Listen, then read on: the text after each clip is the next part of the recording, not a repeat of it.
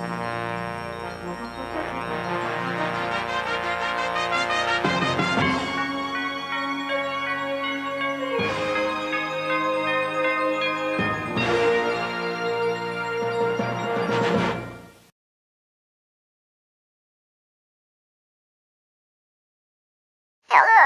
and welcome to TaBNWNE's Wikipedia News Edition, Season 1 Remastered. On the 11th episode is going to be famous technology company. It's Google.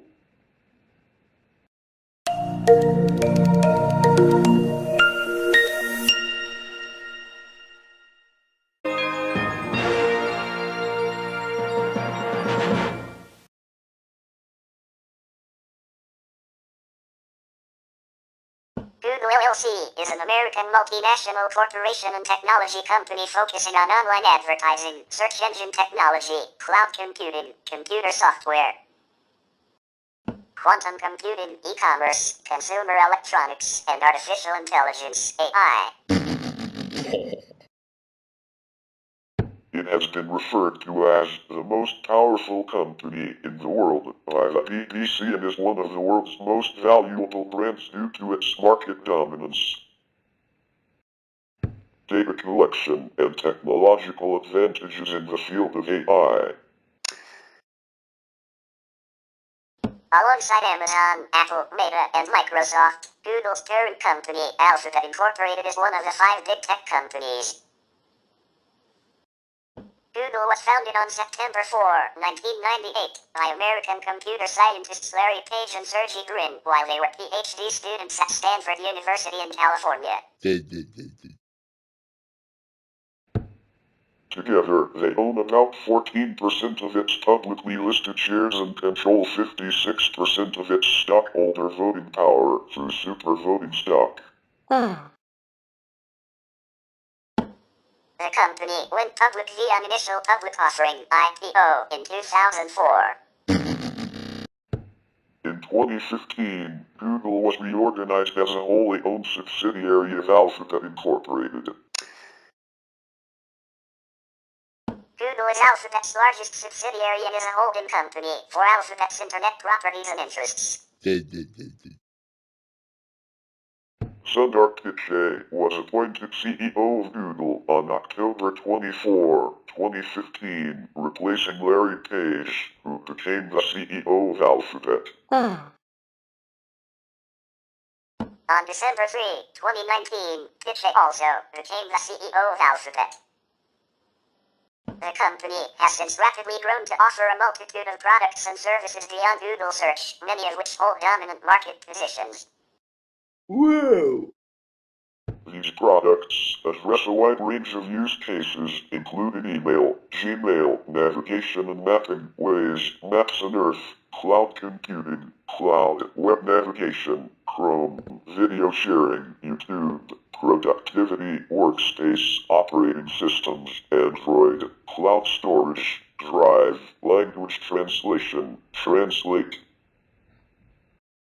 photo storage, photos, video telephony, Meet, smart home, Nest, smartphones, Pixel, wearable technology, Pixel Watch and Fitbit, music streaming, YouTube Music, video on demand, YouTube TV, AI, Google Assistant and Gemini, machine learning API'(S), TensorFlow, AI chips, TPU, and more.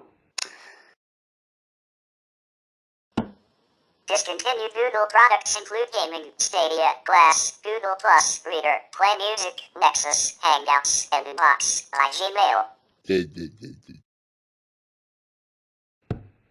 Google's other ventures outside of internet services and consumer electronics include quantum computing, Sycamore, self-driving cars,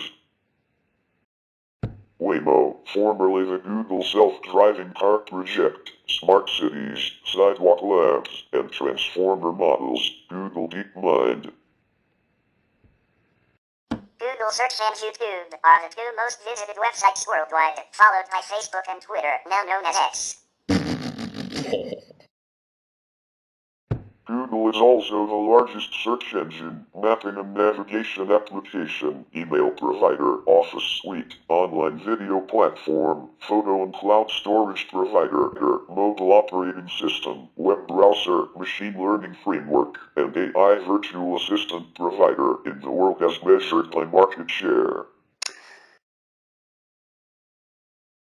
On the list of most valuable brands, Google is ranked second by Forbes as of January 2022 and fourth by Interbrand as of February 2022. The company has received significant criticism involving issues such as privacy concerns, tax avoidance, censorship, search neutrality, antitrust, and abuse of its monopoly position. On August 5, 2024, D.C. Circuit Court Judge Amit Mehta ruled that Google held an illegal monopoly over Internet search. Google began in January 1996 as a research project by Larry Page and Sergey Brin while they were both PhD students at Stanford University in California. The project initially involved an unofficial third founder, Scott Hassan, the original lead programmer who wrote much of the code for the original Google search engine. But he left before Google was officially founded as a company. Hassan went on to pursue a career in robotics and founded the company Willow Garage in 2006. While conventional search engines rank results by counting how many times the search terms appeared on the page, they theorized about a better system that analyzed the relationships among websites. They called this algorithm PageRank. It determined a website's relevance by the number of pages and the importance of those pages that linked back to the original site. Page told his ideas to Hassan, who began writing the code to implement Page's ideas. Page and Brin would also use their friend Susan Wojcicki's garage as their office when the search engine was set up in 1998. Page and Brin originally nicknamed the new search engine Backrub because the system checked backlinks to estimate the importance of a site. Hassan, as well as Alan Sternberg, were cited by Page and Brin as being critical to the development of Google. Ray F. Motwani and Terry Winograd later co-authored with Page and Brin the first paper about the project, describing PageRank and the initial prototype of the Google search engine, published in 1998. Hector Garcia Molina and Jeffrey Ullman were also cited as contributors to the project. PageRank was influenced by a similar page ranking and site scoring algorithm earlier used for RankDex, developed by Robin Lee in 1996. With Larry Page's PageRank patent including a citation to Lie's earlier RankDex patent, Lee later went on to create the Chinese search engine Baidu. Eventually, they changed the name to Google. The name of the search engine was a misspelling of the word Google, a very large number written 10 to the 100th power, one followed by 100 zeros. Picked to signify that the search engine was intended to provide large quantities of information. Google was initially funded by an August 1998 investment of $100,000 from Andy Bechtolsheim, co-founder of Sun Microsystems.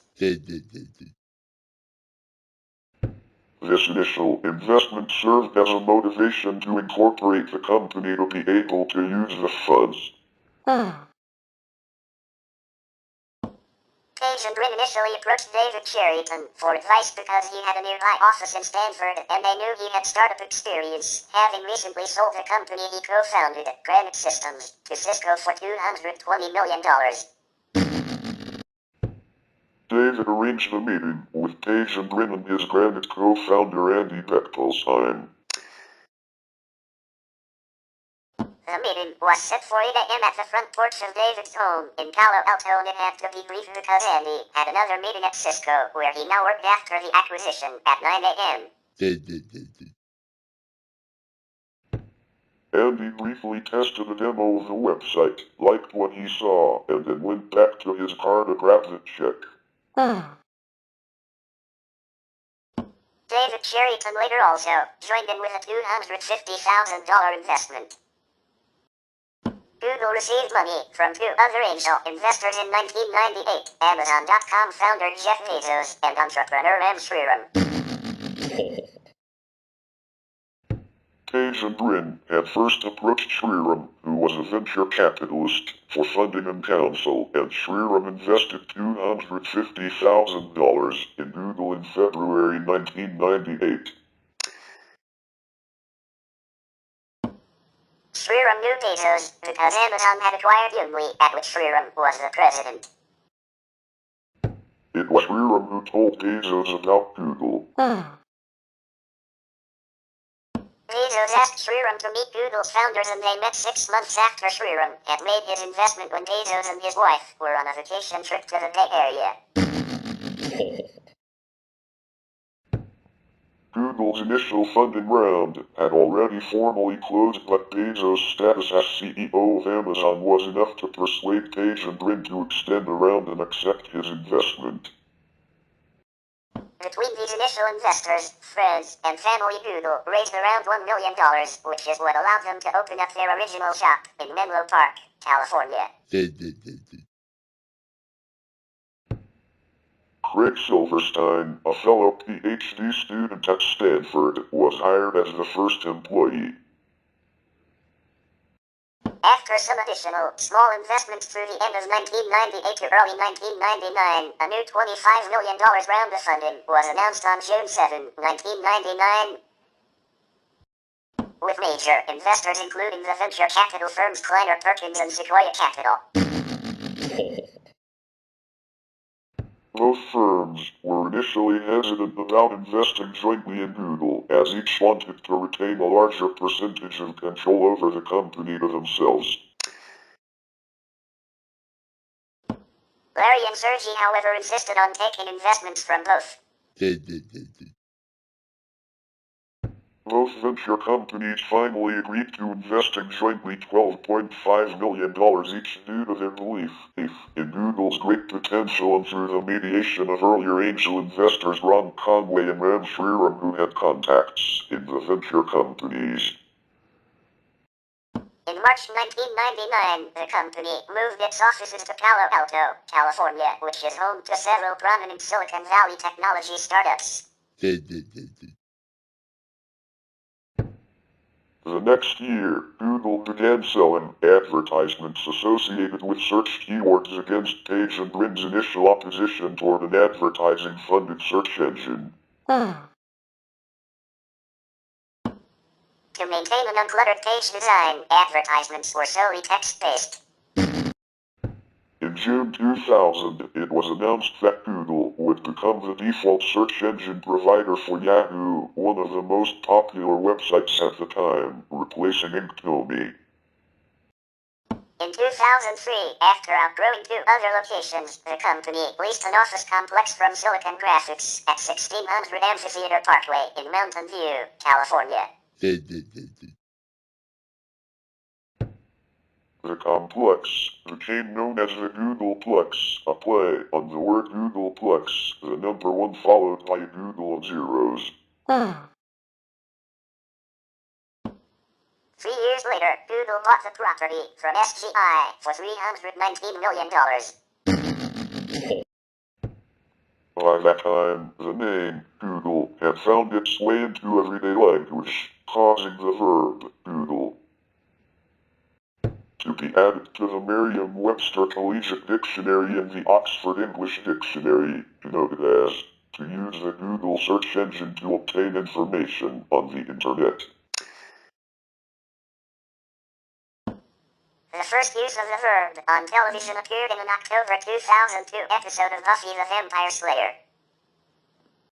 Additionally, in 2001, Google's investors felt the need to have a strong internal management, and they agreed to hire Eric Schmidt as the chairman and CEO of Google.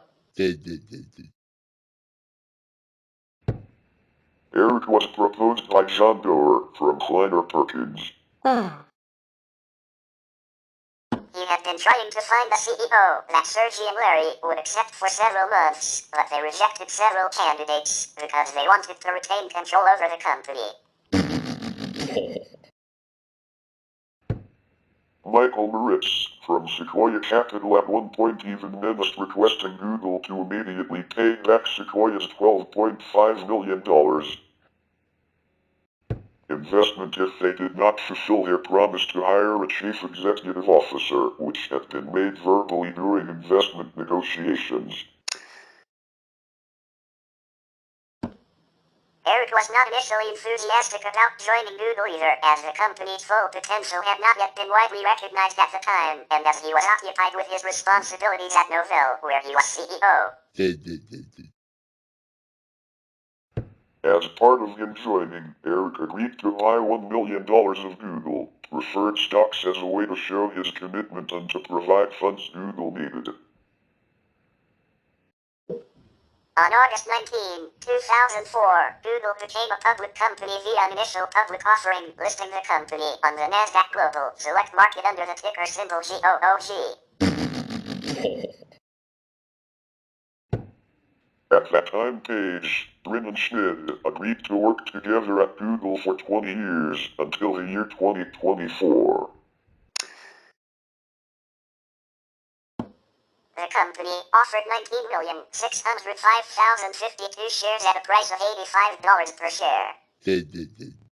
Shares were sold in an online auction format using a system built by Morgan Stanley and Credit Suisse underwriters for the deal. The sale of $1.67 billion gave Google a market capitalization of more than $23 billion. On October 9, 2006, Google acquired YouTube for $1.65 billion in Google stock. On July 20, 2007, Google gets $4.6 billion for the wireless spectrum auction by the FCC. On March 11, 2008, Google acquired DoubleClick for $3.1 billion, transferring to Google valuable relationships that DoubleClick had with web publishers and advertising agencies. By 2011, Google was handling approximately 3 billion searches per day. To handle this workload, Google built 11 data centers around the world, with several thousand servers in each.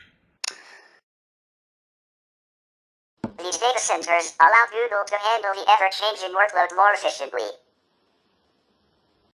In May 2011, the number of monthly unique visitors to Google surpassed 1 billion for the first time. In May 2012, Google acquired Motorola Mobility for $12.5 billion in its largest acquisition to date. This purchase was made in part to help Google gain Motorola's considerable patent portfolio on mobile phones and wireless technologies, to help protect Google in its ongoing patent disputes with other companies, mainly Apple and Microsoft, and to allow it to continue to freely offer Android. In June 2013, Google acquired Waze for $966 million. While Waze would remain an independent entity, its social features, such as its crowdsourced location platform, were reportedly valuable integrations between Waze and Google Maps, Google's own mapping service. Google announced the launch of a new company called Calico on September 19, 2015, to be led by Apple Incorporated Chairman Arthur Levinson. In the official public statement, Page explained that the Health and Well-Being company would focus on the challenge of aging and associated diseases. On January 26, 2014, Google announced it had agreed to acquire DeepMind Technologies, a privately held artificial intelligence company from London. Technology news website Recode reported that the company was purchased for $400 million, yet the source of the information was not disclosed. A Google spokesperson declined to comment on the price. The the purchase of DeepMind aids in Google's recent growth in the artificial intelligence and robotics community. In 2015, DeepMind's AlphaGo became the first computer program to defeat a top human pro at the game of Go. According to Interbrand's annual Best Global Brands report, Google has been the second most valuable brand in the world, behind Apple Incorporated. In 2013, 2014, 2015, and 2016, with a valuation of $133 billion. On August 10, 2015, Google announced plans to reorganize its various interests as a conglomerate named Alphabet Incorporated. Google became Alphabet's largest subsidiary and the umbrella company for Alphabet's internet interests. Upon completion of the restructuring, Sundar Pichai became CEO of Google, replacing Larry Page, who became CEO of Alphabet. On August 8, 2017, Google fired employee James Damore after he distributed a memo throughout the company that argued Pichai said Google's ideological echo chamber clouded their thinking about diversity and inclusion, and that it is also biological factors, not discrimination alone, that cause the average woman to be less interested than men in technical positions. Google CEO Sundar Pichai accused Damore of violating company policy by advancing harmful gender stereotypes in our workplace, and he was fired on the same day. Between 2018 and 2019, tensions between the company's leadership and its workers escalated as staff protested company decisions on internal sexual harassment, Dragonfly, a censored Chinese search engine, and Project Maven, a military drone artificial intelligence, which had been seen as areas of revenue growth for the company. On October 25, 2018, the New York Times published the expose how Google protected Andy Rubin, the father of Android. The company subsequently announced that 48 employees have been fired over the last 2 years for sexual misconduct. On November 1, 2018, more than 20,000 Google employees and contractors staged a global walkout to protest the company's handling of sexual harassment complaints. CEO Sundar Pichai was reported to be in support of the protests. Later in 2019, some workers accused the company of retaliating against internal activists. On March 19, 2019, Google announced that it would enter the video game market, launching a cloud gaming platform called Google Stadia. On June 3, 2019, the United States Department of Justice reported that it would investigate Google for antitrust violations. This led to the filing of an antitrust lawsuit in October 2020 on the grounds the company had abused a monopoly position in the search and search advertising markets. In December 2019, former PayPal Chief Operating Officer Bill Reddy became Google's new commerce chief. Reddy's role will not be directly involved with Google Pay. In April 2020, due to the COVID-19 pandemic, Google announced several cost-cutting measures. Such measures included slowing down hiring for the remainder of 2020, except for a small number of strategic areas, recalibrating the focus and pace of investments in areas like data centers and machines, and non-business essential marketing and travel. Most employees were also working from home due to the COVID-19 pandemic, and the success of it even led to Google announcing that they would be permanently converting some of their jobs to work from home. The 2020 Google services outages disrupted Google services, one in August that affected Google Drive among others, another in November affecting YouTube, and the third in December affecting the entire suite of Google applications. All three outages were resolved within hours. In 2021, the Alphabet Workers Union was founded, composed mostly of Google employees. In January 2021, the Australian government proposed legislation that would require Google and Facebook to pay media companies for the right to use their content. In response, Google threatened to close off access to its search engine in Australia. In March 2021, Google reportedly paid $20 million for use of ports on Google Stadia. Google spent tens of millions of dollars on getting major publishers such as Ubisoft and Take-Two to bring some of their biggest games to Stadia. In April 2021, the Wall Street Journal reported that Google ran a years-long program called Project Bernanke that used data from past advertising bits to gain an advantage over competing for ad services. This was revealed in documents concerning the antitrust lawsuit filed by 10 U.S. states against Google in December. In September 2021, the Australian government announced plans to curb Google's capability to sell targeted ads, claiming that the company has a monopoly on the market, harming publishers, advertisers, and consumers. In 2022, Google began accepting requests for the removal of phone numbers, physical addresses, and email addresses from its search results.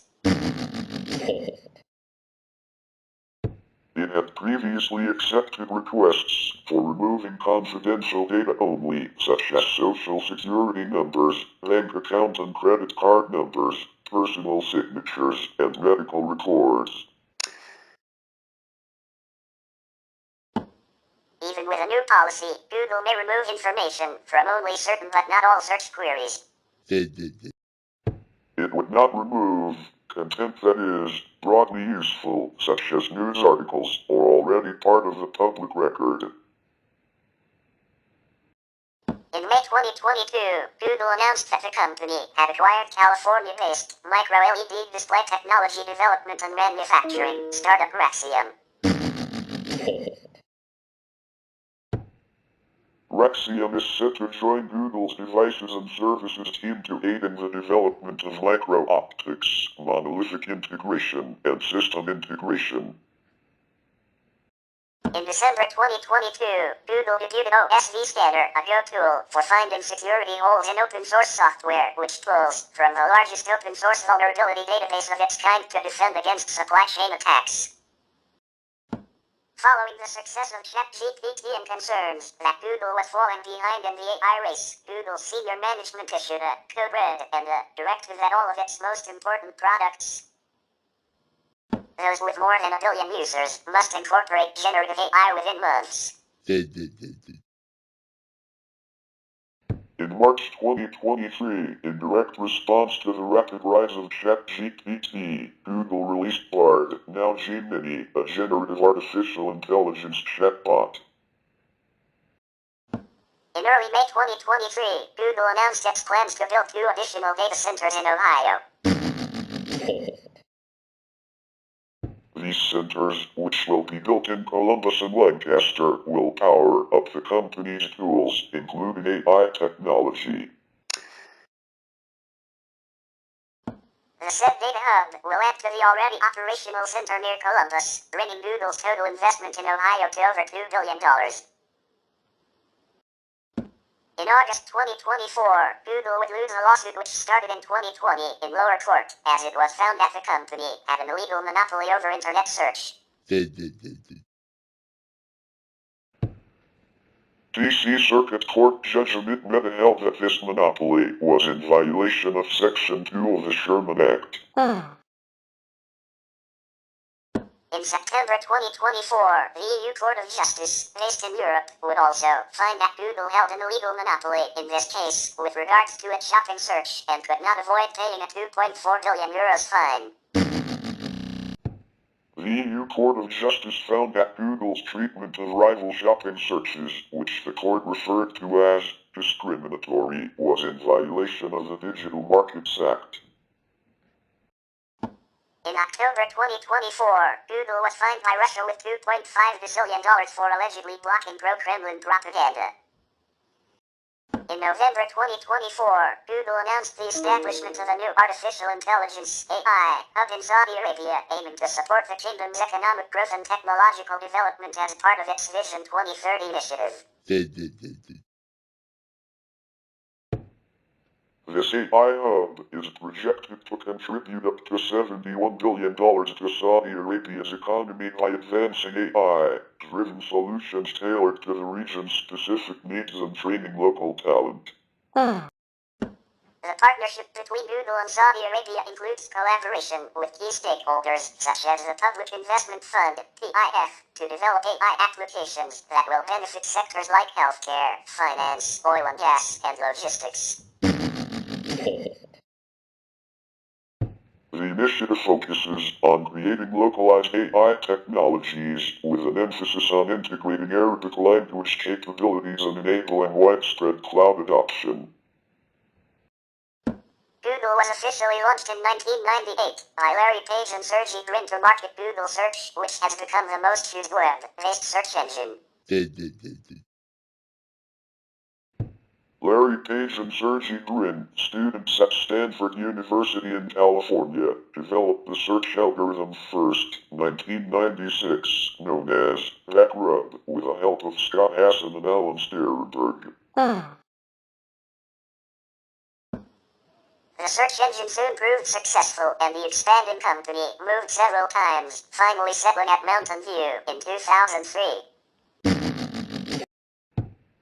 This marked the phase of rapid growth, with the company making its initial public offering in 2004 and quickly becoming one of the world's largest media companies. The company launched Google News in 2002, Gmail in 2004, Google Maps in 2005, Google Chrome in 2008, and the social network known as Google Plus in 2011, which was shut down in April 2019, in addition to many other products. In 2015, Google became the main subsidiary of the holding company Alphabet Incorporated. The search engine went through many updates in attempts to eradicate search engine optimization. Google has engaged in partnerships with NASA, AOL, Sun Microsystems, News Corporation, Sky UK, and others.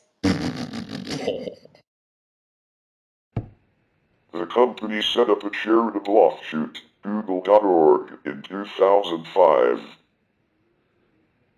The name Google is a misspelling of Google, the number 1, followed by 100 zeros, which was picked to signify that the search engine was intended to provide large quantities of information.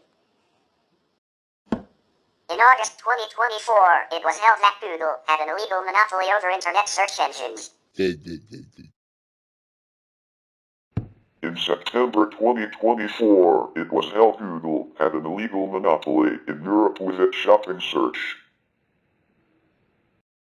Google has its origins in TaBNWNE, a research project that was begun in 1996 by Larry Page and Sergey Brin when they were both PhD students at Stanford University in Stanford, California. The project initially involved an unofficial third founder, Scott Hassan, the lead programmer who wrote much of the code for the original Google search engine. But he left before Google was officially founded as a company. Hassan went on to pursue a career in robotics and founded the company Willow Garage in 2006. Craig Neville Manning was also invited to join Google at its formation but declined and then joined a little later on. In the search of a dissertation theme, Larry Page had been considering, among other things, exploring the mathematical properties of the World Wide Web, understanding its link structure as a huge graph. His supervisor, Terry Winograd, encouraged him to pick this idea, which Larry Page later recalled as the best advice I ever got. And Larry Page focused on the problem of finding out which web page is linked to a given page, based on the consideration that the number and nature of such backlinks was valuable information about that page. With the role of citations in academic publishing in mind. Page told his ideas to Hassan, who began writing the code to implement Page's ideas. The research project was nicknamed Background, and it was soon joined by Brin, who was supported by a National Science Foundation graduate fellowship. The two had first met in the summer of 1995, when Page was part of a group of potential new students that Brin had volunteered to give a tour around the campus in nearby San Francisco. Both Brin and Page were working on the Stanford Digital Library Project, SDLP. The SDLP's goal was to develop the enabling technologies for a single, integrated and universal digital library, and it was funded through the National Science Foundation, among other federal agencies. Brin and Page were also part of the computer science research team at Stanford University that received funding from Massive Digital Data Systems, MDDS, a program managed for the Central Intelligence Agency, CIA, and the National Security Agency, NSA, by large intelligence and military contractors. Page's web crawler began exploring the web in March 1996, with Page's own Stanford homepage serving as the only starting point.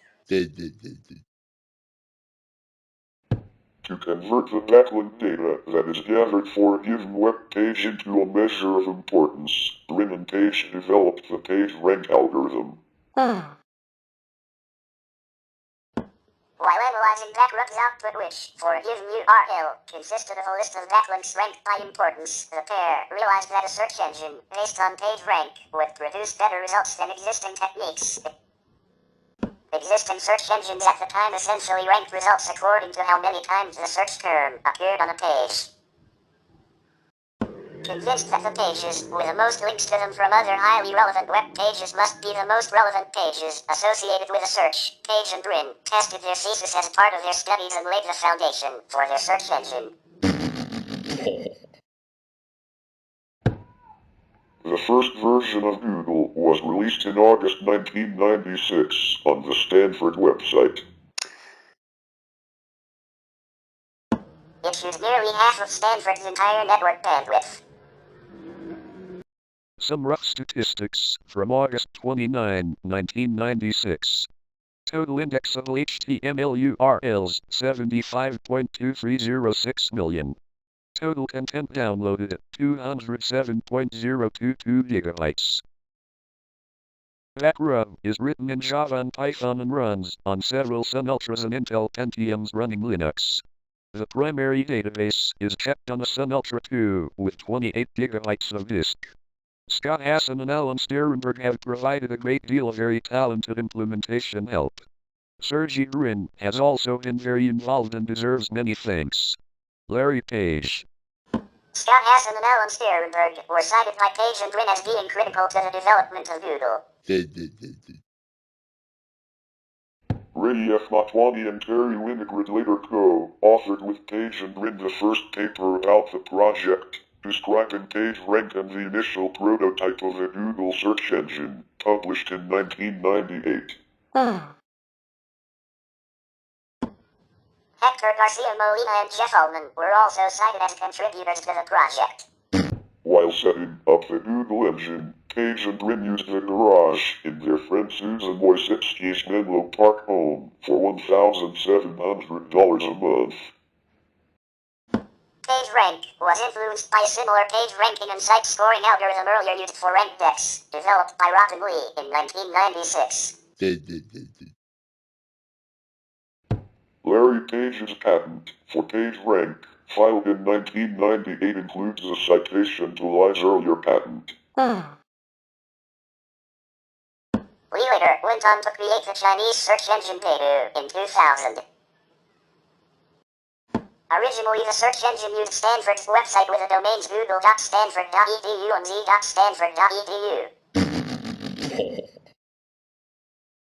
The domain google.com was registered on September 15, 1997. They formally formally incorporated their company, Google, on September 4, 1998, in their friend Susan Wojcicki's garage in Menlo Park, California. Wojcicki eventually became an executive at Google and CEO at YouTube.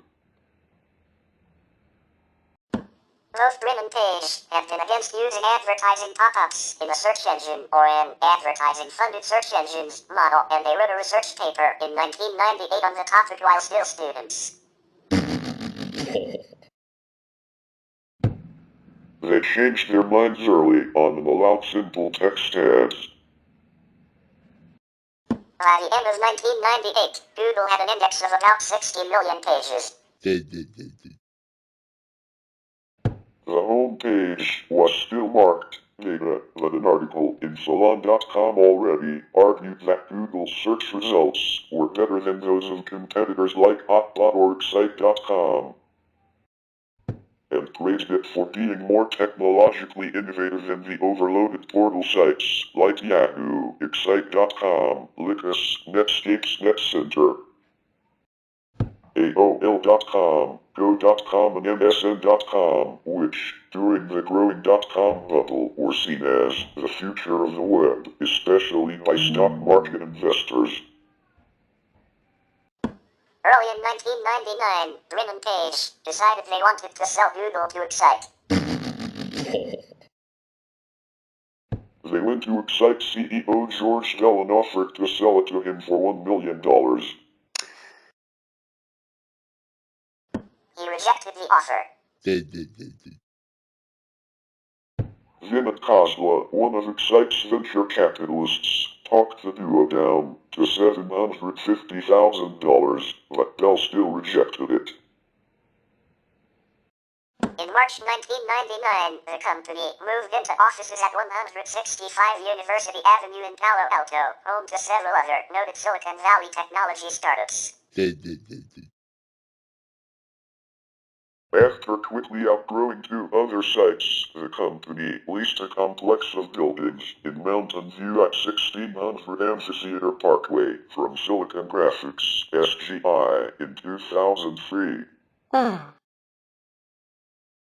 The company has remained at this location ever since, and the complex has since become known as the Googleplex, a play on the word Googleplex. A number that is equal to 1, followed by a doodle of zeros. In 2006, Google bought the property from SGI for US $319 million. The Google search engine attracted a loyal following among the growing number of internet users who liked its simple design. In 2000, Google began selling advertisements associated with search keywords. The ads were text-based to maintain an uncluttered page design and to maximize page loading speed. Keywords were sold based on a combination of price bid and click-throughs, with bidding starting at 5 cents per click. This model of selling keyword advertising was first pioneered by Goda.com, an Idea Lab spin-off created by Bill Gross. When the company changed names to Overture Services, it sued Google over alleged infringements of the company's pay-per-click and bidding patents. Overture Services would later be bought by Yahoo and renamed Yahoo Search Marketing. The case was then settled out of court. Google agreed to issue shares of common stock to Yahoo in exchange for a perpetual license. While many of its .com rivals failed in the new internet marketplace, Google quietly rose in stature while generating revenue. Google's declared code of conduct is, "Don't be evil," a phrase which they went so far as to include in their prospectus, aka S1, for their 2004 IPO, noting that, "We believe strongly that in the long term we will be better served as shareholders and in all other ways by a company that does good things for the world even if we forego some short-term gains." In February 2003, Google acquired Pura Labs, owner of the Blogger website.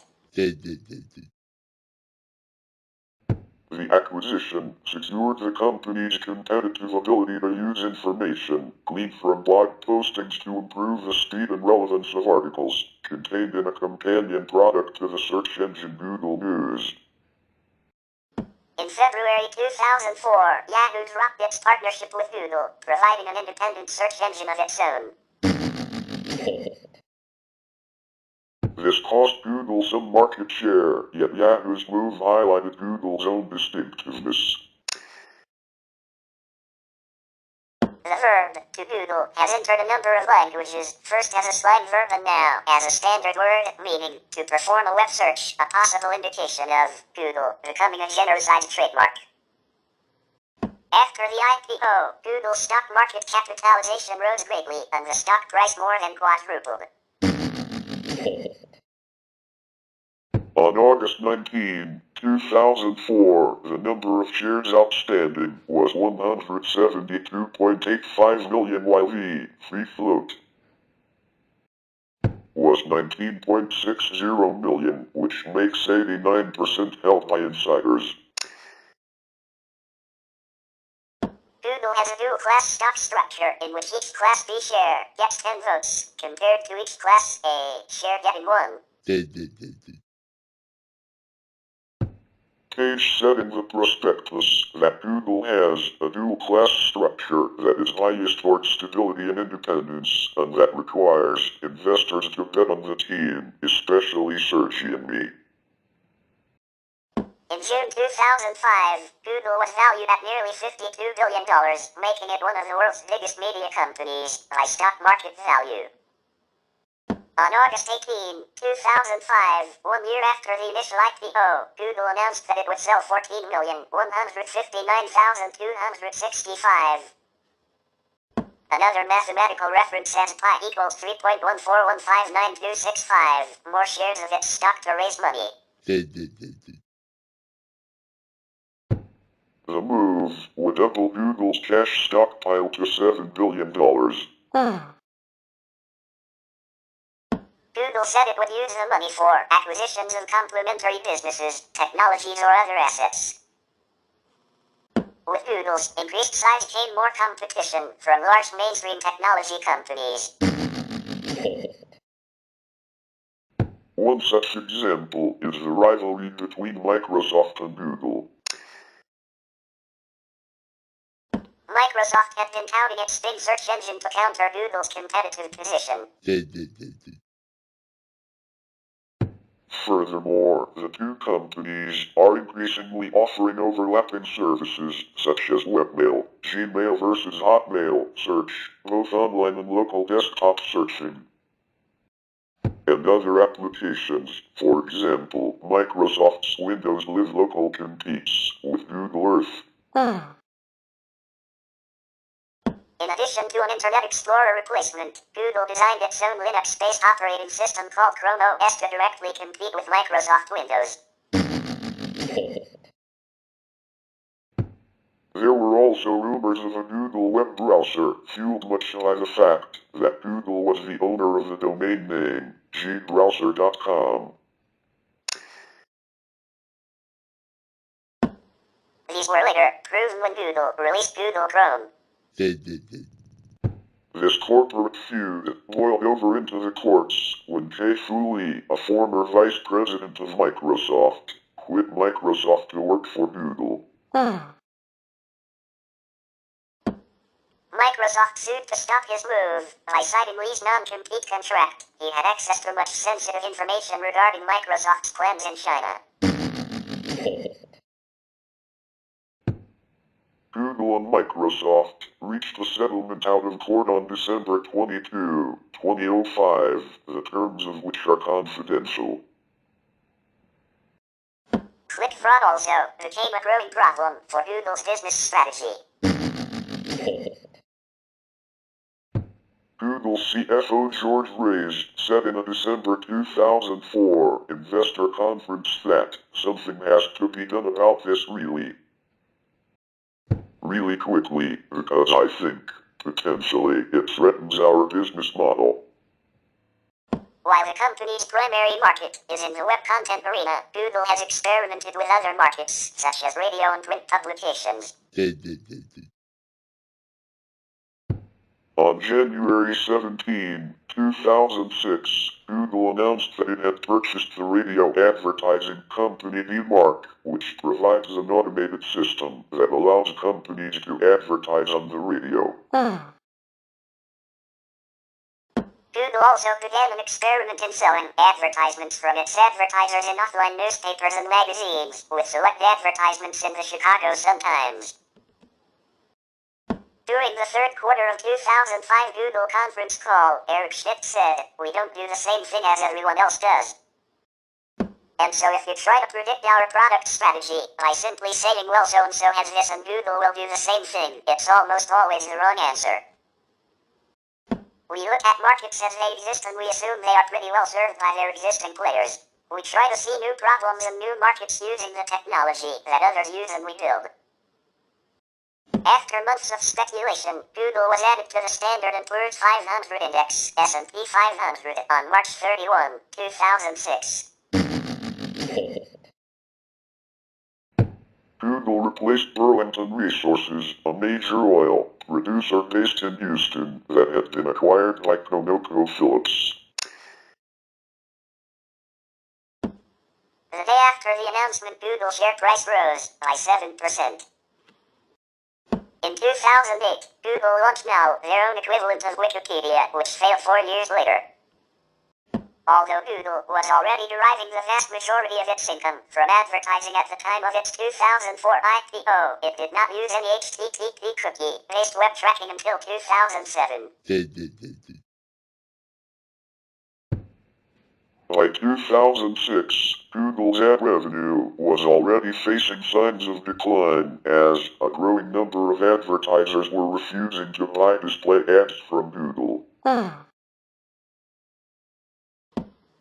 The Great Recession led Google to institute a hiring freeze. In 2007, Google agreed to buy DoubleClick for $3.1 billion, marking the start of its use of cookie-based tracking. Even with a purchase, Google only ended up with a 3% revenue in the second quarter of 2009 in the depth of the recession. Google initially separated the browsing habits collected from ad tracking from data collected by its other services by default. Google removed this last layer of protection in 2016, making its tracking personally identifiable. In 2011, the company launched Google+, its fourth foray into social networking, following Google Buzz, launched 2010, retired in 2011. Google Friend Connect, launched 2008, retired by March 1, 2012, and Orkut, launched in 2004, retired in September 2014. As of November 2014, Google operated over 70 offices in more than 41 countries.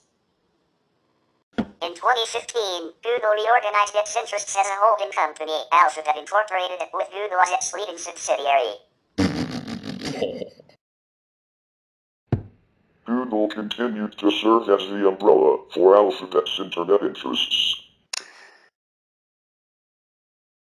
On September 1, 2017, Google Incorporated announced its plans of restructuring as a limited liability company, Google LLC, as a wholly owned subsidiary of 26 Holdings, Incorporated, which it formed as a subsidiary of Alphabet Incorporated to hold the equity of its other subsidiaries, including Google LLC and other bets. Between 2018 and 2019, tensions between the company's leadership and its workers escalated as staff protested company decisions on internal sexual harassment. Dragonfly, a censored Chinese search engine, and Project Raven, a military drone artificial intelligence, which have been seen as areas of revenue growth for the company. On 25 October 2018, the New York Times published and exposed how Google protected Andy Rubin, the father of Android. The company subsequently announced that 48 employees have been fired over the last 2 years for sexual misconduct. On 1 November 2018, Google employees staged a global walkout to protest the company's handling of sexual harassment complaints, including the golden parachute exit of former executive Andy Rubin. More than 20,000 employees and contractors participated. CEO Sundar Pichai was reported to be in support of the protests. On March 19, 2019, Google announced that it would enter the video game market, launching a cloud gaming platform called Google Stadia. On June 3, 2019, the United States Department of Justice reported that it would investigate Google for antitrust violations. This led to the filing of an antitrust lawsuit in October 2020 on the grounds the company had abused a monopoly position in the search and search advertising markets. In December 2019, former PayPal Chief Operating Officer Bill Reddy became Google's new commerce chief. Reddy's role will not be directly involved with Google Pay. In April 2020, Google announced several cost-cutting measures due to the COVID-19 pandemic. Such measures included slowing down hiring for the remainder of 2020, except for a small number of strategic areas, recalibrating the focus and pace of investments in areas like data centers and machines, and non-business essential marketing and travel. Google and Apple collaborated on the development of smartphone-based contact tracing solutions to address the COVID-19 pandemic. Prominent examples of government initiatives in this field include Singapore's Trace Together and Australia's COVID Safe Apps. Trace Together was notably the first national Bluetooth contact tracing app to be launched globally, debuting in March 2020. The 2020 Google services outages disrupted Google services, one in August that affected Google Drive among others, another in November affecting YouTube, and the third in December affecting the entire suite of Google applications. All three outages were resolved within hours. In January 2021, the Australian government proposed legislation that would require Google and Facebook to pay media companies for the right to use their content. In response, Google threatened to close off access to its search engine in Australia.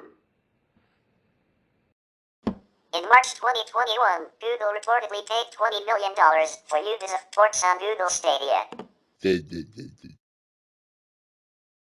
Google spent tens of millions of dollars on getting major publishers such as Ubisoft and Take-Two to bring some of their biggest games to Stadia.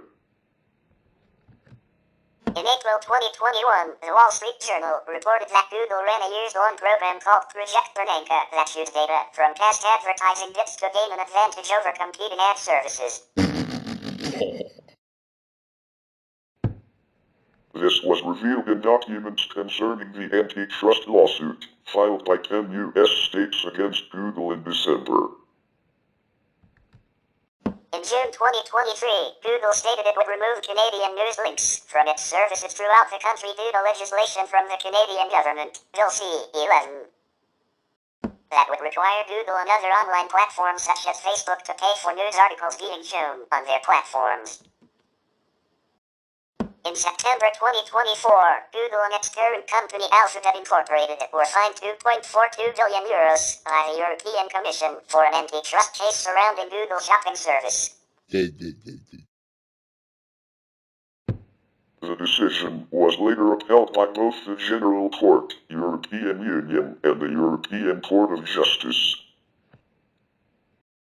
In November 2024, the U.S. Department of Justice, DOJ, urged the federal court to impose significant changes on Google to address its monopoly in online search. The proposed measures included forcing Google to sell its Chrome browser, sharing data and search results with competitors, and implementing various other restrictions.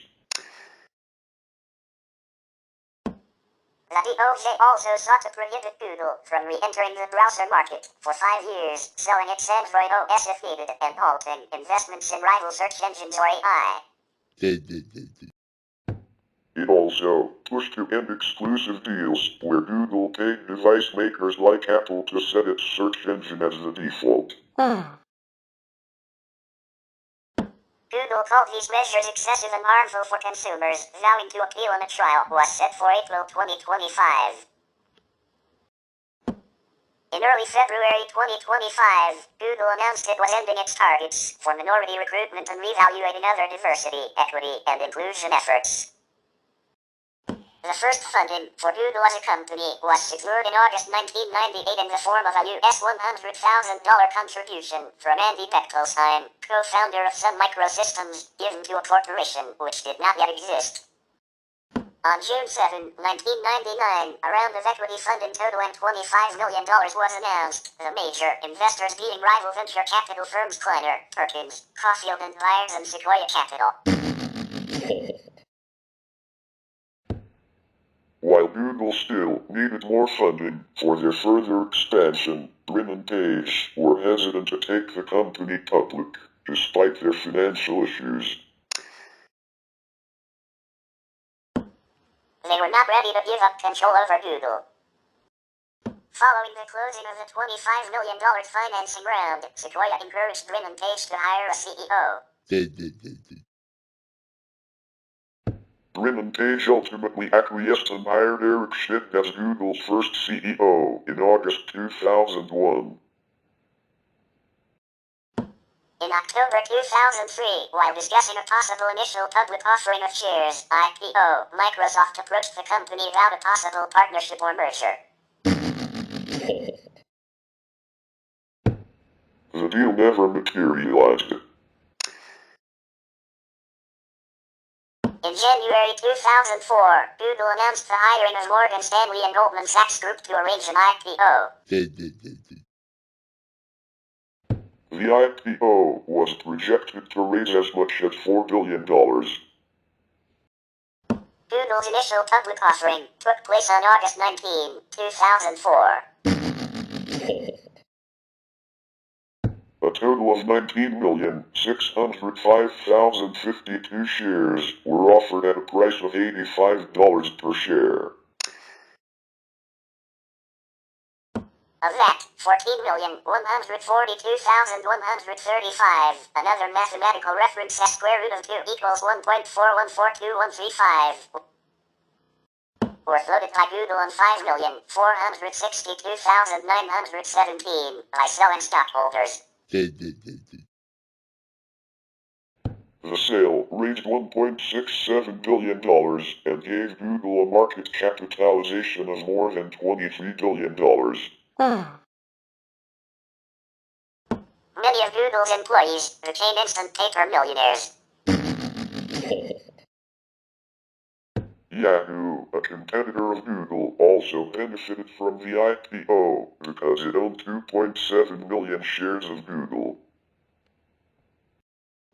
Following the company's IPO in 2004, founders Sergey, Brin, and Larry Page and CEO Eric Schmidt requested that their base salary be cut to $1. Subsequent offers by the company to increase their salaries were turned down, primarily because their main compensation continues to come from owning stock in Google.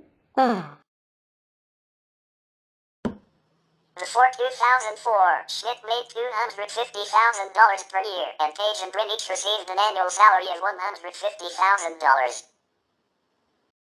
There were concerns that Google's IPO would lead to changes in company culture.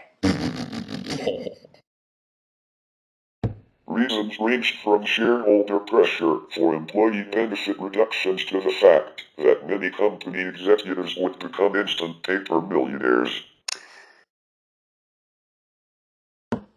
As a reply to this concern, co-founders Brin and Page promised in a report to potential investors that the IPO would not change the company's culture. The company was listed on the Nasdaq Stock Exchange under the ticker symbol GOOG. When Alphabet was created as Google's parent company, it retained Google's stock price history and ticker symbol. The name Google originated from a misspelling of Google, which refers to the number represented by 1, followed by 100 zeros. Page and Brin write in their first paper on PageRank, we chose our system's name, Google, because it is a common spelling of Google. Or 10-100 and fits well with our goal of building very large-scale search engines. There are uses of the name going back at least as far as the creation of the comic strip character Barney Google in 1919. British children's author Enid Blyton used the phrase Google Hun in The Magic Fairway Tree, published 1941.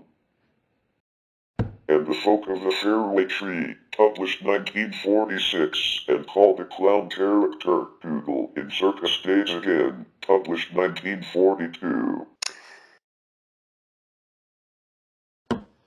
In April 1953, Clifford D. Simak's short story, Retrograde Evolution, was published in Science Fiction Plus magazine, wherein an alien race called Googles evolves from savages to geniuses overnight.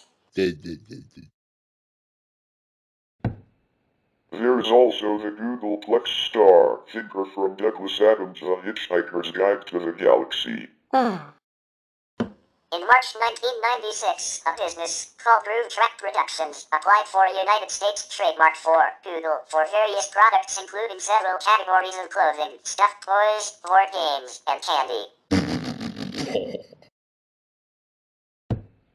The firm abandoned its application in July 1997. Having found its way increasingly into everyday language, the verb Google was added to the Merriam-Webster Collegiate Dictionary and the Oxford English Dictionary in 2006, meaning to use the Google search engine to obtain information on the internet. The use of the term itself reflects their mission to organize a seemingly infinite amount of information on the web.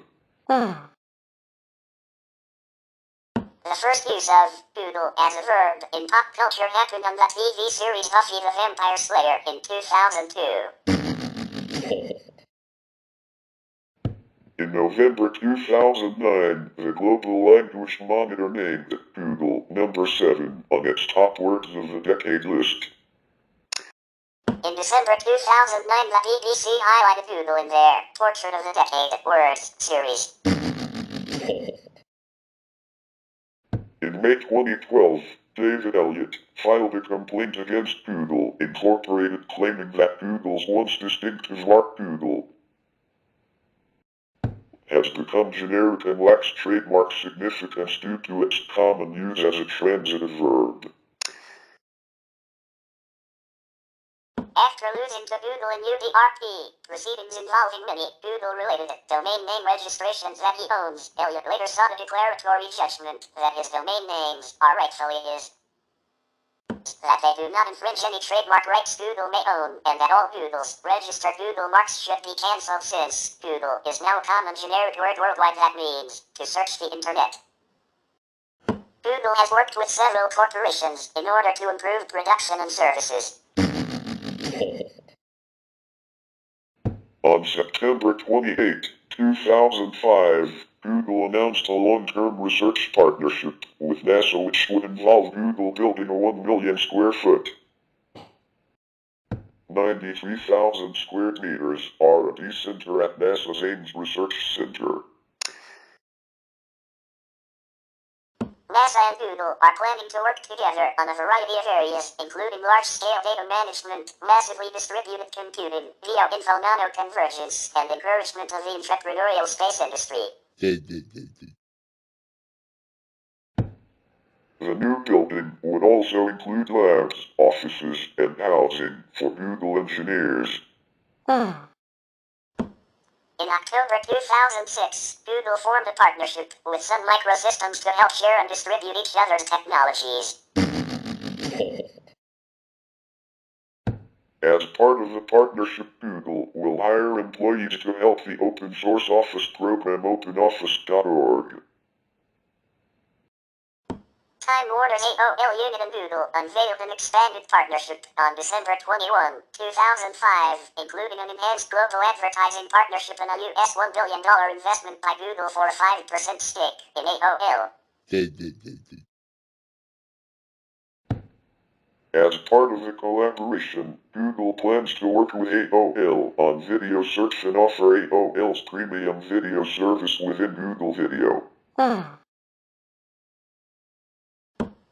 This did not allow users of Google Video to search for AOL's premium video services. Display advertising throughout the Google network will also increase. In August 2006, Google signed a $900 million offer with News Corp's Fox Interactive Media Unit to provide search and advertising on MySpace and other News Corp websites including IGN, AmericanIdol.com, Fox.com, and Rotten Tomatoes, although Fox Sports is not included as a deal already exists between News Corp and MSN.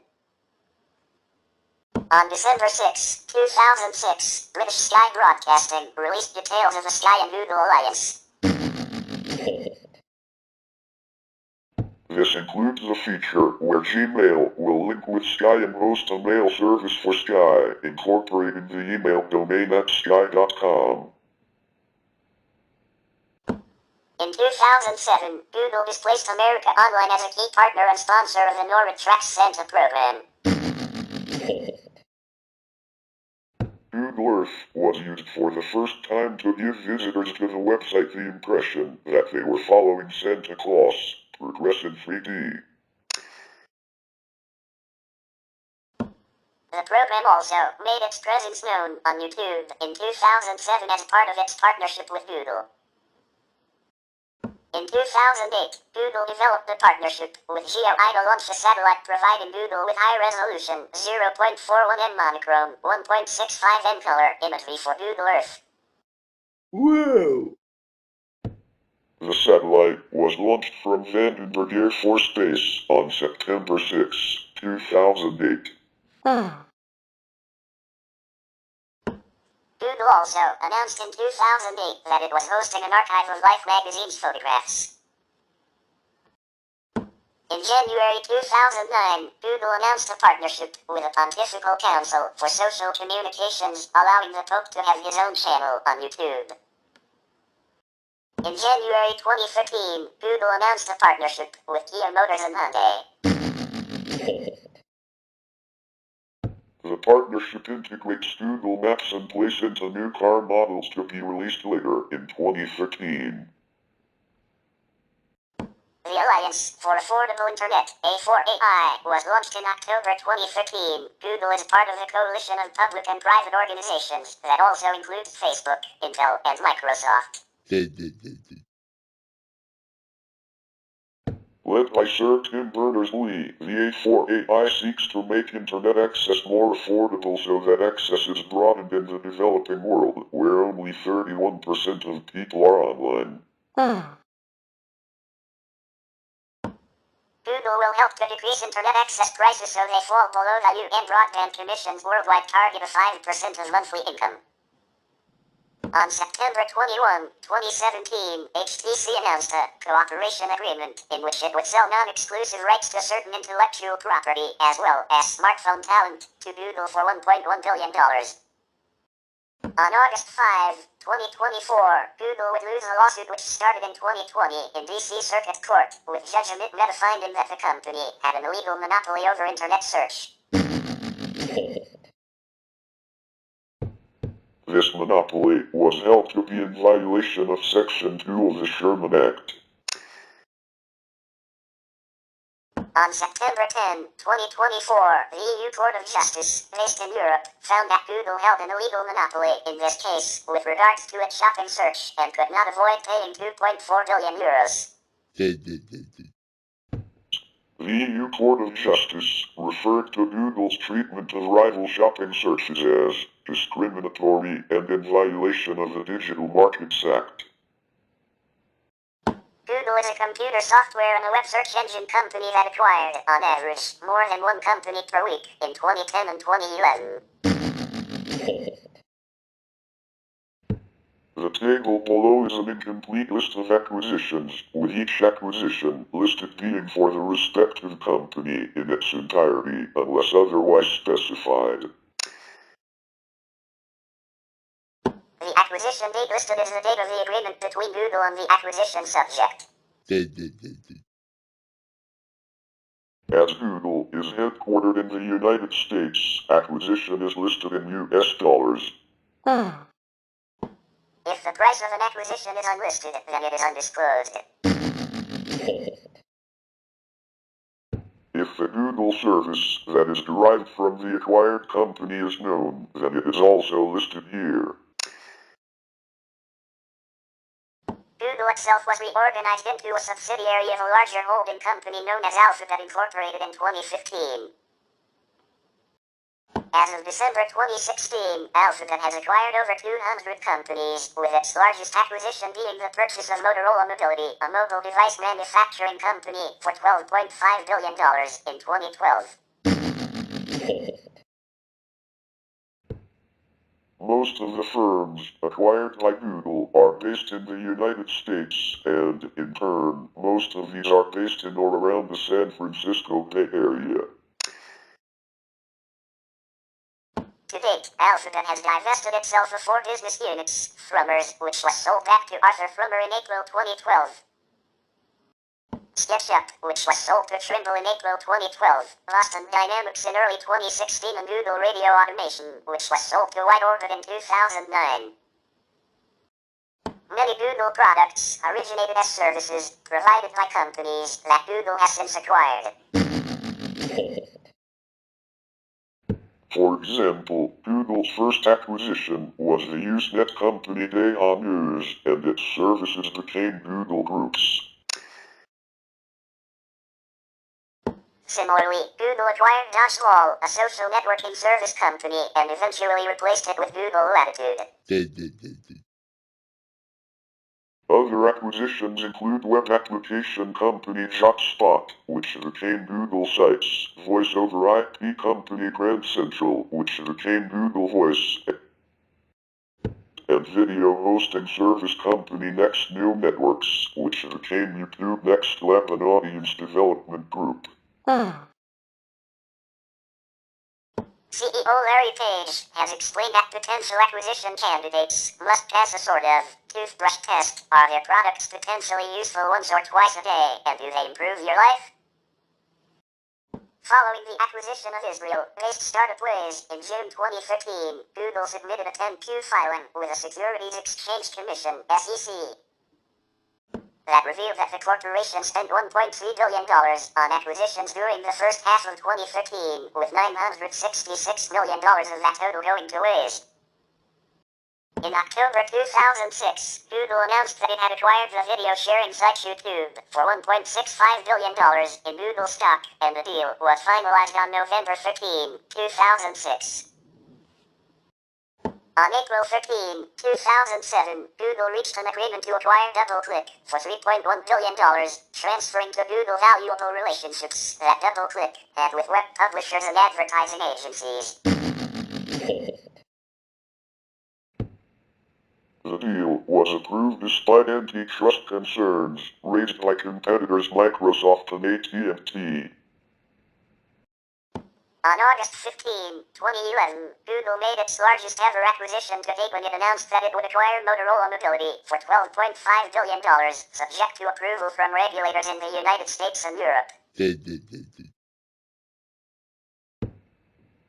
This purchase was made in part to help Google gain Motorola's considerable patent portfolio on mobile phones and wireless technologies, to help protect Google in its ongoing patent disputes with other companies, mainly Apple and Microsoft, and to allow it to continue to freely offer Android. The merger was completed on May 22, 2012, after the approval of China. In June 2015, Google acquired Waze, a $966 million deal. While Waze would remain an independent entity, its social features, such as its crowdsourced location platform, reportedly valuable integrations between Waze and Google Maps, Google's own mapping service. On January 26, 2014, Google announced it had agreed to acquire DeepMind Technologies, a privately held artificial intelligence company from London.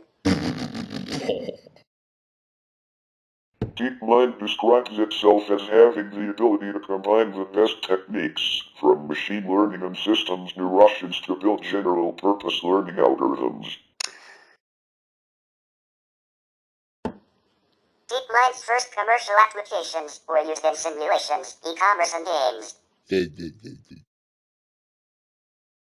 As of December 2013, it was reported that DeepMind had roughly 75 employees. Technology news website Recode reported that the company was purchased for $400 million, though it was not disclosed where the information came from. A Google spokesman would not comment on the price. The purchase of DeepMind aids in Google's recent growth in the artificial intelligence and robotics community.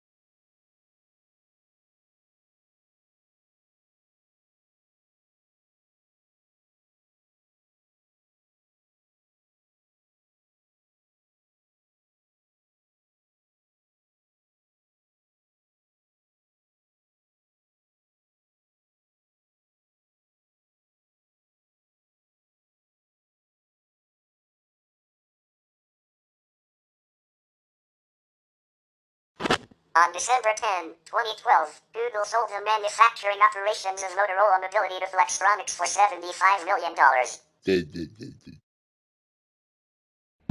As a part of the agreement, Flextronics will manufacture undisclosed Android and other mobile devices. On December 19, 2012, Google sold the Motorola Home Business division of Motorola Mobility to a risk group for $2.35 billion in a cash and stock transaction. As a part of this deal, Google acquired a 15.7% stake in a risk group valued at $300 million. On January 29, 2014, Google announced that it would divest Motorola Mobility to Lenovo for $2.91 billion, a fraction of the original $12.5 billion price paid by Google to acquire the company.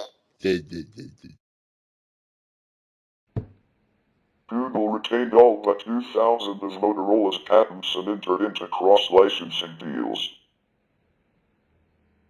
In 2017, Google sold off its satellite business, Terabella, to Planet Labs for an undisclosed price and entered into a multi-year agreement to license Earth imagery from the company. The following is a list of products, services, and apps provided by Google. Active, soon to be discontinued, and discontinued products, services, tools, hardware, and other applications are broken out into designated sections. List of web-based products. Search tools. Google Search, a web search engine and Google's core product. Google Alerts, an email notification service that sends alerts based on chosen search terms whenever it finds new results. Alerts include web results, Google Groups results, news, and videos. Google Assistant, a virtual assistant. Gemini, a conversational generative artificial intelligence chatbot. Google Books, a search engine for books. Google Dataset Search allows searching for datasets in data repositories and local and national government websites. Google Flights, a search engine for flight tickets. Google Images, a search engine for images online. Google Shopping, a search engine to search for products across online shops. Google Travel, a trip planner service. And Google Videos, a search engine for videos. Groupings of articles, creative works, documents, or media. Chrome Music Lab, a website for experimenting or creating music through interactive learning. Google Arts and Culture, an online platform to view artworks and cultural artifacts. Google Books, a website that lists published books and posts a large, searchable selection of scanned books. Google Finance, searchable U.S. business news, opinions, and financial data. Google News, automated news compilation service and search engine for news in more than 20 languages. Google Patents, a search engine to search through millions of patents, each result with its own page, including drawings, claims, and citations. Google Scholar, a search engine for the full text of scholarly literature across an array of publishing formats and scholarly fields. Includes virtually all peer-reviewed journals. And YouTube, a video hosting website. Advertising services. Google Ads, an online advertising platform.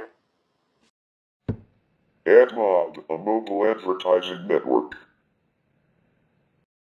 Google AdSense, a contextual advertising program for web publishers that delivers text-based advertisements that are relevant to site content pages.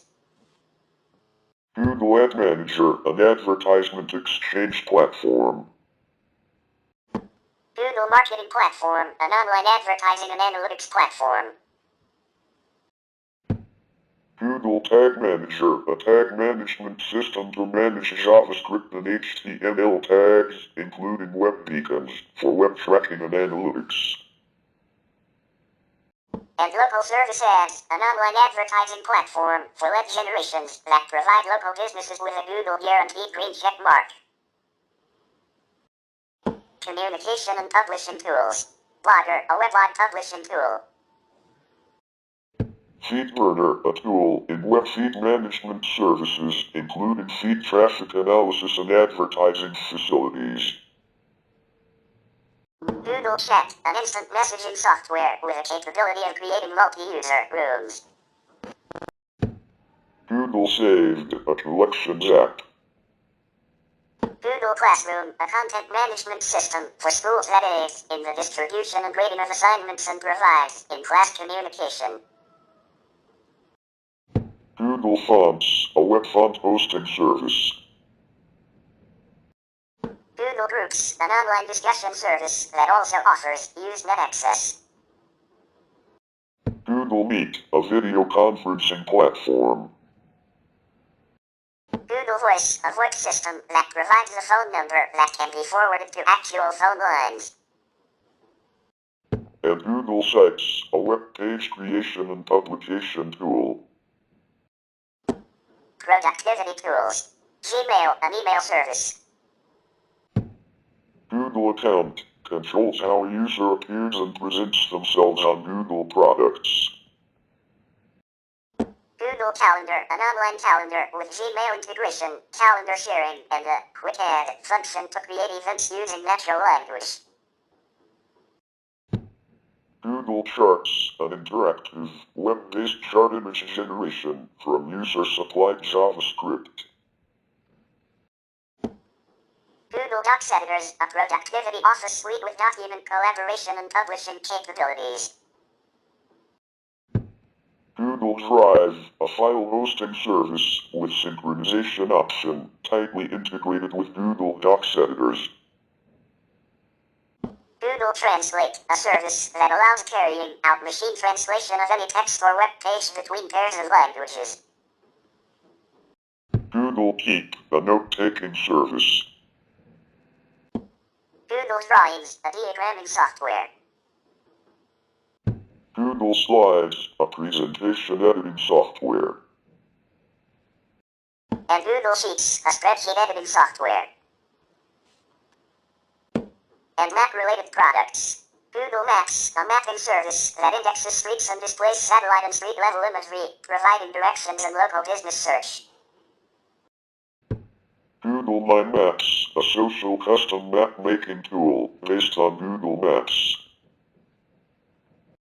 Google Earth, a virtual 3D globe that uses satellite imagery, aerial photography, GIS from Google's repository. Google Street View provides interactive panoramas from positions along many streets in the world. Google Santa Tracker simulates tracking Santa Claus on Christmas Eve. Google Moon, NASA imagery of the moon through the Google Maps interface. And Google Mars, imagery of Mars using the Google Maps interface.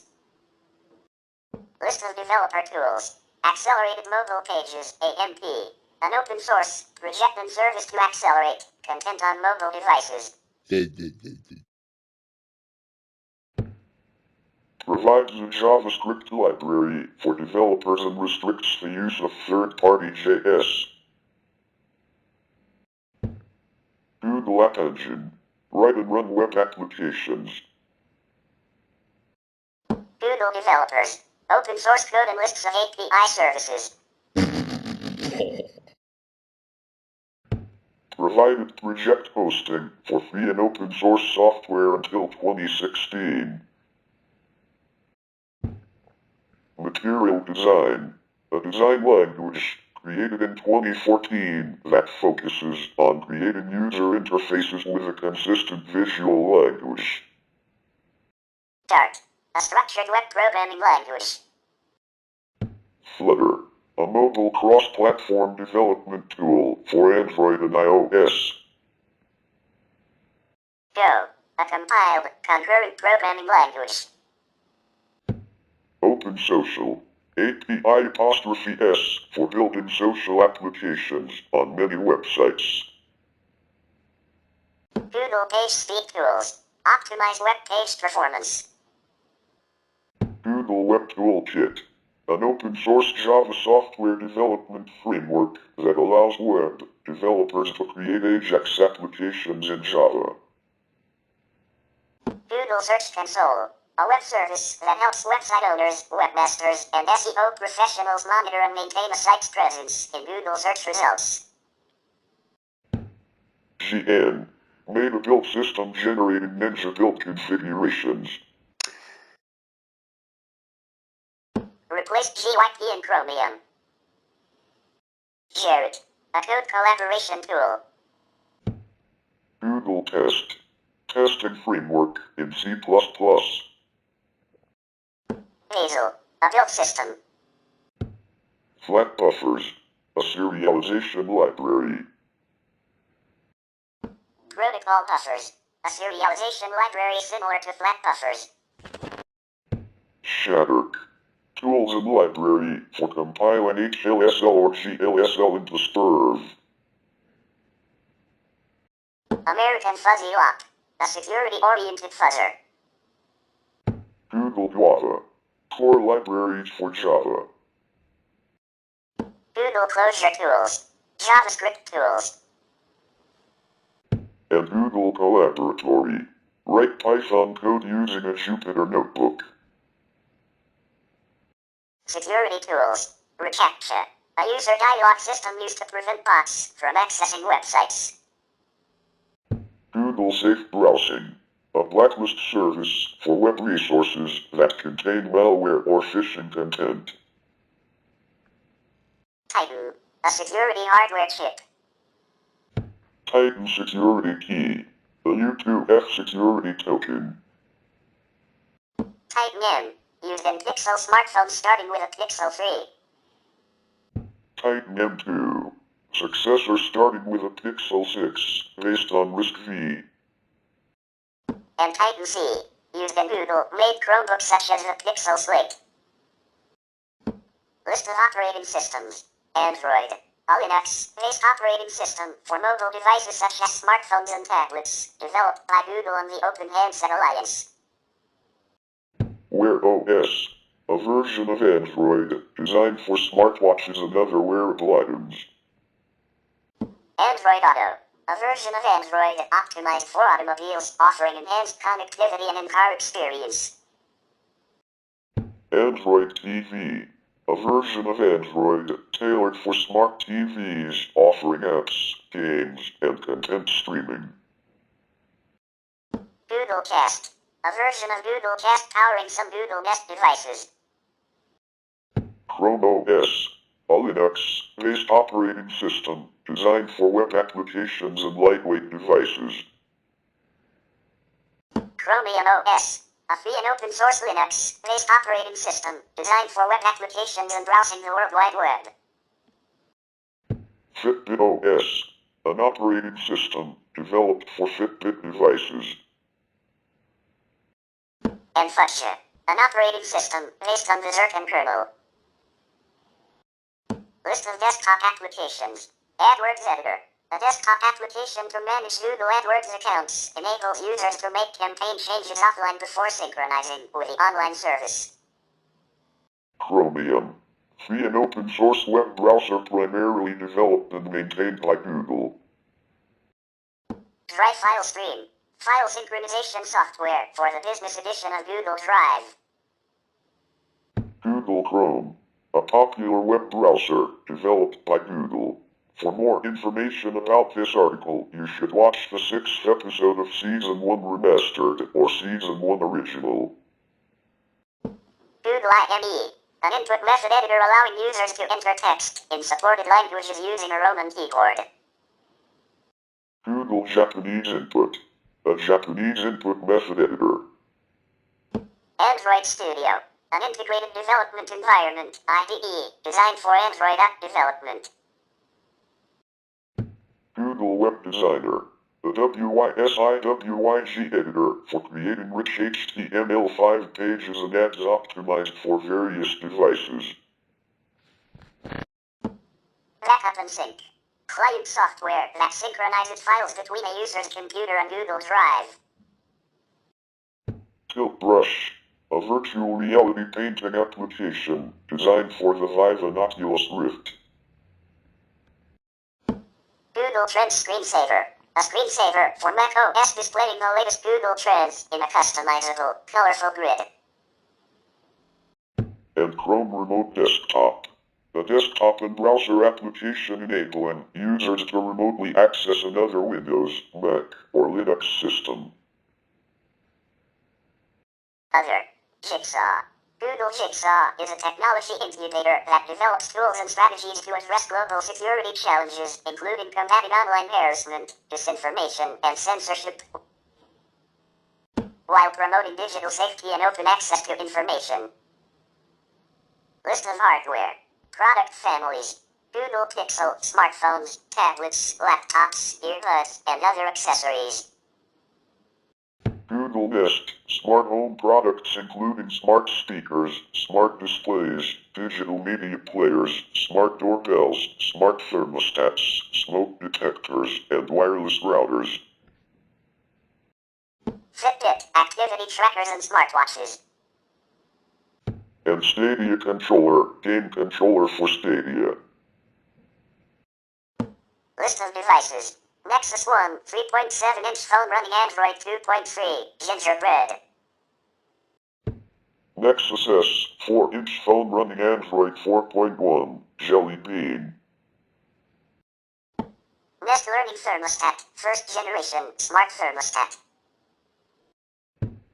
Galaxy Nexus, 4.7-inch phone running Android 4.3, Jelly Bean. Nexus Q, media streaming entertainment device in the Google Nexus product family. Nexus 7, 2012, 7-inch tablet running Android 5.1, Lollipop. Nexus 10, 10-inch tablet running Android 5.1, Lollipop. Nest Learning Thermostat, second generation, smart thermostat. Nexus 4, 4.7-inch phone running Android 5.1, Lollipop. Chromebook Pixel, 2013, laptop running Chrome OS. Nexus 7, 2013, 7-inch tablet running Android 6.0, Marshmallow. Nexus 5, 4.95-inch phone running Android 6.0, Marshmallow. Nest Protect, first generation, smoke alarm. Nexus 6, 5.96-inch phone running Android 7.1.1, Nougat. Nexus 9, 9-inch tablet running Android 7.1, Nougat. Nexus Player, streaming media player running Android 8.0, Oreo. Chromebook Pixel, 2015, laptop running Chrome OS. Nest Camera Door, security camera. Nest Protect, second generation, smoke alarm. Nest Learning Thermostat, third generation, smart thermostat. Nexus 5X, 5-inch phone running Android 8.1, Oreo. Nexus 6T, 5.7-inch phone running Android 8.1, Oreo. Pixel C, 10.2-inch convertible tablet running Android 8.1, Oreo. Nest Cam Outdoor, security camera. Pixel, 5-inch smartphone running Android 10. Pixel XL, 5.5-inch smartphone running Android 10. Daydream View, first generation, virtual reality headset for smartphones. Google Home, smart speaker. Google Wi-Fi, wireless router. Nest Cam IQ Door, security camera. Nest Thermostat E, smart thermostat.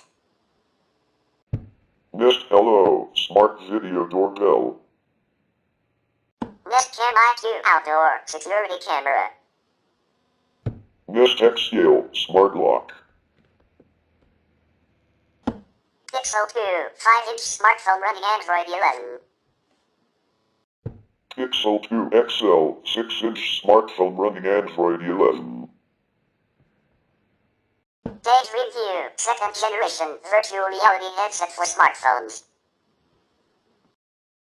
Home Mini Smart Speaker. Home Max Smart Speaker. Pixel Buds First Generation Wireless Earbuds. Pixel Book Laptop running Chrome OS. Pixel 3 5.5-inch smartphone running Android 11. Pixel 3 XL 6.3-inch smartphone running Android 11. Pixel Slate 2-in-1 PC running Chrome OS. Pixel Stand wireless charger. Nest Hub Smart Display. Stadia controller gaming controller for Stadia. Pixel 3a 5.6-inch smartphone running Android 11. Pixel 3a XL 6-inch smartphone running Android 11. Nest Hub Max Smart Display. Pixel 4 5.7-inch smartphone running Android 11. Pixel 4 XL 6.3-inch smartphone running Android 11. Pixel Book Go laptop running Chrome OS. Nest Mini Smart Speaker. Nest Wi-Fi wireless router. Pixel Buds Second Generation Wireless Earbuds. Pixel 4a 5.8-inch smartphone running Android 11. Pixel 4a 5G 6.2-inch smartphone running Android 11. Pixel 5 6-inch smartphone running Android 11. Nest Audio Smart Speaker. Nest Thermostat Smart Thermostat. Pixel Buds A-Series Wireless Earbuds.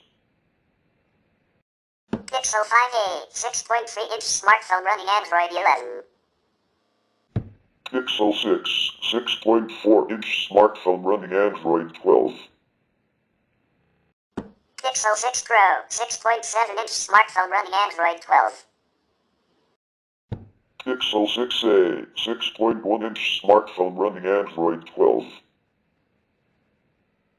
Pixel 7 6.3-inch smartphone running Android 13. Pixel 7 Pro 6.7-inch smartphone running Android 13. Pixel Watch smartwatch. Pixel Tablet.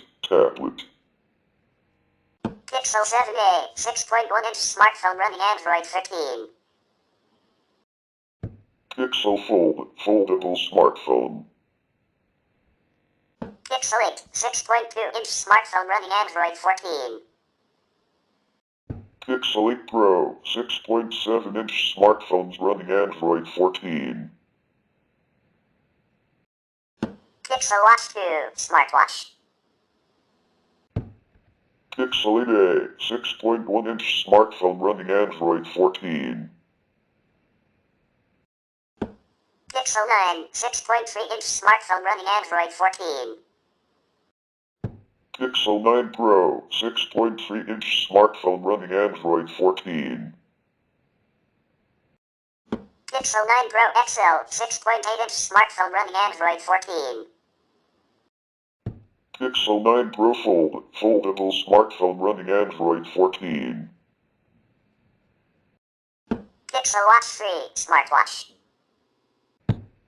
And Pixel Buds Pro 2 wireless earbuds. List of processors. Pixel Visual Core released in 2017 for Pixel 2. TaBNWNE released in 2018 for Pixel 3. Pixel Neural Core released in 2019 for Pixel 4. TaBNWNE released in 2019 for Pixel Book Go. TaBNWNE 2 released in 2021 for Pixel 6. Google Tensor released in 2021 for Pixel 6. Google Tensor G2 released in 2022 for Pixel 7. Google Tensor G3, released in 2023 for Pixel 8. And Google Tensor G4, released in 2024 for Pixel 9. List of services. Google Cloud Platform, a modular cloud-based service for software development. Google Crisis Response, a public project covering disasters, turmoils, and other emergencies with alerts. Google Fi Wireless, a MVNO offering simple plans and pricing. Google Get Your Business Online aims to increase the web presence of small businesses and cities, offering advice on search engine optimization and maintaining updated business profiles. Google Public DNS, a publicly accessible DNS server. Google Person Finder, an open source tool to help people reconnect with others after a disaster. Google Firebase, a real-time database providing an API for developers to store and sync data across multiple clients.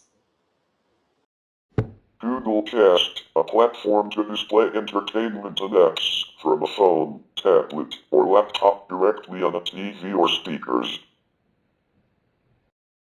Google Pay, a digital wallet platform and online payment system. And YouTube TV, an over-the-top internet television service offering, Live TV. Applications that are no longer in development and scheduled to be discontinued in the future. 2025. Google URL Shortener, URL Shortening Service. Started to turn down support on March 30, 2018, was discontinued on March 30, 2019, and will stop working on August 25, 2025. Firebase Dynamic Links, URL Shortening Service. Will shut down on August 25, 2025. And Google Fit API will drop support on June 30, 2025. The app's future remains uncertain as of February 2025. Google has retired many offerings, either because of obsolescence, integration into other Google products, or lack of interest.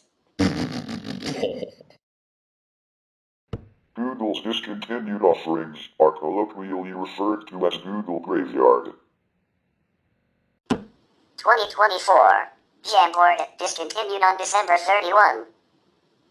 Stack, an app that allows users to scan and organize documents and receipts on their mobile devices. Shut down on September 23. Chromecast, discontinued on August 6. Replaced by Google TV Streamer. VPN by Google One, shut down on June 20, citing low usage. Google Pay for US-only payment app, developed by Google. Shut down on June 4 and replaced by Google Wallet. People cards, new profiles, can no longer be created after April 7 but gave users the option to download or save content until they were removed the following month. Google cited that the feature wasn't that useful as they intended it to be.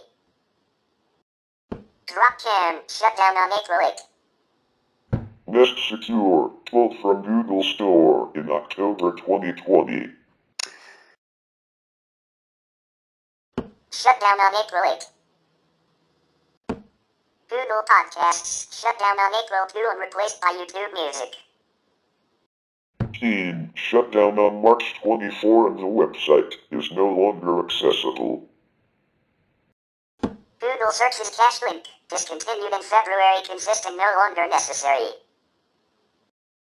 Google Earth View, website with a collection of satellite captured wallpapers and Chromecast backgrounds. Shut down in mid-January. And basic HTML view on Gmail, discontinued in January. 2023. Google optimized freemium web analytics and testing tool. Shut down on September 30. Google Glass Enterprise Edition wearable computer with an optical head-mounted display and camera that allows the wearer to interact with various applications of the internet via natural language voice commands. Discontinued on September 15. Google Duo, free high-quality video calling service for mobiles and desktops. Google Domains shut down on September 7 after migrating to Squarespace. Google Pixel S discontinued on August 29.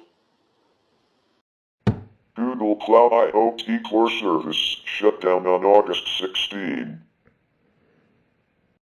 Google Album Archive discontinued on July 19. Google Code Competitions discontinued on July 1. Google Universal Analytics shut down on July 1 and replaced by Google Analytics 4. Conversational Actions extended the functionality of Google Assistant by allowing third-party developers to create custom experiences or conversations for users of Google Assistant. Shut down in June. Grasshopper shut down on June 15. Google Now Launcher discontinued in May. Jacquard shut down in April 24. Google Currents internal enterprise communication tool, formerly Google Plus, for G Suite. Shut down on March with users migrated to Spaces in Google Chat. Google Street View standalone app shut down on March 21. The Street View Studio app and the ability to use Street View in the main Google Maps app rendered the Street View app redundant. However, it is now required to purchase a 360 camera to contribute to Street View, as the app allows you to create photospheres with any supported smartphone camera. The Photo Paths feature, which allowed any smartphone to create a 2D capture of any road not yet covered by Street View, was completely removed, requiring users to either purchase a 360 camera or migrate to a third-party service such as Mapillary. And Stadia shut down on January 18. 2022. YouTube Originals discontinued on December 31. Google Unhub stopped receiving support on December 19. Google Hangouts discontinued on November 1 after migrating all users to Google Chat. Google Surveys, a survey app shut down in favor of Google Forms. YouTube for Wii U shut down in October. YouTube Go, an app aimed at making YouTube easier to access on mobile devices in emerging markets through special features like downloading video on Wi-Fi for viewing later. Whoa! It was shut down in August. Google My Business, an app that allowed businesses to manage their Google Maps business profiles. It was shut down in July. Cormo Jobs, an app that allowed users in primarily India, Indonesia, and Bangladesh to help them find jobs nearby that match their skills and interests. It was shut down in July. Android Auto for phone screens, an app that allowed the screen of the phone to be used as an Android Auto interface while driving, intended for vehicles that did not have a compatible screen built in. It was shut down in July. Google Chrome apps hosted or packaged web applications that ran on the Google Chrome browser. Support for Windows and other operating systems dropped in June and shut down on Chrome OS in January 2025. For Chrome OS devices enrolled in the LTS channel, Chrome apps will be supported until October 2028. G Suite Legacy Free Edition, a free tier offering some of the services included in Google's Productivity Suite. Google Assistant Snapshot, the successor to Google Now that provided predictive cards with information and daily updates in the Google app for Android and iOS. Cameos on Google. Cameos allow celebrities, models, and public figure to record video-based Q&A. Shut down on February 16. And Android Things, a part of Google Internet of Things, IoT. Shut down on January 5. 2021. AngularJS open source web application framework. Shut down on December 31. Google Clips, a miniature clip-on camera device.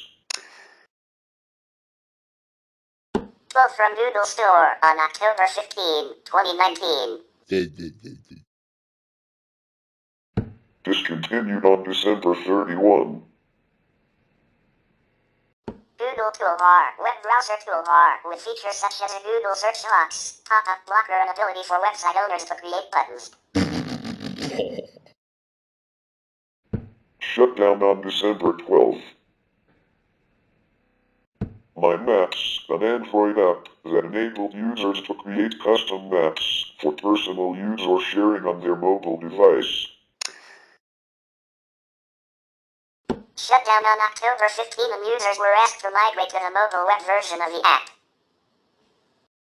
Google Bookmarks, online bookmarking service. Discontinued on September 30. Tour Builder allowed users to create and share interactive tours inside Google Earth. Shut down in July, replaced by new creation tools in Google Earth. Poly, a service to browse, share, and download 3D models. Shut down on June 30. Google Expeditions, virtual reality, VR, platform designed for educational institutions. Discontinued on June 30.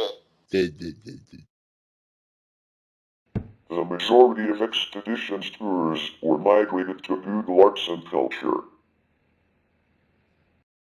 Tour Creator allowed users to create immersive, 360-degree, guided tours in the Expeditions app that could be viewed with VR devices. Shut down on June 30. Timely, an Android app that provided alarm, stopwatch, and timer functions with synchronization across devices. Timely servers were shut down on May 31. Google Go Links, a URL shortening service that also supported custom domain for customers of Google Workspace. Discontinued on April 1. Google Public Alerts, an online notification service that sent safety alerts to various countries. Shut down on March 31 and functions moved to Google Search and Google Maps. Google Crisis Map, a service that visualized crisis and weather-related data. Shut down March 30. Improvements to Google Search and Maps rendered this service redundant. And Google App Maker allowed users to develop apps for businesses. Shut down on January 19 due to Google's acquisition of AppSheet. 2020. Google Cloud Print, a cloud-based printing solution that has been in beta since 2010. discontinued on December 31. Google Play Music, Google's music streaming service. Discontinued on December 3 and replaced by YouTube Music and Google Podcasts. Google Station, service that allowed users to spread Wi-Fi hotspots. Shut down on September 30. Hired by Google applicant tracking system and recruiting software. Shut down on September 1. Password checkout, an extension that warned of breached third-party logins. Whoa! Shut down in July after it had been integrated with Chrome. Google Photos Print, a subscription service that automatically selected the best 10 photos from the last 30 days, which were mailed to users' homes. Shut down in June. Shoelace, an app used to find group activities with others who share your interests. Shut down in May. Neighborly, an experimental mobile app designed to help you learn about your neighborhood by asking other residents. Shut down on May 12th. Fabric, modular SDK platform, launched by Crashlytics in 2014. Google acquired Crashlytics in 2017 and announced plans to migrate all of its features to Firebase. It was shut down on May 4. Material Theme Editor, plugin for Sketch app, which allows you to create a material-based design system for your app. Discontinued in March. YouTube for Wii U browser. Fiber TV, an IPTV service bundled with Google Fiber. Discontinued on February 4. One Today, an app that allowed users to donate $1 to different organizations and discover how their donation would be used. Discontinued in January. And Androidify allowed users to create a custom Android avatar. Discontinued in January 2019. YouTube annotations that were displayed over videos on YouTube. On January 15, all existing annotations were removed from YouTube. Google Pinion discontinued in March. Mr. Jingles, Google's notifications widget. Discontinued on March 7. Google Tasks Canvas, a full-screen interface of Google Tasks that was discontinued in April. Google O, Google's instant messaging app. Discontinued on March 12th. Google Image Charts, a chart-making service that provided images of rendered chart data accessed with REST calls. The service was deprecated in 2012, temporarily disabled in February 2019 and discontinued on March 18, 2019. Inbox by Gmail, an email application for Android, iOS, and web platform that organized and automated to-do lists using email content. As of April 2, accessing the Inbox subdomain redirects to Gmail proper. Google Plus, the consumer edition of Google's social media platform. As of April 2, users receive a message stating that Google Plus is no longer available for consumer, personal, and brand accounts. Google Jump, cloud-based video stitching service. Discontinued June 28. Works with Nest, the smart home platform of Google brand Nest. Users were asked to migrate to the Google Assistant platform. Support ended on August 31. YouTube for Nintendo 3DS, official app for Nintendo 3DS. Discontinued on September 3. YouTube messages, direct messages on YouTube, discontinued after September 18. YouTube Leanback, a web application for control with a remote, intended for use with smart TVs and other similar devices. Discontinued on October 2. Google Daydream View, Google's VR headset, first generation in late 2016, second generation in late 2017. Was discontinued just after their Made by Google event in October. The Google Daydream platform itself is being retired as well. Touring Bird, travel website which facilitated booking tours, tickets and activities in top locations. The service was shut down on November 17.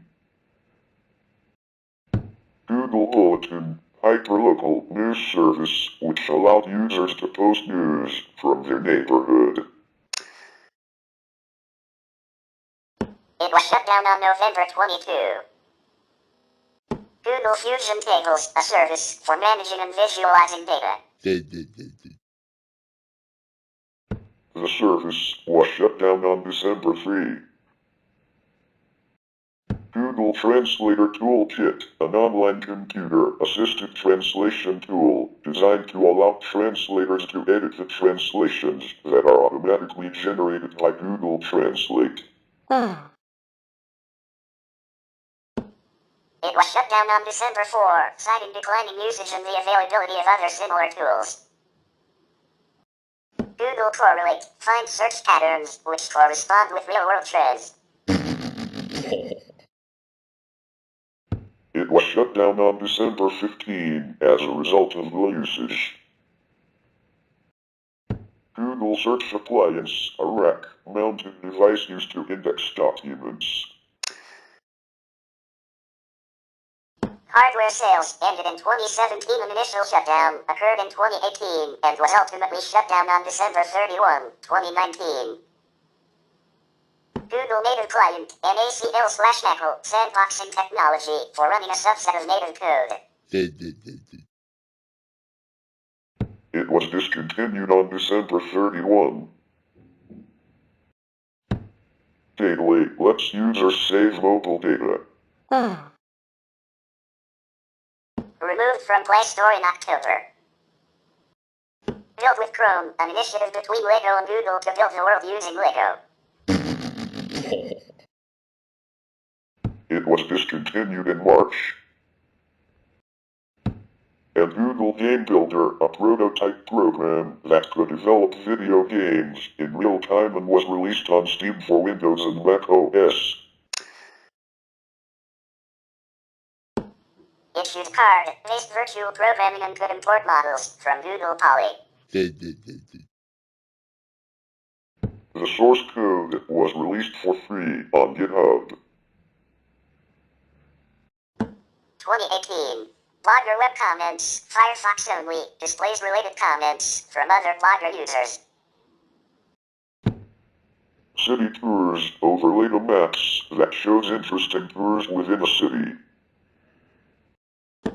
Dashboard widgets for Mac, Mac OS 10 dashboard widgets, suite of many applications including Gmail, Blogger and search history. Joga Bonito, soccer community site. Local listing service, merged with Google Maps. MK14, for new rack, mounted server for Google Radio Automation System. Google sold its Google Radio Automation business to White Orbit Incorporated. Google Music Trends, music ranking of songs, played with iTunes, Winamp, Windows Media Player and Yahoo Music.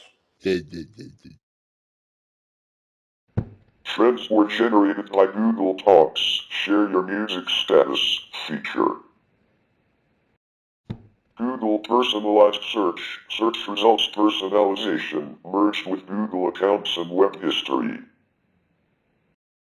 Photo Screensaver, slideshow screensaver as part of Google Pack, which displays images sourced from a hard disk or through RSS and Atom web feeds. Remain, Google China, search trend site, similar to Google Zeitgeist. As of 2010, part of Google Labs. Spreadsheets, spreadsheet management application, before it was integrated with Writely to form Google Docs and Spreadsheets. University Search, search engine listing for university websites. U.S. Government Search, search engine and personalized homepage that exclusively draws from sites with a .gov or TLD. Discontinued June 2006.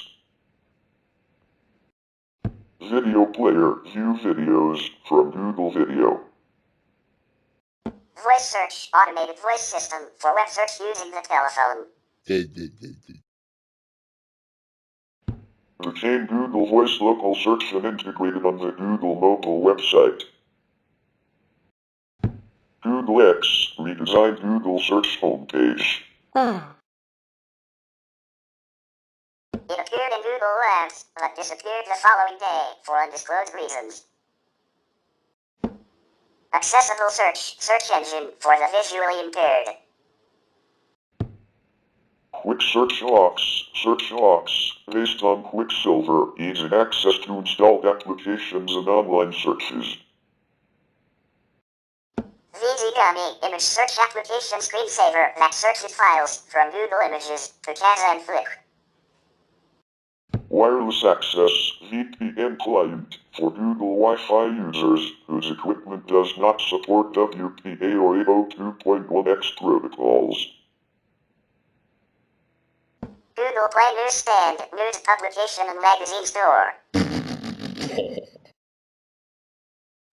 Replaced by Google News on May 15, removed from Google Play on November 5, and magazines were no longer available on Google News since January 2020. Google News and Weather news publication app.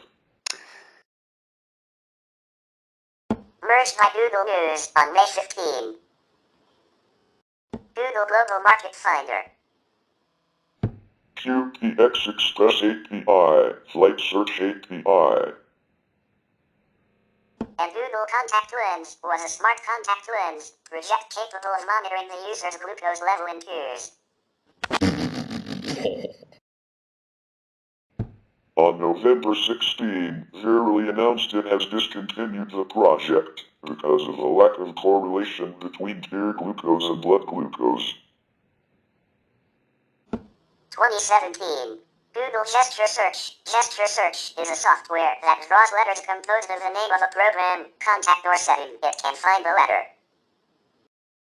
Google Nexus smartphone lineup replaced by Google Pixel on October 4.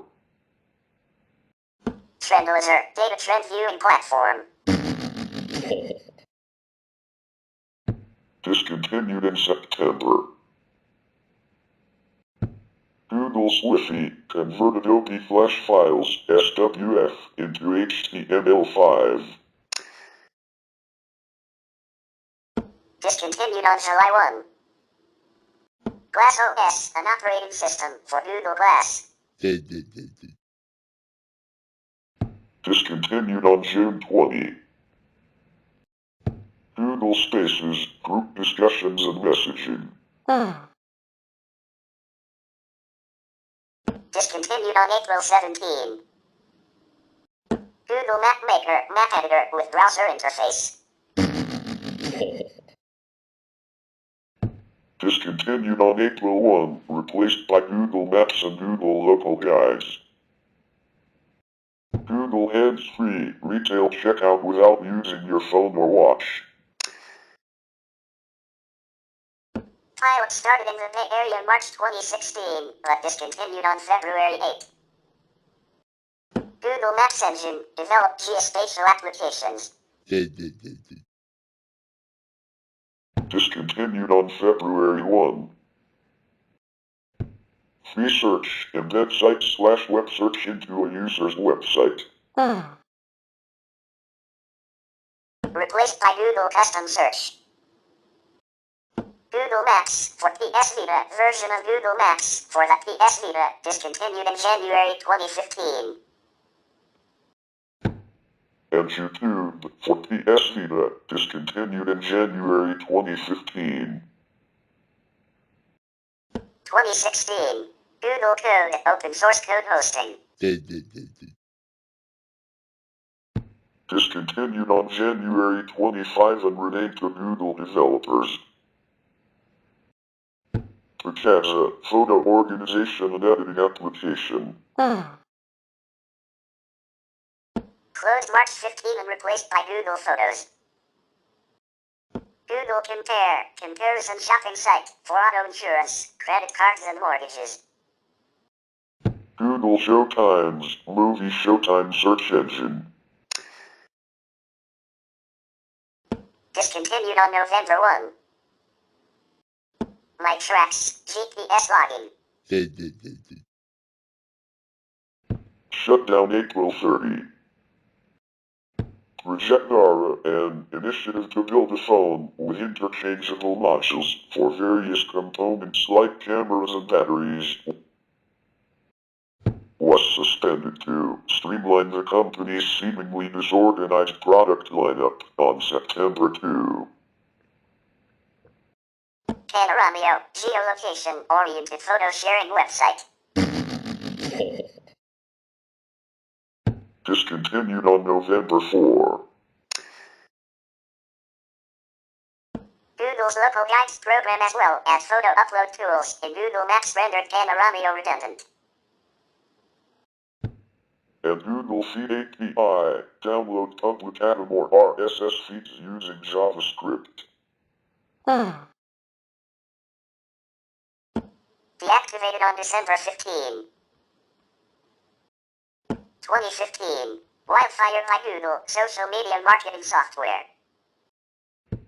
Google Earth plugin, an application service used to customize Google Earth. Discontinued on December 15. Google Flu Trends, a web service to help predict outbreaks of flu activity. Discontinued on August 9. Google Moderator ranked user-submitted questions, suggestions and ideas via crowdsourcing. Discontinued on June 30. Google Helpouts, Hangout-based live video chat with experts. Discontinued on April 20. Google Earth Enterprise, Google Earth for enterprise use. Discontinued on March 20. RevoPay, prepaid ticket payment system. Discontinued on March 15. Google Glass, Consumer Edition, wearable computer with an optical head-mounted display and camera that allows the wearer to interact with various applications on the internet via natural language voice commands. Discontinued on January 19. And Speak to Tweet, telephone service, created in 2011 in collaboration with Twitter and Say now allowing users to phone a specific number and leave a voicemail. A tweet was automatically posted on X. Discontinued sometime during 2015. 2014. Freebase, an open, Creative Commons, attribution licensed collection of structured data and the Freebase platform for accessing and manipulating that data via the Freebase API. Discontinued on December 16. Google Questions and Answers, community-driven knowledge market website. Discontinued on December 1. Orchid, social networking website. Discontinued on September 30. Google's discussion search option. Discontinued in July. Quick Office Productivity Suite for mobile devices. Discontinued in June, merged into Google Drive. Google TV, smart TV platform, based on Android. Discontinued and replaced by Android TV in June. Google offers service offering discounts and coupons. Shut down on March 31. Google Chrome Frame, plugin for Internet Explorer that allowed web pages to be viewed using WebKit and the V8 JavaScript engine. Discontinued on February 25.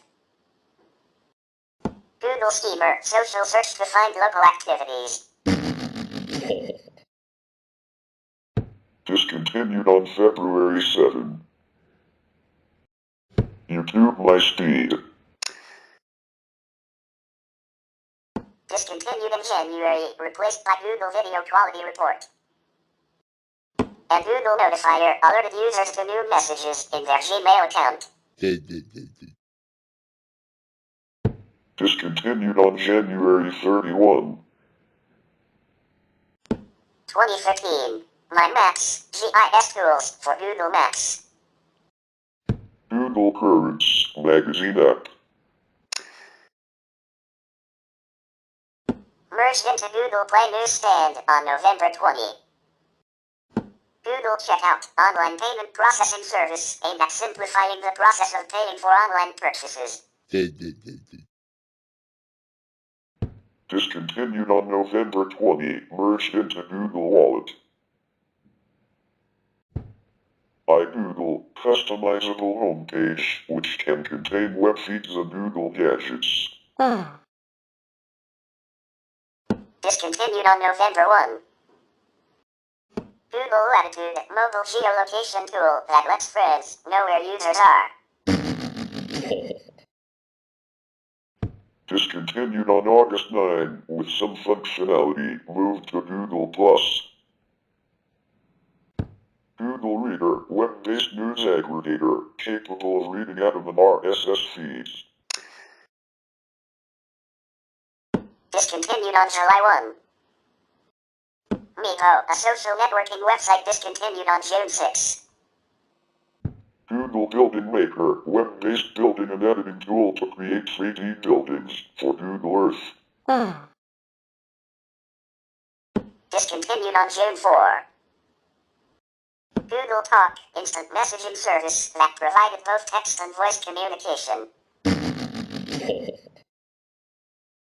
Replaced May 15 by Google Hangouts. The service was discontinued by 2017 on all platforms. SMS Search, mobile phone short message service. Discontinued on May 10. Google Cloud Connect, Microsoft Office plug-in for automatically backing up Office documents upon saving onto Google Docs. Discontinued on April 30 in favor of Google Drive. Picnic, online photo editor. Discontinued on April 19 and moved to Google Plus Photo Manager. And Google Calendar Sync, sync Microsoft Outlook email and calendar with Gmail and Google Calendar. Synchronization for existing installations, stopped on August 1. replaced with Google Sync, which does not synchronize Outlook calendars, but can sync email using IMAP or POP3. Also, Google Apps for business, education, and government customers can use Google Apps Sync for Microsoft Outlook. 2012. Pichai's web albums uploader upload images to the Pichai's web albums service. It consisted of an iPhoto plugin and a standalone application. Google Chart API, interactive web-based chart image generator, deprecated in 2012 with service commitment to 2015 and turned off in 2019.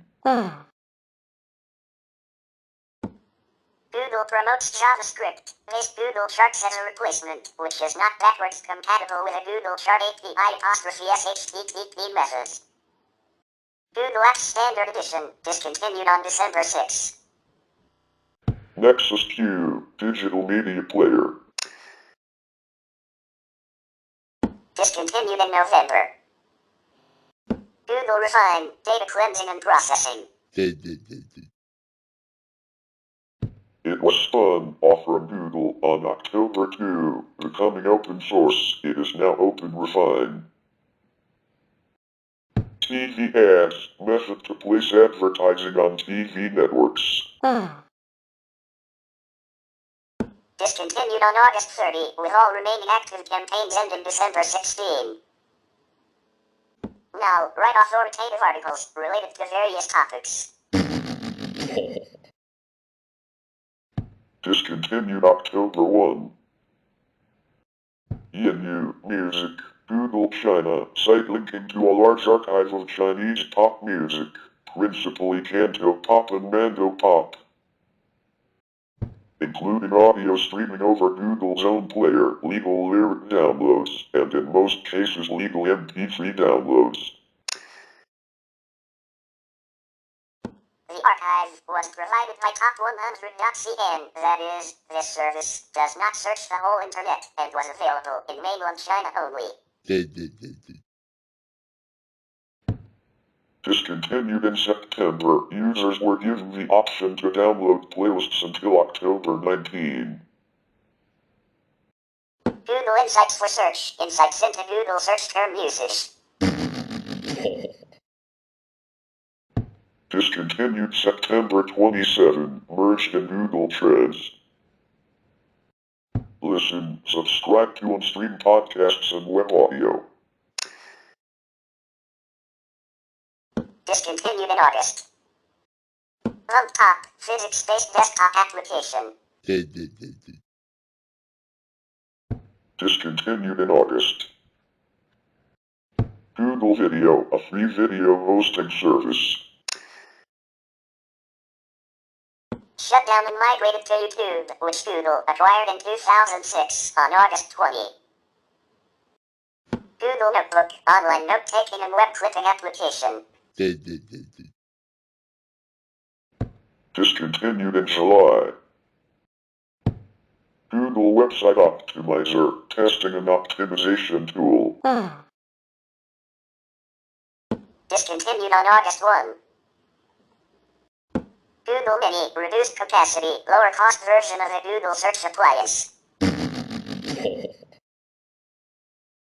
Discontinued on July 31. Google Wave, online communication and collaborative real-time editor tool that bridge email and chat. Support ended on April 30. Slide.com, discontinued on March 6. Google Friend Connect, add social features to websites. Discontinued on March 1, replaced by Google Plus S pages and off-site page badges. JQ, social networking, microblogging and live streaming service comparable to Twitter. Shut down January 15. Google Code Search, software search engine. Discontinued on January 15. and Google Health store, manage, and share personal health information in one place. Development ceased June 24, 2011. Accessible until January 1, 2012. Data available for download until January 1, 2013. 2011. Google has social networking service integrated with Gmail, allowing users to share content immediately and make conversations. Discontinued in December and replaced by Google+. Google SideWiki, browser sidebar and service that allowed contributing and reading helpful information alongside any web page. Discontinued in December. Here's web browser features enabling some new web applications. Removed from all platforms by November. Squared creates tables of information about a subject from unstructured data. Discontinued in September. Aardvark, social search utility that allowed people to ask and answer questions within their social networks. Issued people's claimed expertise to match askers with good answers. Discontinued on September 30. Google Power Meter view built-in energy consumption. Discontinued on September 16. Desktop search application that indexed emails, documents, music, photos, chats, web history, and other files. Discontinued on September 14. Google Fast Flip online news aggregator. Discontinued September 6. Google Pack application suite. Discontinued on September 2. Google Directory, collection of links arranged into hierarchical subcategories. The links and their categorization were from the Open Directory project, sorted using PageRank. Discontinued on July 20.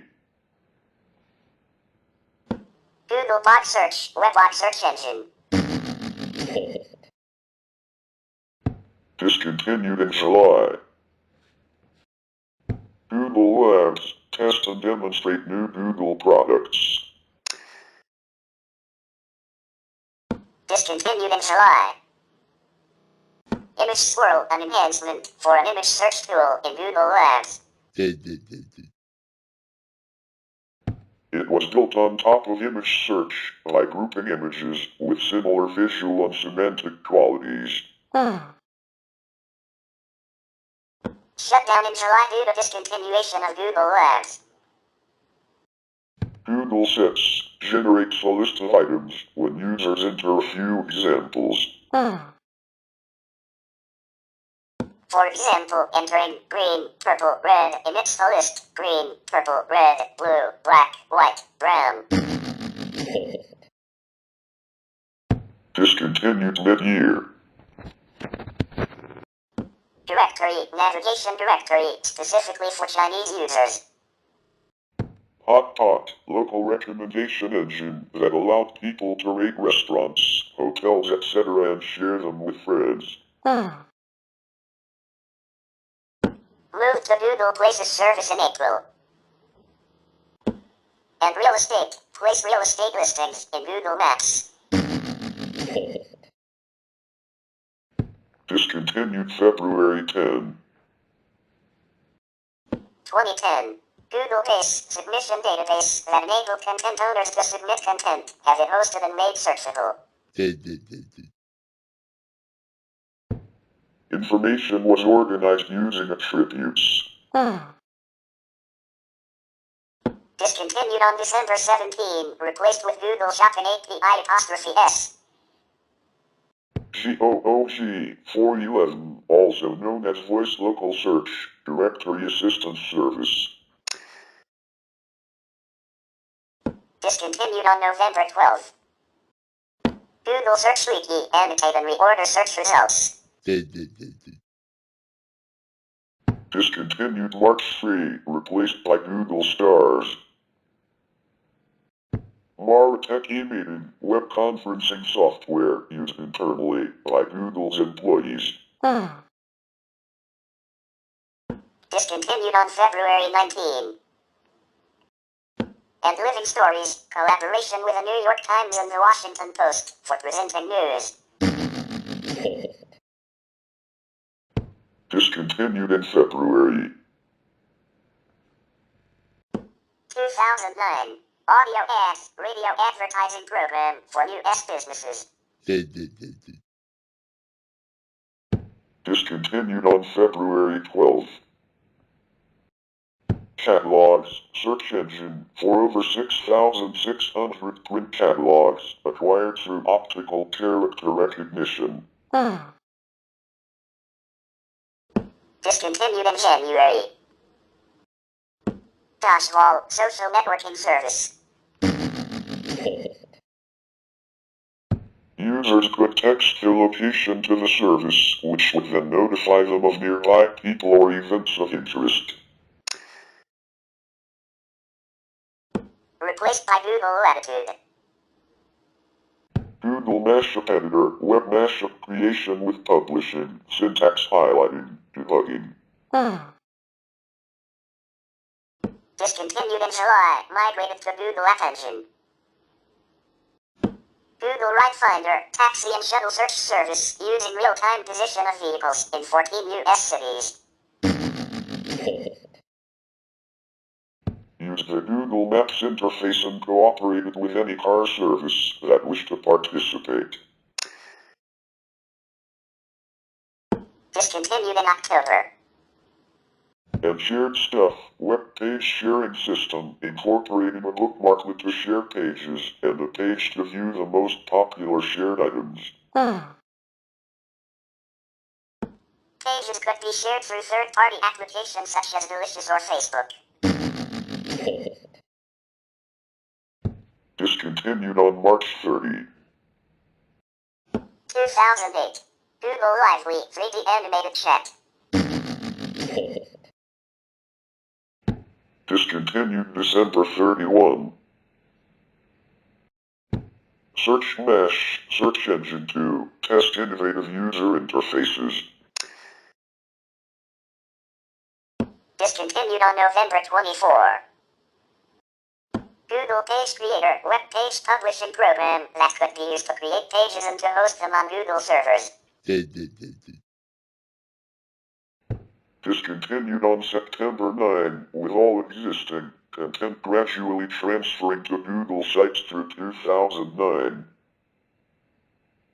Send to phone, send links and other information from Firefox to their phone by text message.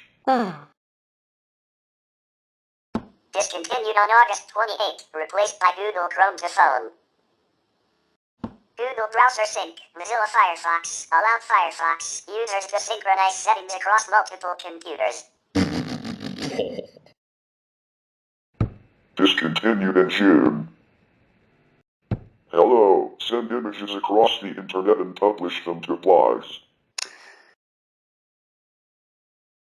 Discontinued on May 15. And Web Accelerator, increased load speed of web pages. No longer available for or supported by Google as of January 20. 2007. Google Video Player, a video player that played back files in Google's own .gvi format and supported playlists in .gvp format. Shut down on August 17, 2007, due to Google's acquisition of YouTube. Google Video Marketplace, discontinued on August 15. Google Click to Call, allow the user to speak directly over the phone without charge to businesses found on Google search results pages. Discontinued on July 20. Related links. Links to information related to a website's content. Discontinued on April 30. And public service search, non-commercial organization service, which included Google site search, traffic reports, and unlimited search queries. Discontinued on February 13, replaced by Google Custom Search. 2006. Google Answers, online knowledge market that allowed users to post bounties for well-researched answers to their queries. Discontinued on November 28, still accessible, read-only. Rightly, web-based word processor. On October 10, Rightly was merged into Google Docs and Spreadsheets. And Google Desktop Bar with a built-in mini browser. Replaced by a similar feature in Google Desktop. Discontinued May 8. Google indexes billions of web pages to allow users to search for the information they desire through the use of keywords and operators. According to Comscore market research from November 2009, Google Search is the dominant search engine in the United States market, with a market share of 65.6%. In May 2017, Google enabled a new, personal tab in Google Search, letting users search for content in their Google accounts. Various services, including email messages from Gmail and photos from Google Photos. Google launched its Google News service in 2002, an automated service which summarizes news articles from various websites. Google also hosts Google Books, a service which searches the text found in books in its database and shows limited previews or the full book where allowed. Google expanded its search services to include shopping, launched originally as Frugal in 2002, finance, launched 2006, and flights, launched 2011. Google Search, also known simply as Google or Google.com, is a search engine operated by Google.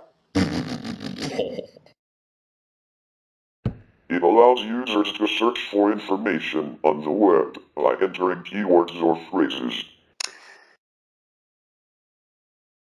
Google Search uses algorithms to analyze and rank websites based on their relevance to the search query.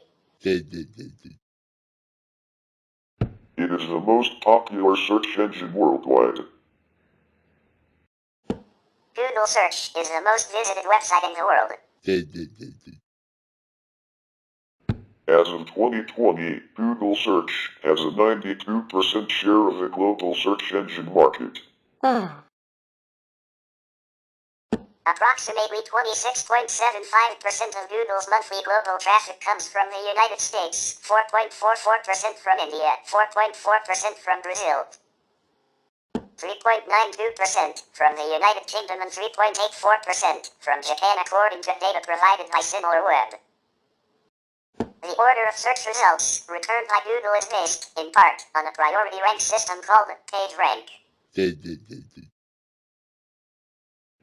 Google Search also provides many different options for customized searches using symbols to include, exclude, specify, or require certain search behavior, and offers specialized interactive experiences such as flight status and package tracking, weather forecasts, currency, unit, and time conversions, word definitions, and more. The main purpose of Google Search is to search for text in publicly accessible documents offered by web servers, as opposed to other data, such as images or data, contained in databases.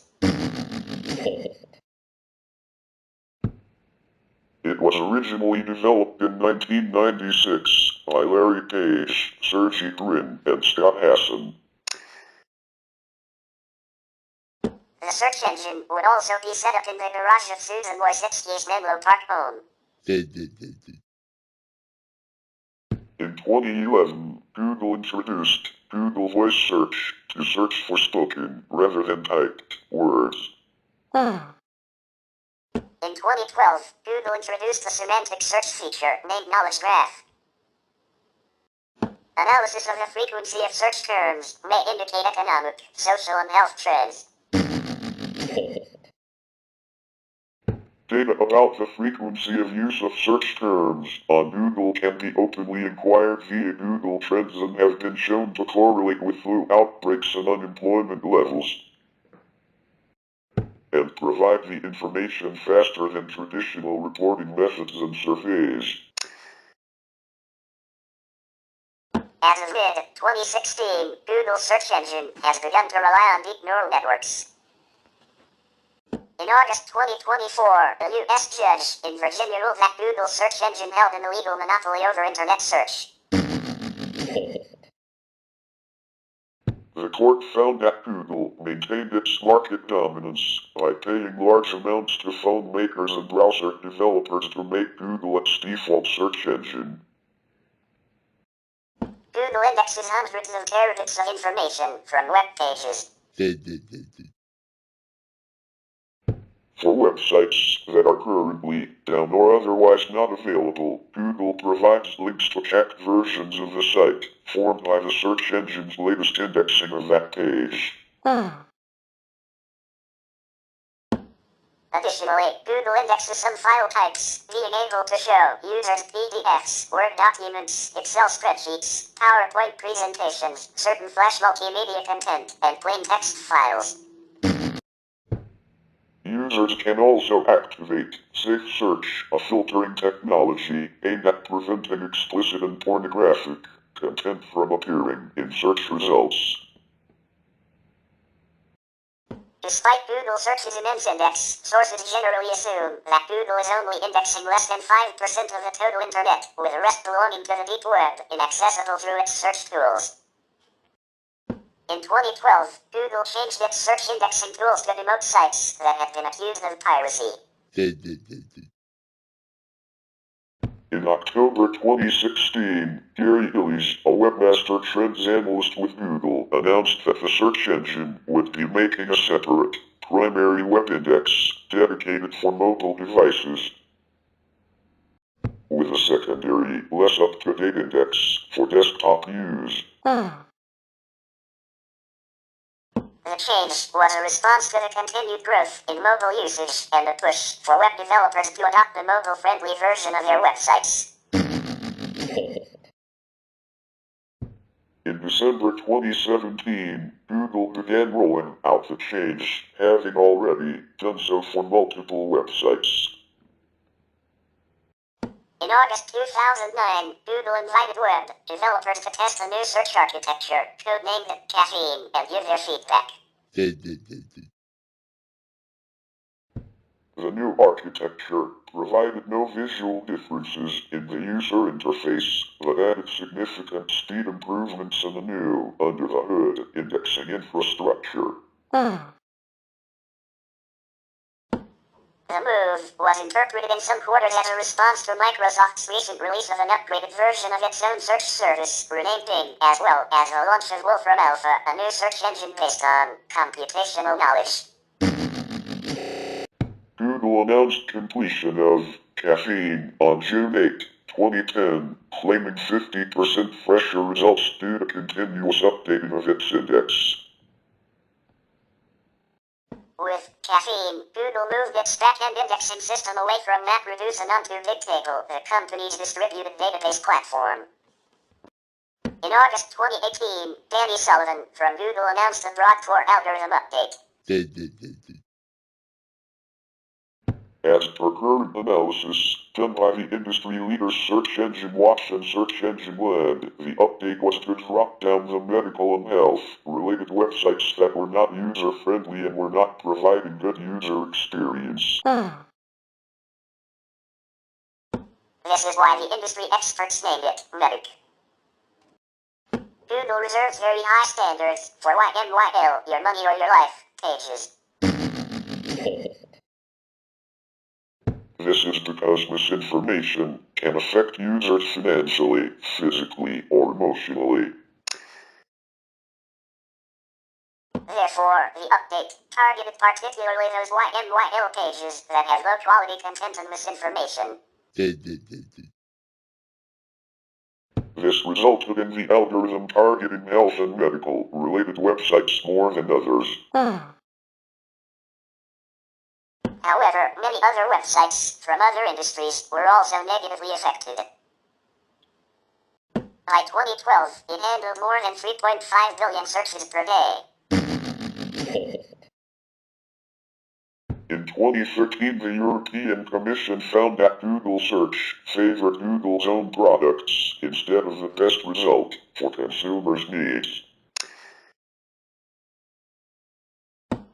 In February 2015, Google announced a major change to its mobile search algorithm which would favor mobile-friendly over other websites.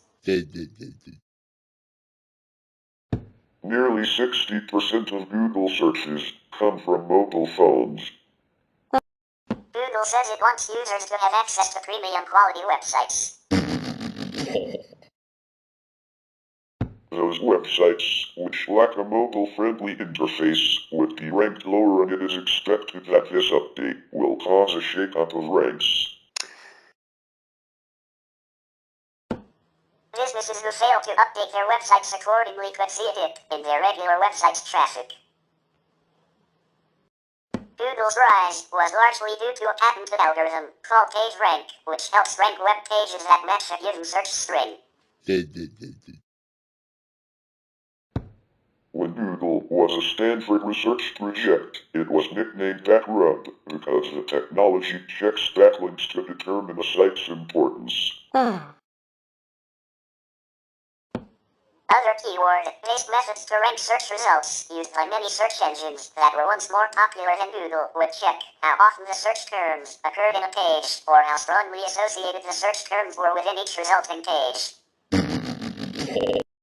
The PageRank algorithm instead analyzes human-generated links, assuming that web pages linked from many important pages are also important. The algorithm computes a recursive score for pages based on the weighted sum of other pages linking to them. PageRank is thought to correlate well with human concepts of importance. In addition to PageRank, Google, over the years, has added many other secret criteria for determining the ranking of resulting pages. This is reported to comprise over 250 different indicators, the specifics of which are kept secret to avoid difficulties created by scammers and help Google maintain an edge over its competitors globally. PageRank was influenced by a similar page ranking and site scoring algorithm earlier used for RankDex, developed by Robin Lee in 1996.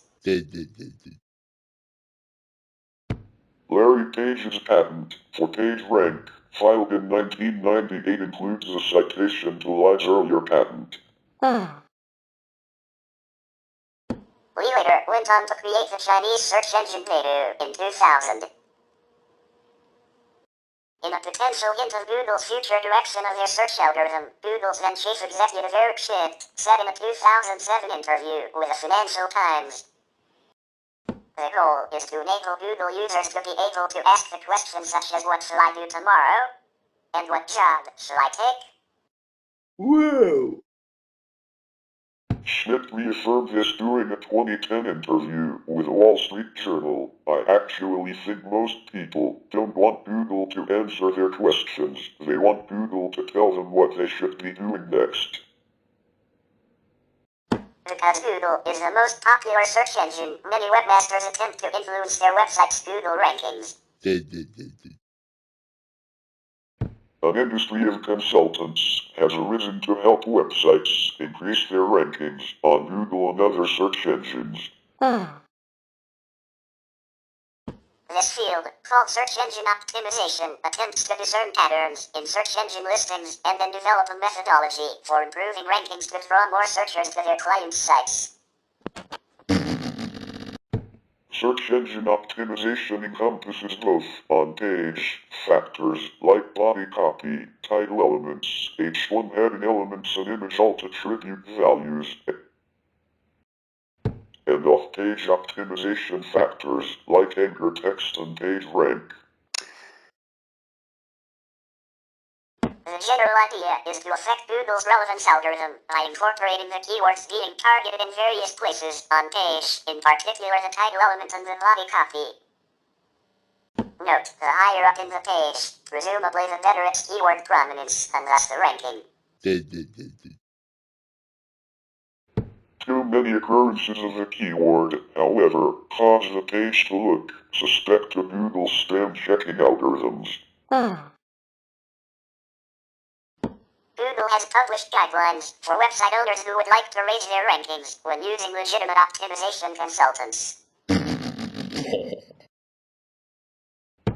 It has been hypothesized and allegedly is the opinion of the owner of one business about which there have been numerous complaints that negative publicity. For example, numerous consumer complaints may serve as well to elevate page rank on Google search as favorable comments. The particular problem addressed in the New York Times article, which involved Decor My Eyes, was addressed shortly thereafter by an undisclosed fix in the Google algorithm. According to Google, it was not the frequently published consumer complaints about Decor My Eyes which resulted in the high ranking but mentions on news websites of events which affected the firm such as legal actions against it.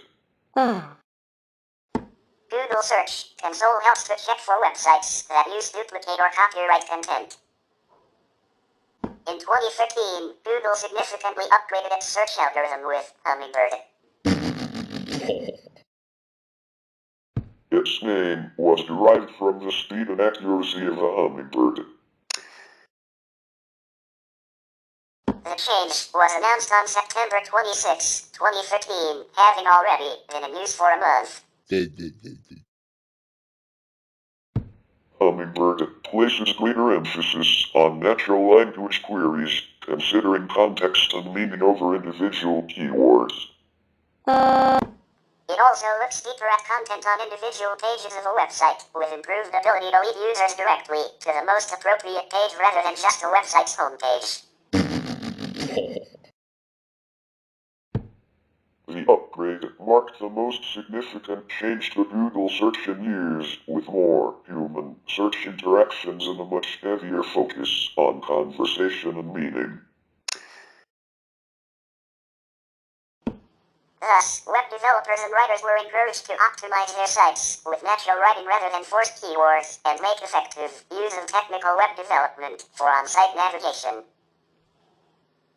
In 2023, drawing on internal Google documents disclosed as part of the United States v. Google LLC 2020 antitrust case, technology reporters claimed that Google search was bloated and over-monetized, and that the semantic matching of search queries put advertising profits before quality.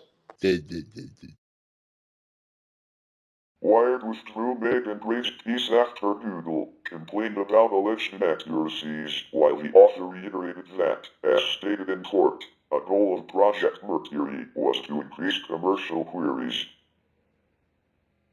In March 2024, Google announced a significant update to its core search algorithm and spam targeting, which is expected to wipe out 40% of all spam results. On March 20th, it was confirmed that the rollout of the spam update was complete. On September 10, 2024, the European-based EU Court of Justice found that Google held an illegal monopoly with the way the company showed favoritism to its shopping search and could not avoid paying €2.4 billion. The EU Court of Justice referred to Google's treatment of rival shopping searches as discriminatory and in violation of the Digital Markets Act. At the top of the search page, the approximate result count and the response time 2 digits behind decimal is noted. Of search results, Page titles and URLs, dates, and a preview text snippet for each result appears. Along with web search results, sections with images, news, and videos may appear. The length of the previewed text snippet was experimented with in 2015 and 2017. Universal Search was launched by Google on May 16, 2007 as an idea that merged the results from different kinds of search types into one. Prior to Universal Search, a standard Google search would consist of links only to websites. Universal Search, however, incorporates a wide variety of sources, including websites, news, pictures, maps, blogs, videos, and more, all shown on the same search results page. Marissa Mayer, then Vice President of Search Products and User Experience, described the goal of Universal Search as,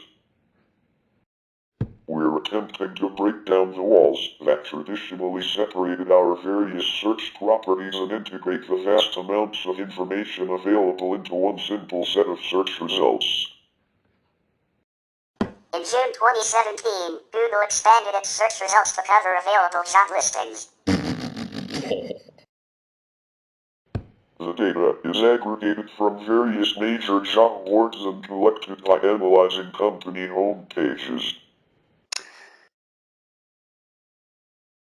Initially only available in English, the feature aims to simplify finding jobs suitable for each user. In May 2009, Google announced that they would be parsing website microformats to populate search result pages with rich snippets. Such snippets include additional details about results, such as displaying reviews for restaurants and social media accounts for individuals. In May 2016, Google expanded on the rich snippets format to offer rich cards, which, similarly to snippets, display more information about results, but shows them at the top of the mobile website in a swipeable carousel-like format.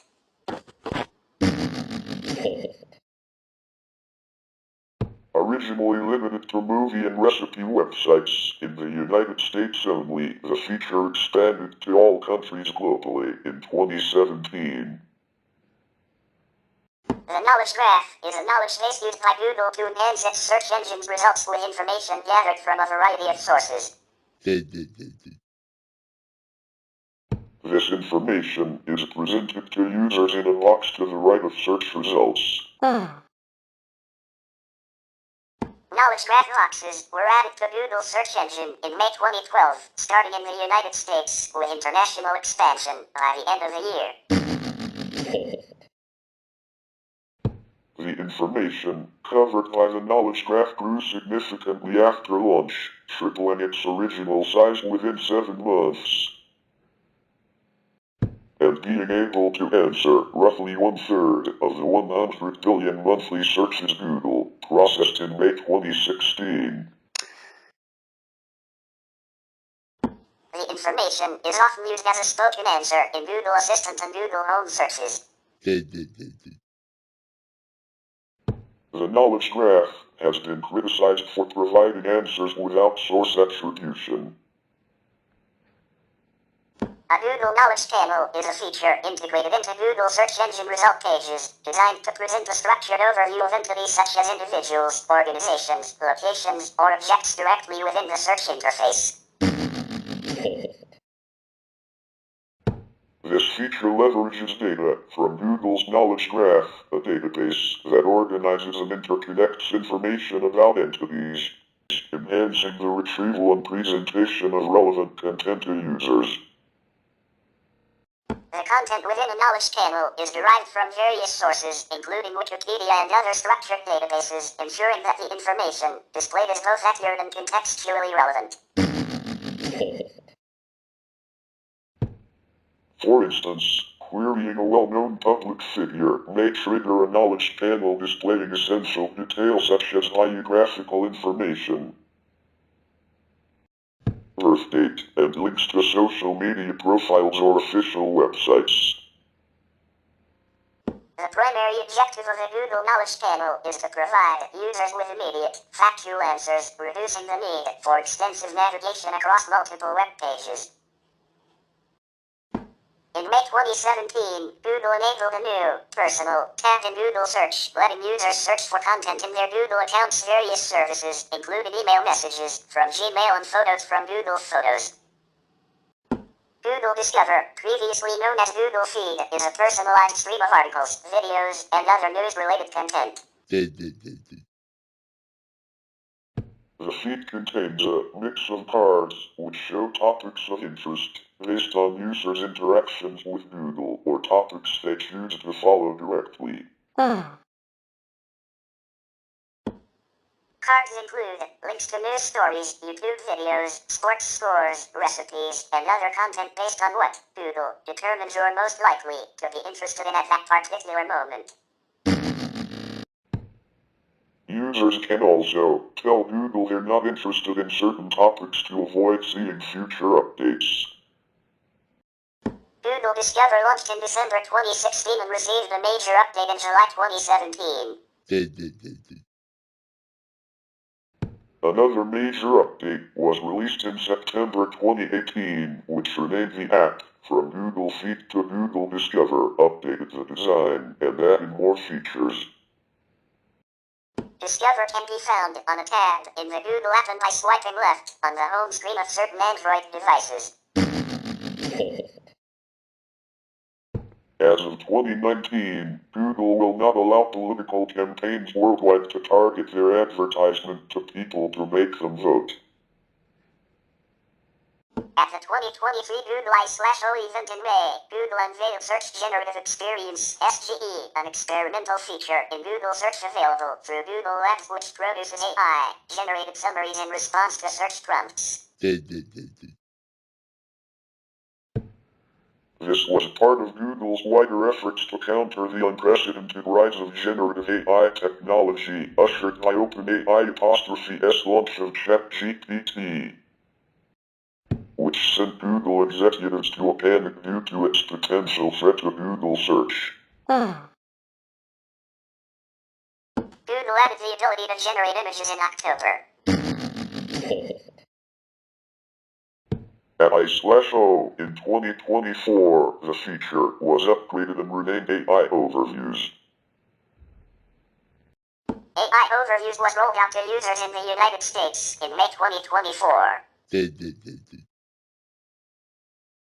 The feature faced public criticism in the first weeks of its rollout after errors from the tool went viral online.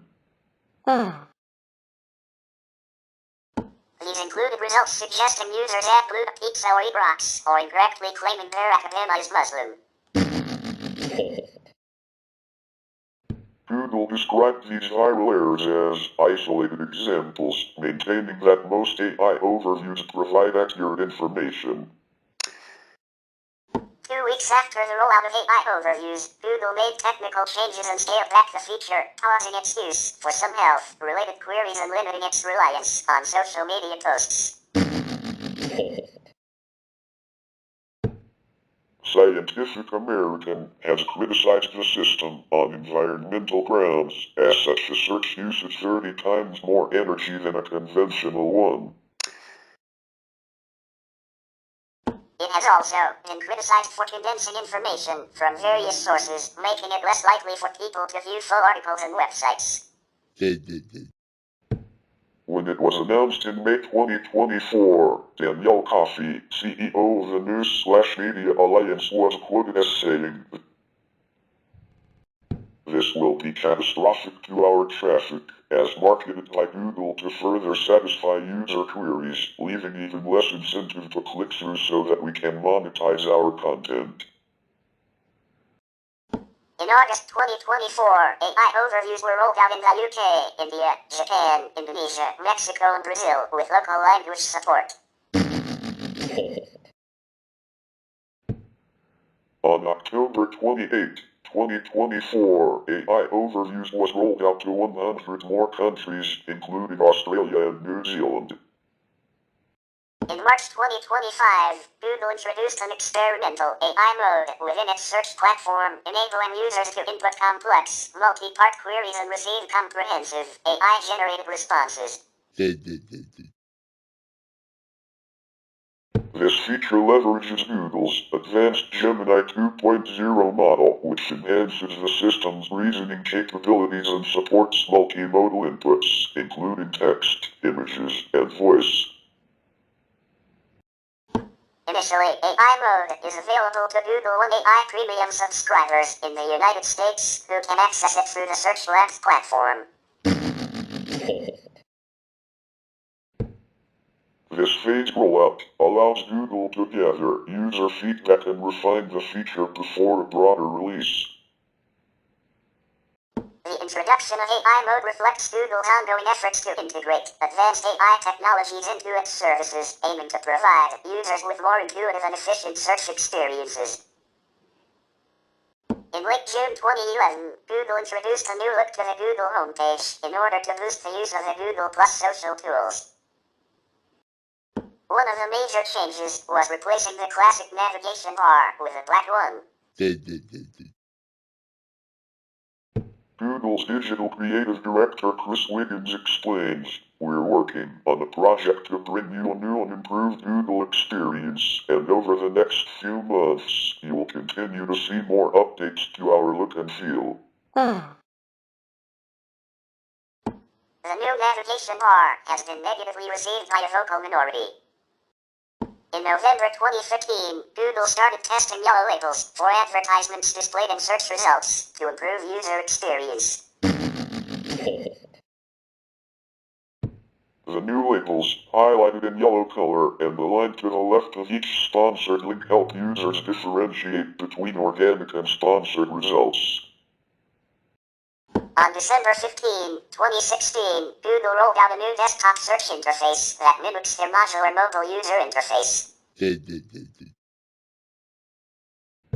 The mobile design consists of a tabular design that highlights search features in boxes and works by imitating the desktop knowledge graph real estate, which appears in the right-hand rail of the search engine result page. These featured elements frequently feature Twitter carousels, people also search for, and top stories, vertical and horizontal design modules.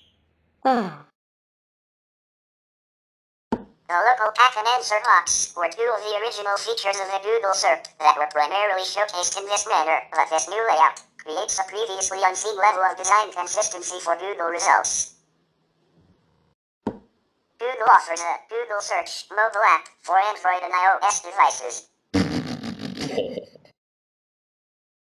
The mobile apps exclusively feature Google Discover and a Collections feature in which the user can save for later perusal any type of search result like images, bookmarks, or map locations into groups. Android devices were introduced to a preview of the feed, perceived as related to Google Now, in December 2016, while it was made official on both Android and iOS in July 2017. In April 2016, Google updated its search app on Android to feature trends. Search queries gaining popularity appeared in the autocomplete box along with normal query autocompletion. The update received significant backlash due to encouraging search queries unrelated to users' interests or intentions, prompting the company to issue an update with an opt-out option. In September 2017, the Google Search app on iOS was updated to feature the same functionality. In December 2017, Google released Google Go, an app designed to enable use of Google Search on physically smaller and lower spec devices in multiple languages. A Google blog post about designing India First products and features explains that it is tailor-made for the millions of people in India and Indonesia coming online for the first time. Google Search consists of a series of localized websites. The largest of those, the Google.com site, is the top most visited website in the world. Some of its features include a definition link for most searches including dictionary words, the number of results you got on your search, links to other searches. For example, for words that Google believes to be misspelled, it provides a link to the search results using extra code spelling, the ability to filter results to a vague range, and many more. Google Search accepts queries as normal text, as well as individual keywords. It automatically corrects apparent misspellings by default, while offering to use the original spelling as a selectable alternative, and provides the same results regardless of capitalization. For more customized results, one can use a wide variety of operators, including, but not limited to, or vertical bar, search for web pages containing one of two similar queries, such as marathon or race. And search for web pages containing two similar queries, such as marathon and runner. -sign, exclude a word or a phrase, so that apple tree searches where word tree is not used. Quotation mark, force inclusion of a word or a phrase, such as tallest building. Asterisk, placeholder symbol allowing for any substitute words in the context of a query, such as largest asterisk in the world. 2 period dots, search within a range of numbers, such as camera $50 to $100. Site : search within a specific website, such as site : youtube.com. Define : search for definitions for a word or phrase, such as define : phrase. Stocks : see the stock price of investments, such as stocks : Google. Related : find web pages related to specific URL addresses, such as related : www.wikipedia.org. Cache : highlights the search words within the cache pages, so that cache : www.google.com XXX shows cache content with word XXX highlighted.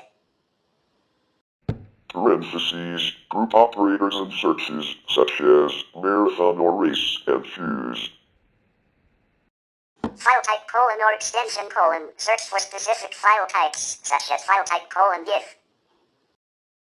Before : search for before a specific date, such as SpaceX before : August 11, 2020. After : search for after a specific date, such as iPhone after June 29, 2007. And at, search for a specific word on social media networks, such as at Twitter.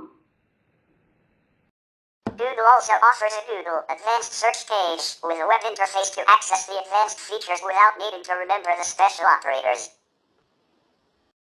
Google applies query expansion to submitted search queries using techniques to deliver results that it considers smarter than the query users actually submitted. This technique involves several steps, including word stemming. Certain words can be reduced so other similar terms are also found in results, so that translator can also search for translation. Acronyms: searching for abbreviations can also return results about the name in its full length, so that NATO can show results for North Atlantic Treaty Organization. Misspellings: Google will often suggest correct spellings for misspelled words.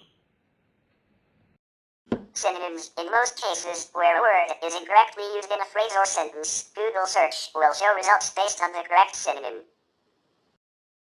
Translations: the search engine can, in some instances, suggest results for specific words in a different language. And ignoring words in some search queries containing extraneous or insignificant words, Google Search will simply drop those specific words from the query. In 2008, Google started to give users auto-completed search suggestions in a list below the search bar while typing, originally with the approximate result count reviewed for each listed search suggestion. Google's homepage includes a button labeled "I'm feeling lucky." This feature originally allowed users to type in their search query, click the button and be taken directly to the first result, bypassing the search results page. Clicking it while leaving the search box empty opens Google's archive of doodles. With a 2010 announcement of Google Instant, an automatic feature that immediately displays relevant results as users are typing in their query, the "I'm feeling lucky" button disappears, requiring that users opt out of instant results through search settings to keep using the "I'm feeling lucky" functionality. In 2012, "I'm feeling lucky" was changed to serve as an advertisement for Google services. Users hover their computer mouse over the button, it spins and shows an emotion. "I'm feeling puzzled" or "I'm feeling trendy," for instance, and when clicked, takes users to a Google service related to that emotion. Tom Chavez of Wrapped, a firm helping to determine a website's advertising worth, estimated in 2007 that Google lost $110 million in revenue per year due to use of the button, which bypasses the advertisements found on the search results page. Besides the main text-based search engine function of Google Search, it also offers multiple quick, interactive features. These include, but are not limited to, calculator, Time zone, currency, and unit conversions. word translations, Flight status. local film showings, Weather forecasts. population and unemployment rates, Package tracking. word definitions, Metronome. roll a die, Dual pair roll, search page spins. and askew, results show up sideways. During Google's developer conference, Google I/O, in May 2015, the company announced that users on Google Chrome and Chrome OS would be able to have the browser initiate an audio-based search by saying, "OK Google," with no button presses required. After having the answer presented, users can follow up with additional contextual questions. An example include initially asking, "OK Google, will it be sunny in Santa Cruz this weekend?" Hearing a spoken answer and reply with, "How far is it from here?"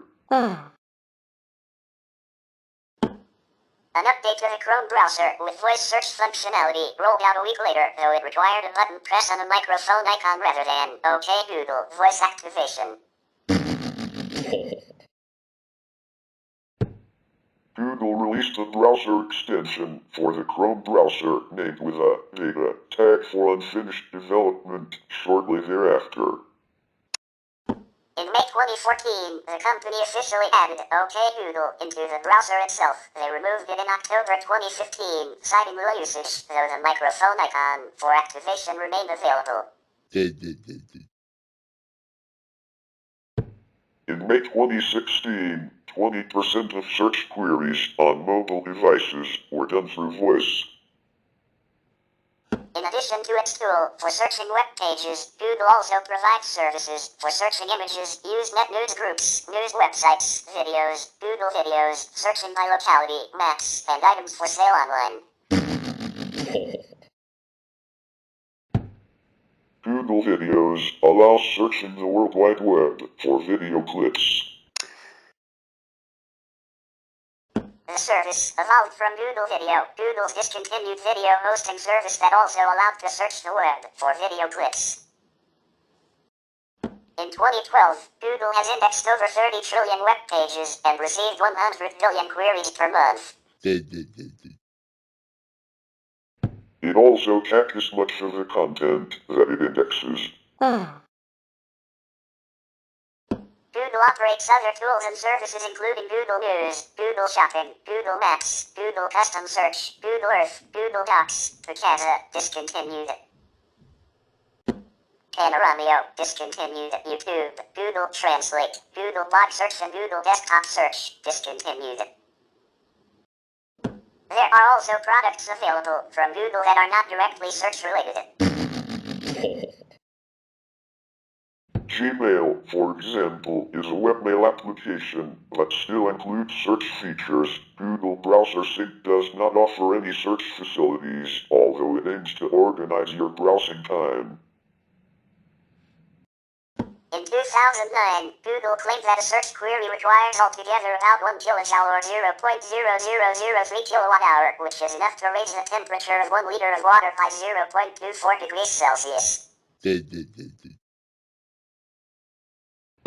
According to Green Search Engine Ecosia, the industry standard for search engines is estimated to be about 0.2 grams of carbon dioxide emission per search. Google's 40,000 searches per second translate to 8 kilograms of carbon dioxide per second or over 252 million kilos of carbon dioxide per year. On certain occasions, the logo on Google's web page will change to a special version known as a Google Doodle. This is a picture, drawing, animation, or interactive game that includes the logo.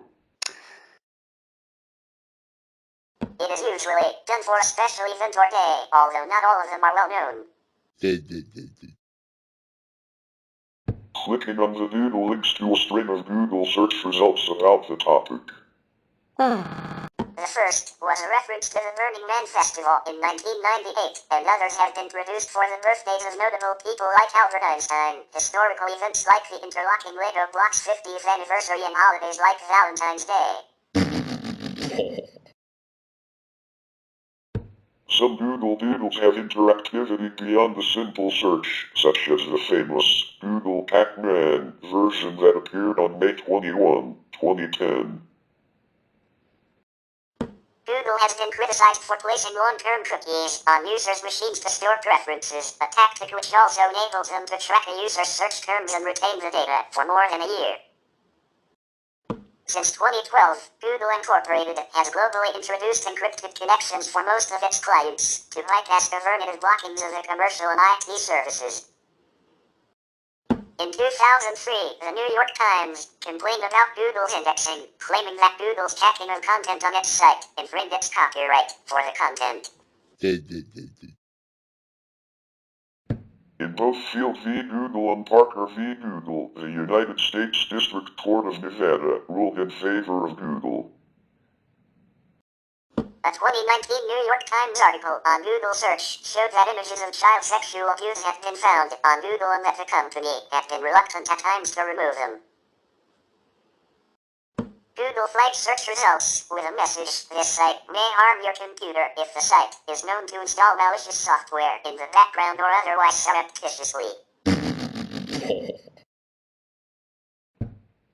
For approximately 40 minutes on January 31, 2009, all search results were mistakenly classified as malware and could therefore not be clicked. Instead, a warning message was displayed and the user was required to enter the requested URL manually. The bug was caused by human error. The URL of / which expands to all URLs, was mistakenly added to the malware patterns file. In 2007, a group of researchers observed the tendency for users to rely exclusively on Google search for finding information, writing that, with a Google interface, the user gets the impression that the search results imply a kind of totality. In fact, one only sees a small part of what one could see if one also integrates other research tools.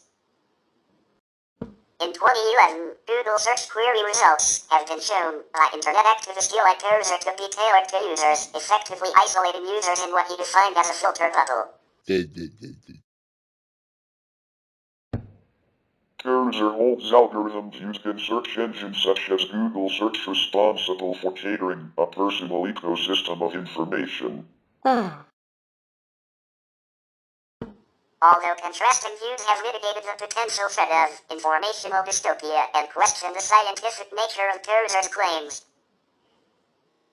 filter bubbles have been mentioned to account for the surprising results of the U.S. presidential election in 2016 alongside fake news and echo chambers, suggesting that Facebook and Google have designed personalized online realities in which we only see and hear what we like.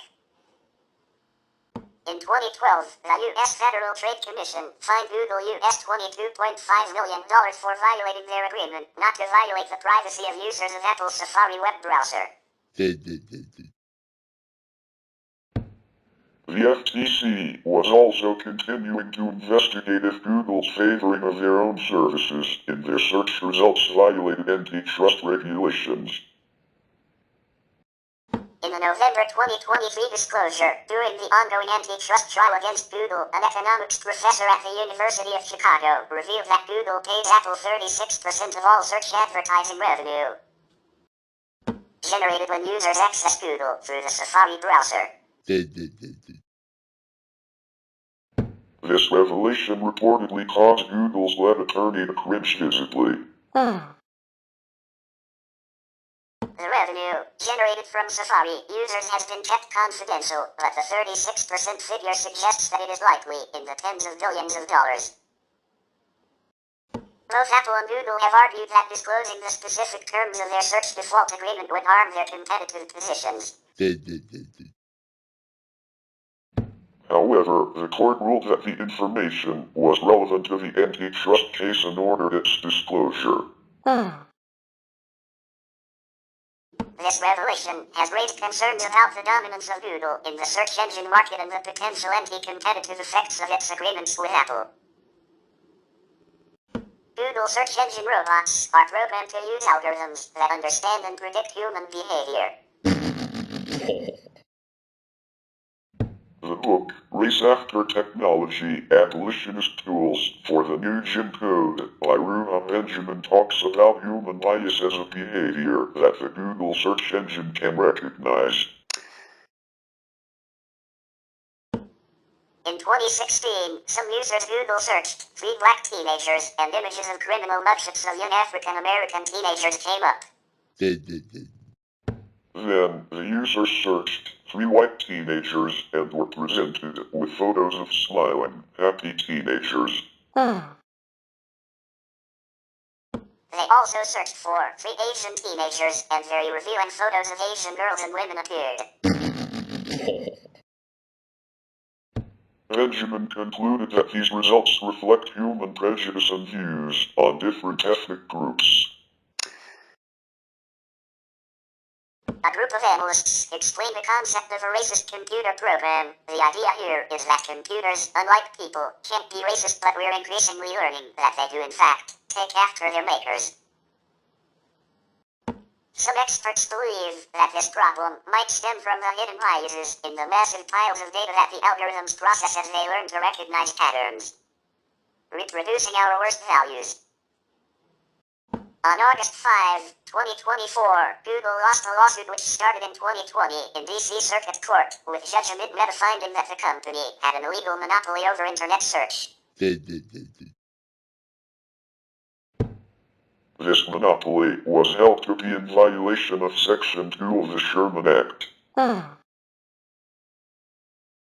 Google has said it will appeal the ruling, though they did propose to loosen search deals, with Apple and others requiring them to set Google as the default search engine. As people talk about Googling rather than searching, the company has taken some steps to defend its trademark in an effort to prevent it from becoming a generic trademark. This has led to lawsuits, threats of lawsuits, and the use of euphemisms, such as calling Google Search a famous web search engine. Until May 2013, Google Search had offered a feature to translate search queries into other languages. A Google spokesperson told Search Engine Land that removing features is always tough, but we do think very hard about each decision and its implications for our users. Unfortunately, this feature never saw much pickup. Instant search was announced in September 2010 as a feature that displayed suggested results while the user typed in their search query, initially only in select countries or to registered users. The primary advantage of the new system was its ability to save time, with Marissa Mayer, then Vice President of Search Products and User Experience, proclaiming that the feature would save 2 to 5 seconds per search, elaborating that may not seem like a lot at first, but it adds up. With Google Instant, we estimate that we'll save our users 11 hours with each passing second. Matt Van Wagner of Search Engine Land wrote that, personally, I kind of like Google Instant and I think it represents a natural evolution in the way search works, and also, praised Google's efforts in public relations. Writing that, with just a press conference and a few well-placed interviews, Google has parlayed this relatively minor speed improvement into an attention-grabbing front-page news story. The upgrade also became notable for the company switching Google Search's underlying technology from HTML to Ajax. Instant search could be disabled via Google's Preferences menu for those who didn't want its functionality. The publication 2600, the hacker quarterly compiled a list of words that Google Instant did not show suggested results for, with a Google spokesperson giving the following statement to Mashable. There are several reasons you may not be seeing search queries for a particular topic. Among other things, we apply a narrow set of removal policies for pornography, violence, and hate speech. It's important to note that removing queries from autocomplete is a hard problem and not as simple as blacklisting particular terms and phrases. In search, we get more than 1 billion searches each day. Because of this, we take an algorithmic approach to removals, and just like our search algorithms, these are imperfect. We will continue to work to improve our approach to removals in autocomplete, and are listening carefully to feedback from our users. Our algorithms look not only at specific words, but compound queries based on those words and across all languages. So, for example, if there's a bad word in Russian, we may remove a compound word including the transliteration of the Russian word into English. We also look at the search results themselves for given queries.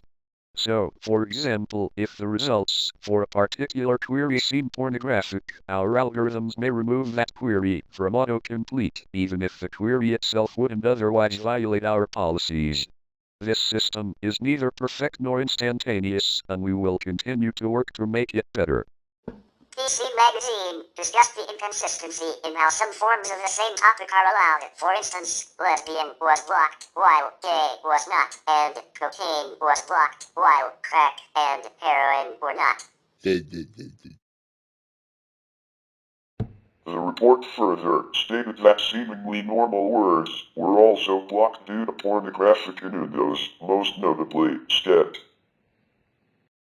Likely due to having two completely separate contextual meanings, one for music and one for sexual practice.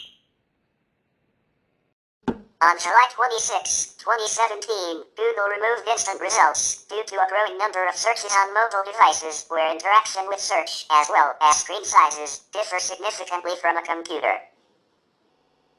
Instant previews allowed previewing screenshots of search results web pages without having to open them.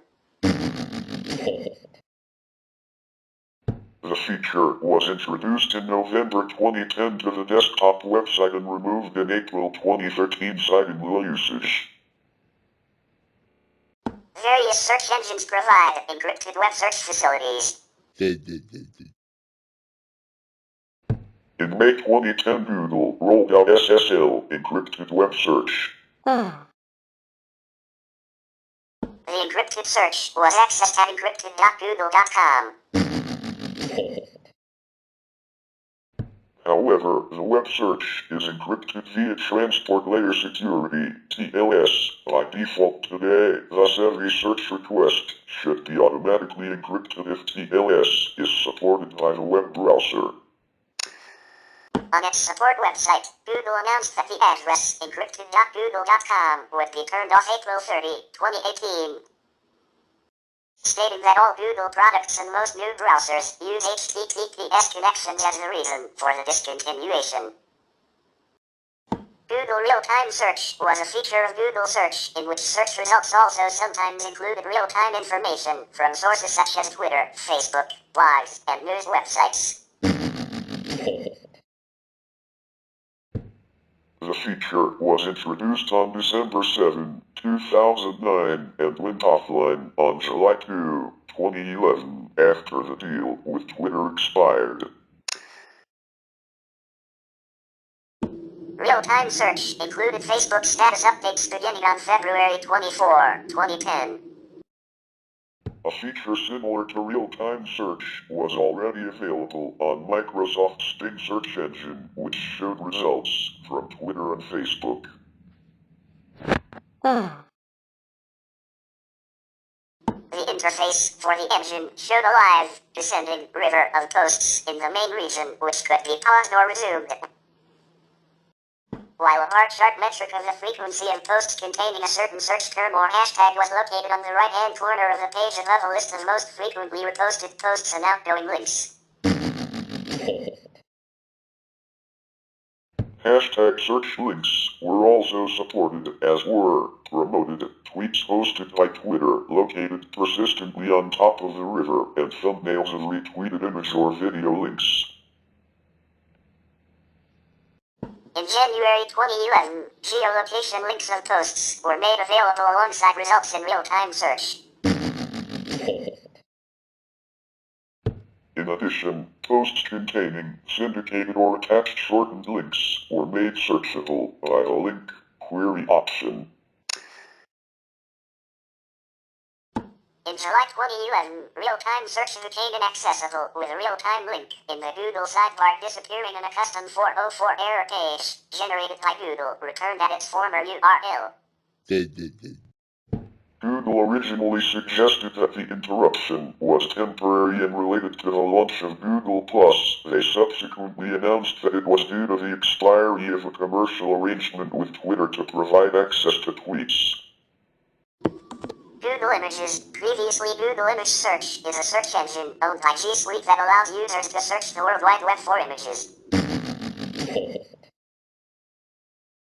It was introduced on July 12, 2001, due to a demand for pictures of the green versus dress of Jennifer Lopez worn in February 2000.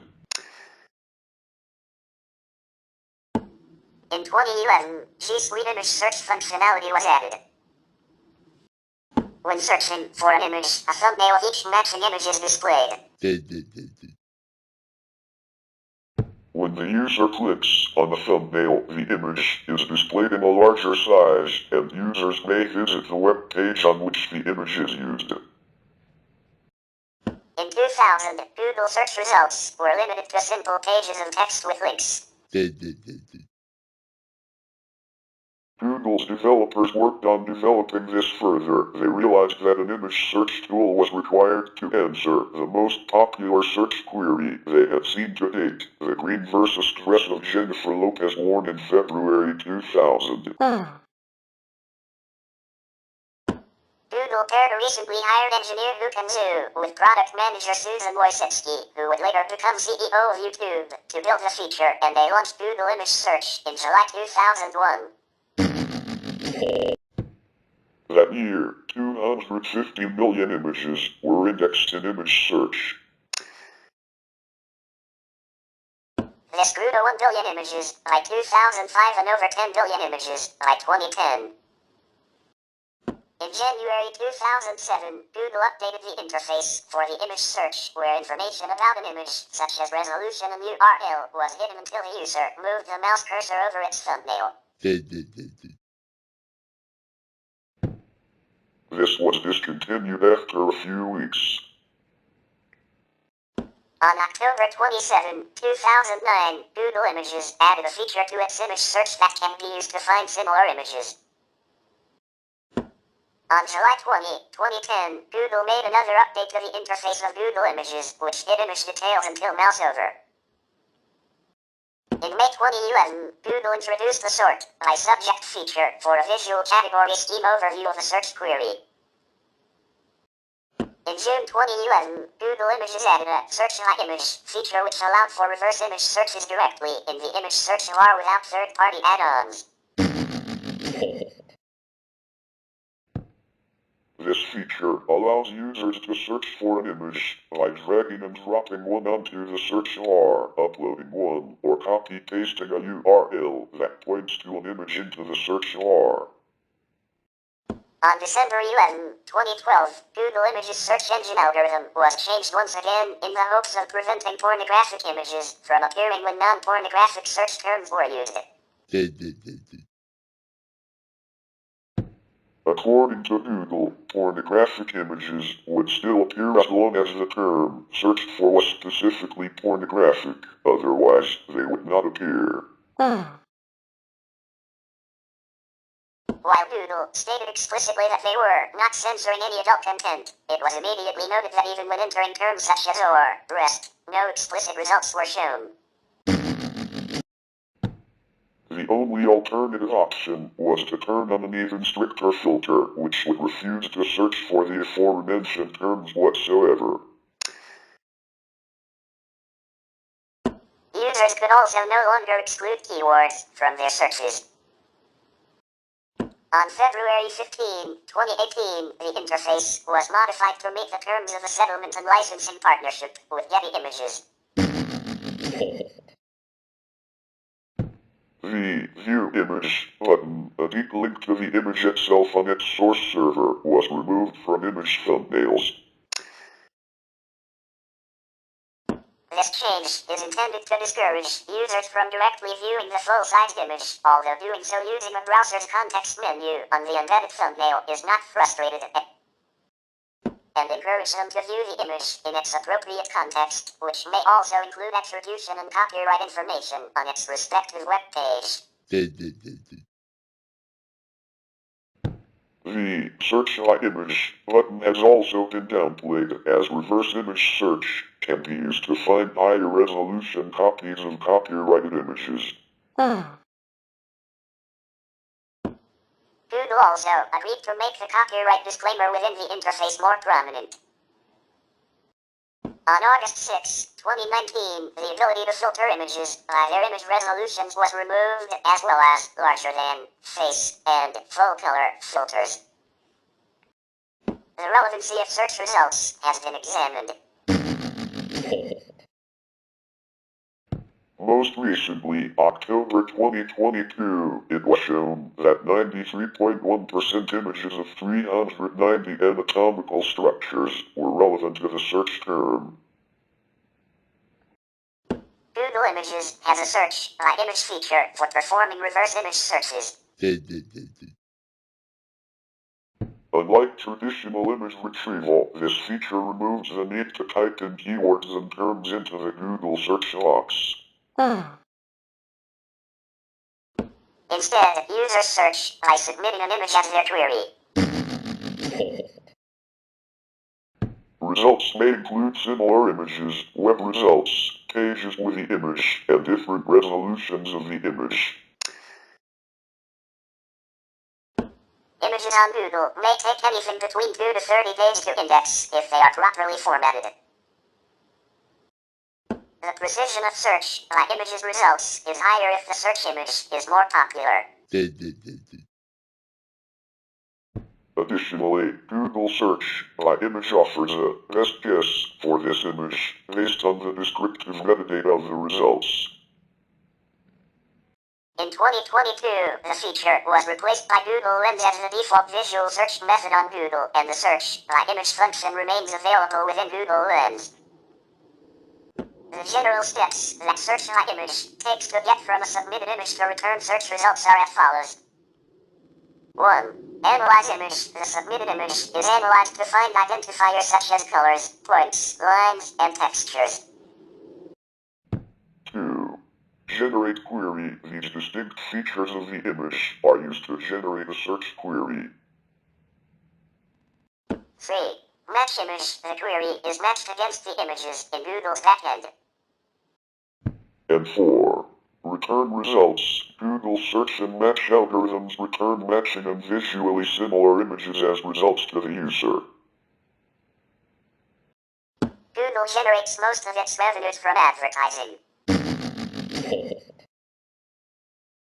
This includes sales of apps, purchases made in-app, digital content products on Google and YouTube, Android, and licensing and service fees, including fees received for Google Cloud offerings.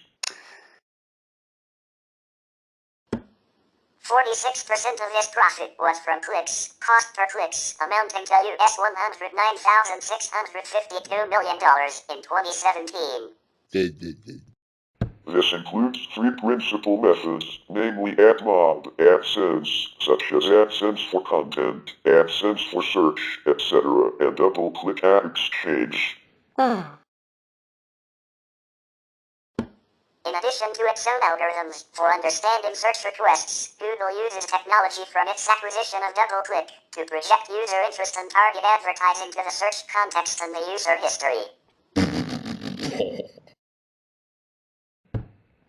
In 2007, Google launched AdSense for mobile, taking advantage of the emerging mobile advertising market. Google Analytics allows website owners to track where and how people use their website, for example by examining click rates for all the links on a page. Google advertisements can be placed on third-party websites in a 2-part program. Google Ads allows advertisers to display their advertisements in the Google Content Network through a cost-per-click scheme. The sister service, Google AdSense, allows website owners to display these advertisements on their website and earn money every time ads are clicked. One of the criticisms of this program is the possibility of click fraud, which occurs when a person or automated script clicks on advertisements without being interested in the product, causing the advertiser to pay money to Google unduly. Industry reports in 2006 claimed that approximately 14 to 20% of clicks were fraudulent or invalid. Google Search Console, rebranded from Google Webmaster Tools in May 2015, allows webmasters to check the sitemap, crawl rate, and for security issues of their websites, as well as optimize their website's visibility. Google had previously used virtual assistants and chatbots, such as Google Bard, prior to the announcement of Gemini in March 2024. None of them, however, have been seen as legitimate competitors to ChatGPT, unlike Gemini. An artificial intelligence training program for Google employees was also introduced in April 2024. Google has also created the text-to-image model Imagen and the text-to-video model Veo. In 2023, Google released Notebook LM, an online tool for synthesizing documents using Gemini. In September 2024, it gained attention for its audio overview feature, which generates podcast-like summaries of documents. Google also developed LearnLM, a family of language models serving as personal AI tutors. Google offers Gmail for email, Google Calendar for time management and scheduling, Google Maps and Google Earth for mapping, navigation and satellite imagery, Google Drive for cloud storage of files, Google Docs, Sheets and Slides for productivity, Google Photos for photo storage and sharing, Google Keep for note-taking, Google Translate for language translation, YouTube for video viewing and sharing, Google My Business for managing public business information, Google Classroom for managing assignments and communication in education, and Duo for social interaction. A job search product, has also existed since before 2017. Google for Jobs is an enhanced search feature that aggregates listings from job boards and career sites. Google Earth, launched in 2005, allows users to see high-definition satellite pictures from all over the world for free through client software downloaded to their computers. Google develops the Android mobile operating system as well as its smartwatch, television, car, and Internet of Things enabled smart devices variations. It also develops the Google Chrome web browser and Chrome OS, an operating system based on Chrome. In January 2010, Google released Nexus 1, the first Android phone under its own brand. It spawned a number of phones and tablets under the Nexus branding until its eventual discontinuation in 2016, replaced by a new brand called Pixel. In 2011, the Chromebook was introduced, which runs on Chrome OS. In July 2013, Google introduced the Chromecast dongle, which allows users to stream content from their smartphones to televisions. In June 2014, Google announced Google Cardboard, a simple cardboard viewer that lets the user place their smartphone in a special front compartment to view virtual reality (VR) media. In October 2016, Google announced Daydream View, a lightweight VR viewer which lets the user place their smartphone in the front hinge to view VR media. Other hardware products include Nest, a series of voice assistant smart speakers that can answer voice queries, play music, find information from apps, calendar, weather, etc., and control third-party smart home appliances. Users can tell it to turn on the lights, for example. The Google Nest line includes the original Google Home, later succeeded by the Nest Audio, the Google Home Mini, later succeeded by the Nest Mini, the Google Home Max, the Google Home Hub, later rebranded as the Nest Hub, and the Nest Hub Max. Nest Wi-Fi, originally Google Wi-Fi, a connected set of Wi-Fi routers to simplify and extend coverage of home Wi-Fi. Google Workspace, formerly G Suite until October 2020, is a monthly subscription offering for organizations and businesses to get access to a collection of Google services, including Gmail, Google Drive and Google Docs, Google Sheets and Google Slides, with additional administrative tools, unique domain names, and 24/7 support. On September 24, 2012, Google launched Google for Entrepreneurs, a largely not-for-profit business incubator providing startups with co-working spaces known as campuses, with assistance to startup founders that may include workshops, conferences, and mentorships. Presently, there are 7 campus locations: Berlin, London, Madrid, Seoul, Sao Paulo, Tel Aviv, and Warsaw. On March 15, 2016, Google announced the introduction of Google Analytics 360 Suite, a set of integrated data and marketing analytics products designed specifically for the needs of enterprise-class marketers, which can be integrated with BigQuery on the Google Cloud Platform. Among other things, the suite is designed to help enterprise-class marketers see the complete customer journey, generate useful insights, and deliver engaging experiences to the right people. Jack Marshall of the Wall Street Journal wrote that the suite competes with existing marketing cloud offerings by companies including Adobe, Oracle, Salesforce, and IBM. Google Workspace, formerly G Suite, formerly Google Apps, is a collection of cloud computing, productivity and collaboration tools, software and products, developed and marketed by Google.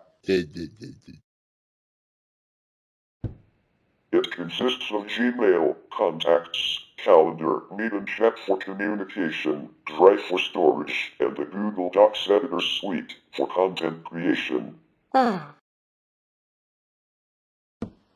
An admin panel is provided for managing users and services. To Depending on edition, Google Workspace may also include the digital interactive whiteboard Jamboard and an option to purchase add-ons such as the telephony service Voice. The Education Edition adds the learning platform Google Classroom and today has the name Workspace for Education. It previously included Google Currents for employee engagement. While most of these services are individually available at no cost to consumers who use their free Google Gmail accounts, Google Workspace adds enterprise features such as custom email addresses and a domain, for example, Azure. An option for unlimited drive storage, administrative tools and advanced settings, as well as 24/7 phone and email support. The suite was first launched in February 2006 as Gmail for your domain, before being expanded into Google Apps for your domain in the same year. Later rebranded as G Suite in 2016, then rebranded again in 2020 as Google Workspace. As of October 2021, Google Workplace had 9 million paying businesses.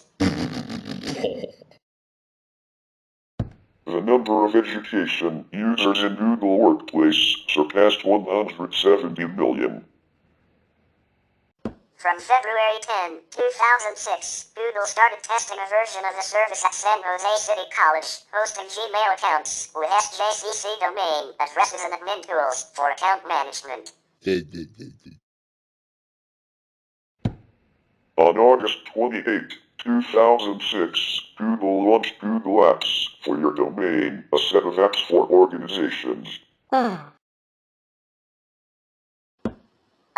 for free as a data service, it included Gmail, Talk, Calendar, and the Page Creator, which was later replaced with Sites. Dave Giroud, then Google's Vice President and General Manager for Enterprise, outlined its benefits for business customers. Organizations can let Google be the experts in delivering high-quality email, messaging, and other web-based services while they focus on the needs of their users and their day-to-day business. Google announced an edition for schools, then known as Google Apps for Education, on October 10, 2006.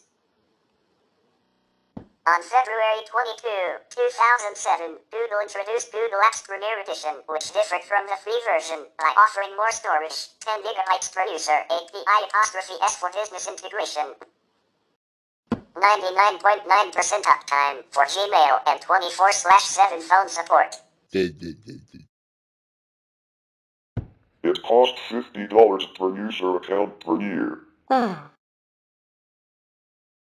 According to Google, early adopters of Google Apps Premier Edition included Procter & Gamble, San Francisco Bay Pediatrics, and Salesforce.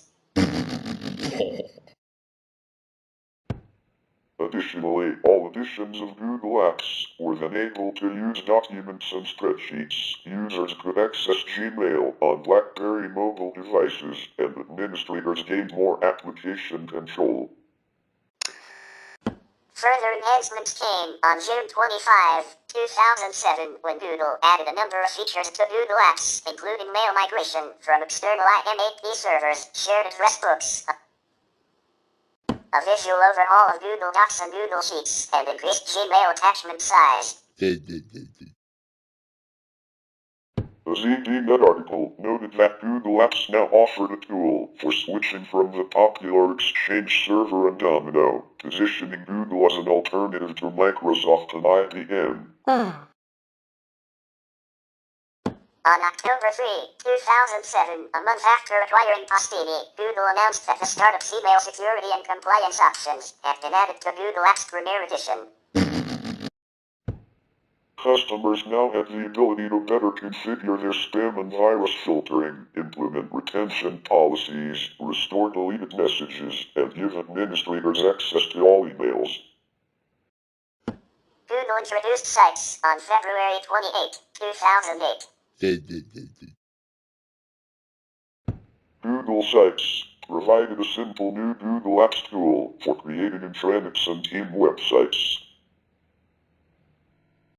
On June 9, 2009, Google launched Google Apps Sync for Outlook, a plugin that allows customers to synchronize their email, calendar, and contacts data between Outlook and Google Apps.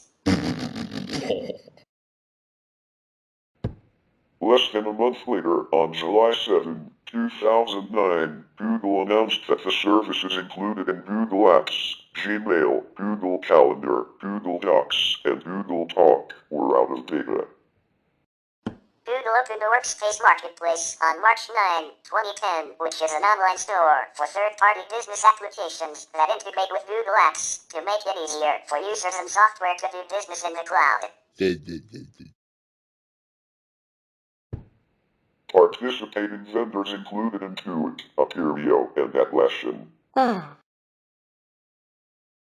On July 26, 2010, Google introduced an edition for governments, then known as Google Apps for Government, which was designed to meet the public sector's unique policy and security needs. It was also announced that Google Apps had become the first suite of cloud applications to receive Federal Information Security Management Act, FISMA, certification and accreditation. Nearly 5 years after the launch of Google Apps, on April 26, 2011, Google announced that organizations with more than 10 users were no longer eligible for the free edition of Google Apps. They would have to sign up for the paid version, now known as Google Apps for Business. A flexible billing plan was also introduced, giving customers the option of paying $5 per user per month with no contractual commitment. On March 28, 2012, Google launched Google Vault, an optional electronic discovery and archiving service for Google Apps for business customers. And then, on April 24, 2012, Google introduced Google Drive, a platform for storing and sharing files. Each Google Apps for Business user was given 5 gigabytes of drive storage with the option to purchase more. Later that year, Google announced that the free version of Google Apps would no longer be available to new customers. Google unified the storage between Drive and Gmail on May 13, 2015, giving Google Apps customers 30 gigabytes total that are shared across the apps. On March 10, 2014, Google launched the Google Apps Referral Program, which offers participating individuals a $15 referral bonus for each new Google Apps user they refer. Google, on June 25, 2014, announced Drive for Work, a new Google Apps offering featuring unlimited file storage, advanced audit reporting, and new security controls for $10 per user per month. Google Enterprise, the company's business product division, was officially renamed Google for Work on September 2, 2014. Eric Schmidt, then Google's executive chairman, said, "We never set out to create a traditional enterprise business. We wanted to create a new way of doing work. So the time has come for our name to catch up with our ambition." Google announced that Google Apps would be rebranded as G Suite on September 29, 2016. Then, on October 25, 2016, Google launched the first hardware product for G Suite, the Jamboard, a 55-inch digital whiteboard connected to the cloud. Google announced that G Suite would be rebranded as Google Workspace on October 6, 2020, and that Workspace would emphasize increased integration between the apps, such as the ability to create docs from within chats or start a meet call from within a presentation. As part of the rebranding, the iconic logos for Gmail, Google Drive, Google Docs, Google Calendar, Google Meet, and other products in Google Workspace were changed. These new logos corresponded to the similar changes which happened in Maps and Photos. The logo redesigns were met with mixed reactions by end users. On June 14, 2021, Google announced that Google Workspace would be available to consumers with an account, along with the ability for users to fully switch from Hangouts to chat. The rebranding of Rooms feature in Gmail to Spaces, a new Google Workspace individual tier, a progressive web app for workspace applications, and more. On January 19, 2022, Google announced any G Suite Legacy Free Edition accounts must be upgraded to a paid tier by May 1, 2022, or the account will be automatically upgraded. If a user does not manually upgrade to a paid tier, and if no payment information is entered in the account admin page, the account will be suspended starting July 1, 2022.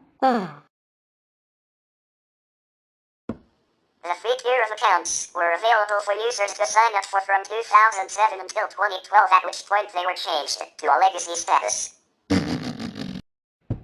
This will not affect access to other Google services, including YouTube, Google Photos, and Google Play, nor paid content, including YouTube and Play Store purchases. On May 17, 2022, Google announced they would offer G Suite Legacy Free Edition accounts the option to self-identify they are using these accounts for non-business use. This would then give them the chance to keep using this service for free. They did say that business features might be removed at a later date, without giving indication what those features might be. In March 2023, Google brought generative AI capabilities to Google Workspace, initially to a limited set of trusted testers. Google Workspace comprises Gmail, Chat, Meet, Calendar, Drive for storage, Docs, Sheets, Slides, Forms, Keep for notes, Sites for collaboration, Apps Script, for building low-code/no-code business applications, and an admin panel and Vault, for managing users and the services. Optional add-ons include Google Voice, AppSheet, and Meet hardware. All Workspace Business and Enterprise plans include access to Gemini for Workspace without the need to purchase an additional add-on. The starter plan includes email addresses with custom domains, @yourcompany.com, video and voice calls, calendars, 30 GB storage, collaborative documents, spreadsheets, presentations, and sites, controls for security and privacy, and 24/7 phone and email support. The Business Plus plan enables many additional custom features, including advanced admin controls for Drive, 5 terabit storage on Drive, audit and reporting insights for Drive content and sharing, custom message retention policies, and more. Enterprise-level customers receive S/MIME encryption, noise cancellation and Meet, and as much storage as they need. Gmail is a web-based email service launched in a limited beta release on April 1, 2004. With over 1 billion active consumer users worldwide in February 2016, it has become popular for giving users large amounts of storage space and for having threaded conversations and robust search capabilities. As part of Google Workspace, Gmail comes with additional features designed for business use, including email addresses with a customer's domain name, @yourcompany.com. 99.9% guaranteed uptime with 0 scheduled downtime for maintenance. 30 GB of storage space. 24/7 phone and email support. Synchronization compatibility with Microsoft Outlook and other email providers. And support for add-ons that integrate third-party apps purchased from the Google Workspace Marketplace with Gmail. Google Drive is a file storage and synchronization service launched on April 24, 2012. The official announcement described Drive as a place where you can create, share, collaborate, and keep all of your stuff. With Google Drive, users can upload any type of file to the cloud, share them with others, and access them from any computer, tablet, or smartphone. Users can sync files between their device and the cloud with apps for Microsoft Windows and Apple Mac OS computers and Android and iOS smartphones and tablets. As part of Google Workspace, Google Drive comes with additional features designed for business use, including either 30 gigabytes, 2 terabits, 5 terabits per user, or unlimited storage, depending on the plan. Advanced admin controls, depending on the plan. And audit and reporting insights for Drive content and sharing, depending on the plan.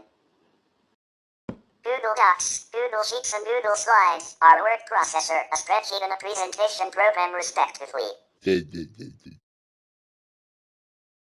The three programs originate from company acquisitions in 2006 and are today integrated into Google Drive as part of the Google Docs suite. They all serve as collaborative software that allow users to view and edit documents, spreadsheets, and presentations together in real time through a web browser or mobile device. Changes are saved automatically with a revision history keeping track of changes. There is also the capability to set user permission levels to designate who can view, comment, or edit the document, as well as permissions to download the specific document. Google Forms, meanwhile, is a tool that allows collecting information from users via a personalized survey or quiz. The information is then collected and automatically connected to a spreadsheet. The spreadsheet is populated with a survey and quiz responses. In June 2014, Google introduced Office support in Google Docs, Sheets, and Slides without the need for file conversion. Writing for TechCrunch, Frederick Lardenois wrote that Google is clearly positioning its apps as a more affordable solutions for companies that need to occasionally edit Office files. As part of Google Workspace, Google Docs and Slides come with additional features designed for business use, including unlimited revision history. Google Workspace also has garnered a strong following in education, with over 70 million users by 2017. Google Forms is a survey application. Forms features all of the collaboration and sharing features found in Docs, Sheets, and Slides. It can also be used to create quizzes, including some specialized functions that are of use in educational settings. Google Sites is a creation tool that allows multiple people to create and edit websites without requiring coding knowledge or other web design skills. It was introduced in February 2008 in an effort to help customers quickly gather a variety of information in one place, including videos, calendars, presentations, attachments, and text, and easily share it for viewing or editing with a small group, their entire organization, or the world. Google Vids is a tool to make demonstrative videos for workplaces and other types of videos.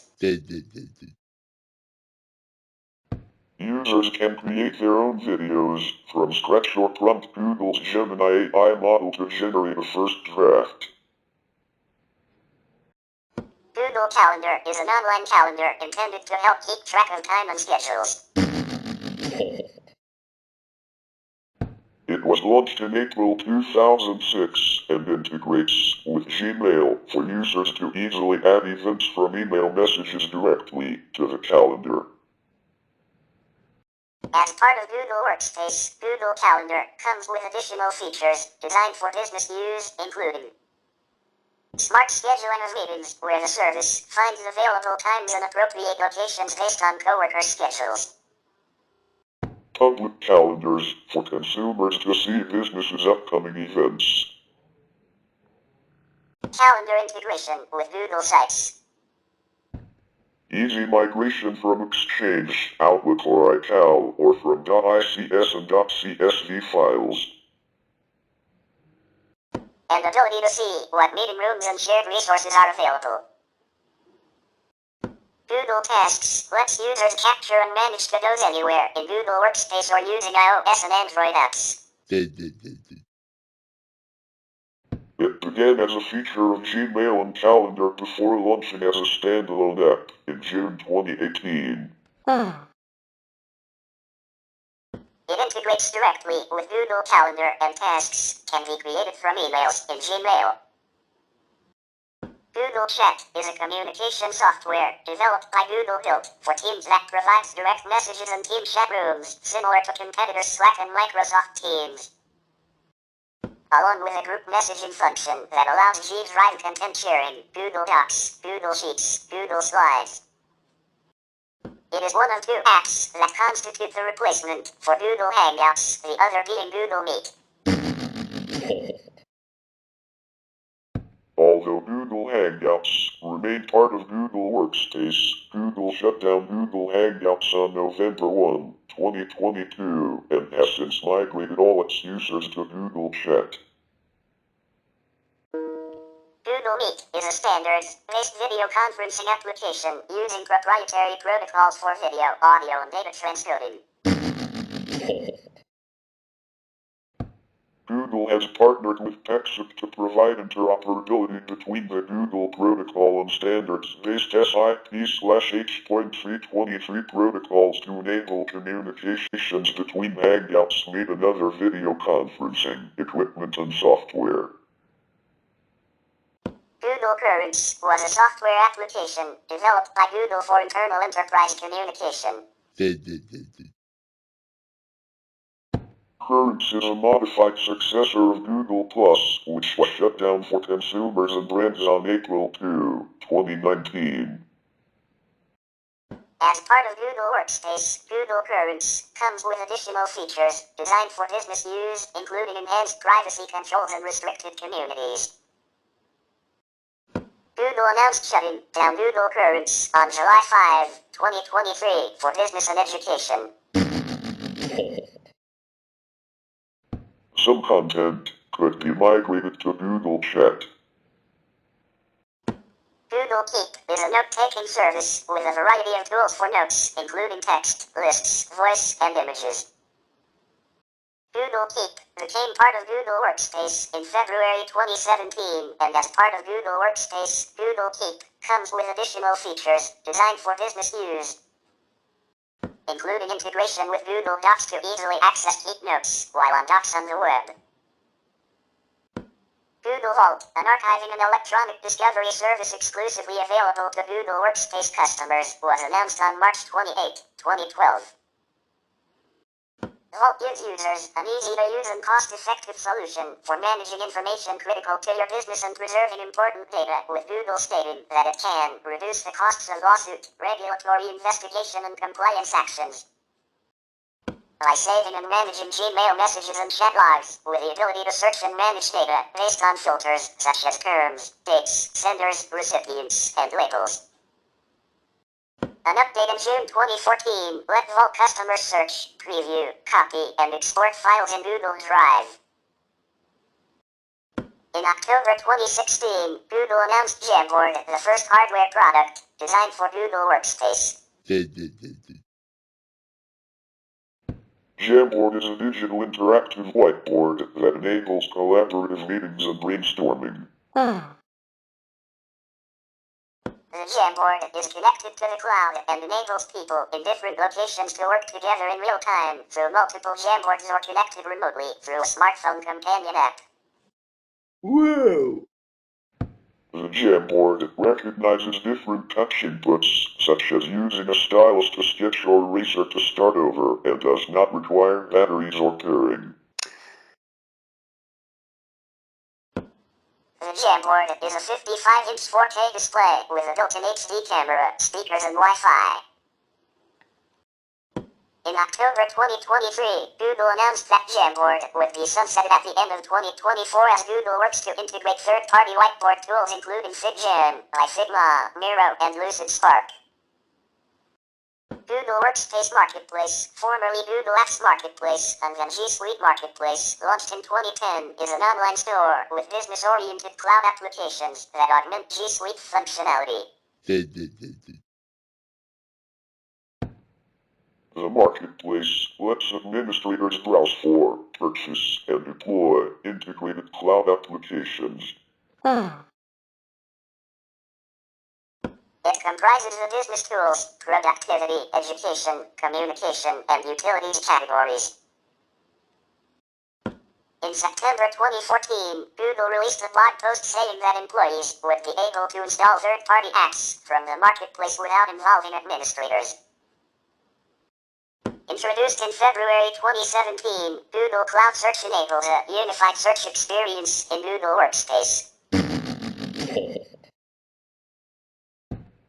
Cloud Search lets users search for information across the entire G Suite product lineup.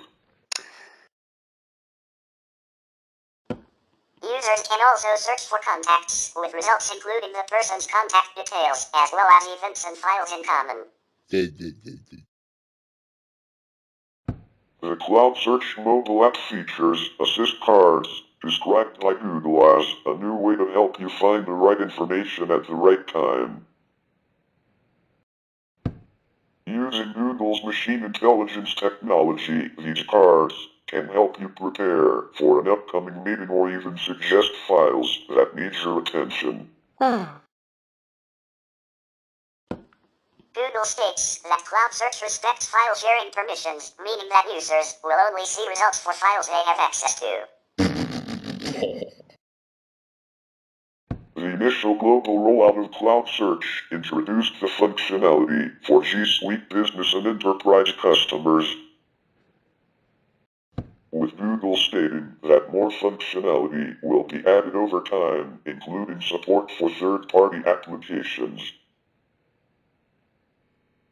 Introduced in July 2017, Hired by Google was a job applications and management tool developed by Google to be used in combination with G Suite. The tool lets employers track job candidates' contact information, as well as resumes, calendar invitations, and allows for business partners to share feedback on candidates. Job applicants can choose what information to share with potential employers. The tool is designed for businesses based in the United States with fewer than 1,000 employees and integrates with Google services such as Gmail for sending messages, Google Calendar for tracking schedules, Google Sheets for overview of all candidates, and Google Hangouts for initial conversations. Google introduced Work Insights in September 2018 for administrators to see how departments are using Google products. In August 2019, Google announced that it would be shutting down Hire in September 2020, instead choosing to focus on other products in the Google Cloud portfolio. Google states that we do not collect, scan, or use your G Suite data for advertising purposes and do not display ads in G Suite, education, or government core services. Furthermore, it states that the data that companies, schools, and government agencies put into our G Suite services does not belong to Google. Whether it's corporate intellectual property, personal information, or a homework assignment, Google does not own that data and Google does not sell that data to third parties. Data is stored in Google's data centers, which are built with custom-designed servers that run our own operating system for security and performance, with more than 550 full-time security and privacy professionals.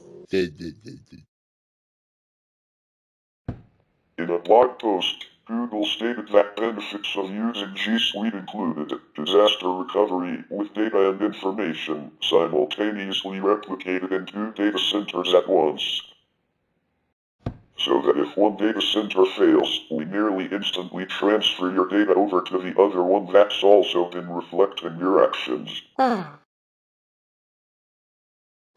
Though acknowledging that no backup solution from us or anyone else is absolutely perfect, Google states that it has invested a lot of effort to help make it second to none.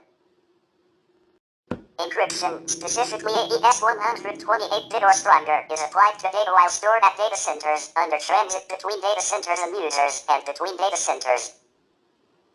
At its introduction in June 2014, TechCrunch reported that Google Drive, as part of G Suite, offers enterprise-grade security and compliance, including SSAE 16/ISAE 3402 Type 2, SOC2 audit, ISO 27001 certification, adherence to the Safe Harbor privacy principles, and can support industry-specific requirements like Health Insurance Portability and Accountability Act, HIPAA. In October 2020, Google announced the new Business Plus pricing tier for Workspace that includes enhanced security features and controls like Vault and advanced endpoint management, but not the full security options available in Enterprise editions of Workspace. As of April 2020, Google has 6 million businesses paying for G Suite, while it has 120 million G Suite for education users. In September 2014, Amit Singh, then president of the Google for Work, stated that 60% of the Fortune 500 companies were paying for the service, with more than 1,800 customers signing up each week. In March 2014, Google announced the Google Apps Referral Program in the United States and Canada. The program lets users receive money, coupons, and other incentives by referring customers to G Suite. In December 2014, Google introduced the Google for Work and Education Partner Program. The program combined existing individual programs from Apps, Chrome, Cloud Platform, Maps, and Search into one overall program, and allows partners to better sell, service, and innovate across the Google for Work and Education suite of products and platforms. Google Workspace is available in most countries and regions. However, Google restricts access to some of its business services in certain countries or regions, such as Crimea, Cuba, Iran, North Korea, and Syria. If anyone tries to sign into these services from these countries or regions, they would get an error message. In an August 2011 review, PC World's Tony Bradley wrote that the value of a rival platform such as Google Apps hinges on how compatible it is with Microsoft Office formatting conventions and file types, praising Google for having gone to great lengths to improve fidelity with Microsoft Office, but it hasn't gone far enough, criticizing many features for being reformatted, including tables of contents, footnotes, or inserted images. Bradley praised Google's collaborative apps, writing that it was besting what Microsoft offers in 365. Regarding the price, he wrote that Google's package is the best value. The annual pricing of $50 per user per year makes it about a third less per user per year than Office 365. Yet it boasts equivalent functionality sufficient for most small and medium organizations. Gary Marshall of TechRadar commented in 2016 that, where Office tries to do everything imaginable, Google Suite is much more basic. That said, it's much more powerful than it was when the package debuted in 2006, but the emphasis on simplicity and speed remains. Marshall wrote that we wouldn't want to craft a massive, complicated manuscript in Docs, but then that isn't what Docs is designed to do. It's a fast and user-friendly way to create everyday documents and to share them with colleagues and clients, and that fellow service Google Sheets covers the most common Excel functions, but doesn't have the power of Microsoft's offering. Marshall praised collaboration for being effortless and praised importing of external file formats and making those editable and collaborative for being a big selling point. PC Mag's Eric Grevstad wrote that what's online is what you get, adding that configuring them to work offline is a rigmarole. He stated that the package was an illustration of software's version of the 80/20 rule. 80% of users will never need more than 20% of the features. He stated that comparing G Suite to Office 2016 is like bringing a handgun to a cannon fight.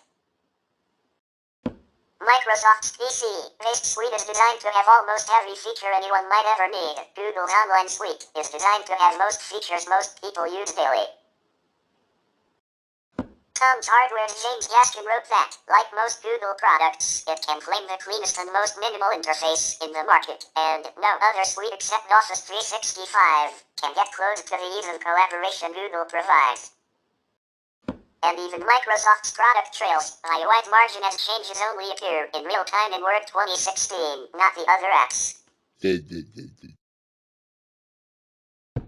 Conclusively, he wrote, the progress made between the first Google app release and now has been considerable. As the world moves to more and more mobile computing, Google has a distinct advantage. But tradition dies hard, and those who build more than basic documents, spreadsheets, and presentations will remain tied to their desktops and laptops for the time being. After Google Plus was launched, many articles were published that emphasized that having a presence on Google Plus helped with a business's Google search result rankings. Particularly public-facing pages and +1 buttons were pushed as effective marketing strategies. However, writing for the New York Times, Quentin Hardy said that the sour grapes version is that Google Plus isn't getting anything like the buzz or traffic of Facebook, so Google is figuring out other ways to make the service relevant. However, Hardy did note that the integration between Google Plus and other, more popular Google services, including Hangouts, meant it's still early on. But it's easy to see how this could be an efficient way to bring workers to a virtual meeting, collaborate during it, and embed in a calendar the future work commitments and follow up that result. The key competitor to the Google Suite is 365, Microsoft's cloud-based offering for businesses that includes similar products. The key differences are in the pricing plans, storage space, and number of features. As noted by Tech Republic, in 2013, pricing plans differ in that Google Apps has a quick and easy pricing plan for their standard Google Apps for Business package, $5 per user per month or $50 per user per year. In contrast, Office 365 has a multitude of plans, 6 as of September 2013, which can be both good and bad, since it provides flexibility but also involves some complexity to figure out the best choice.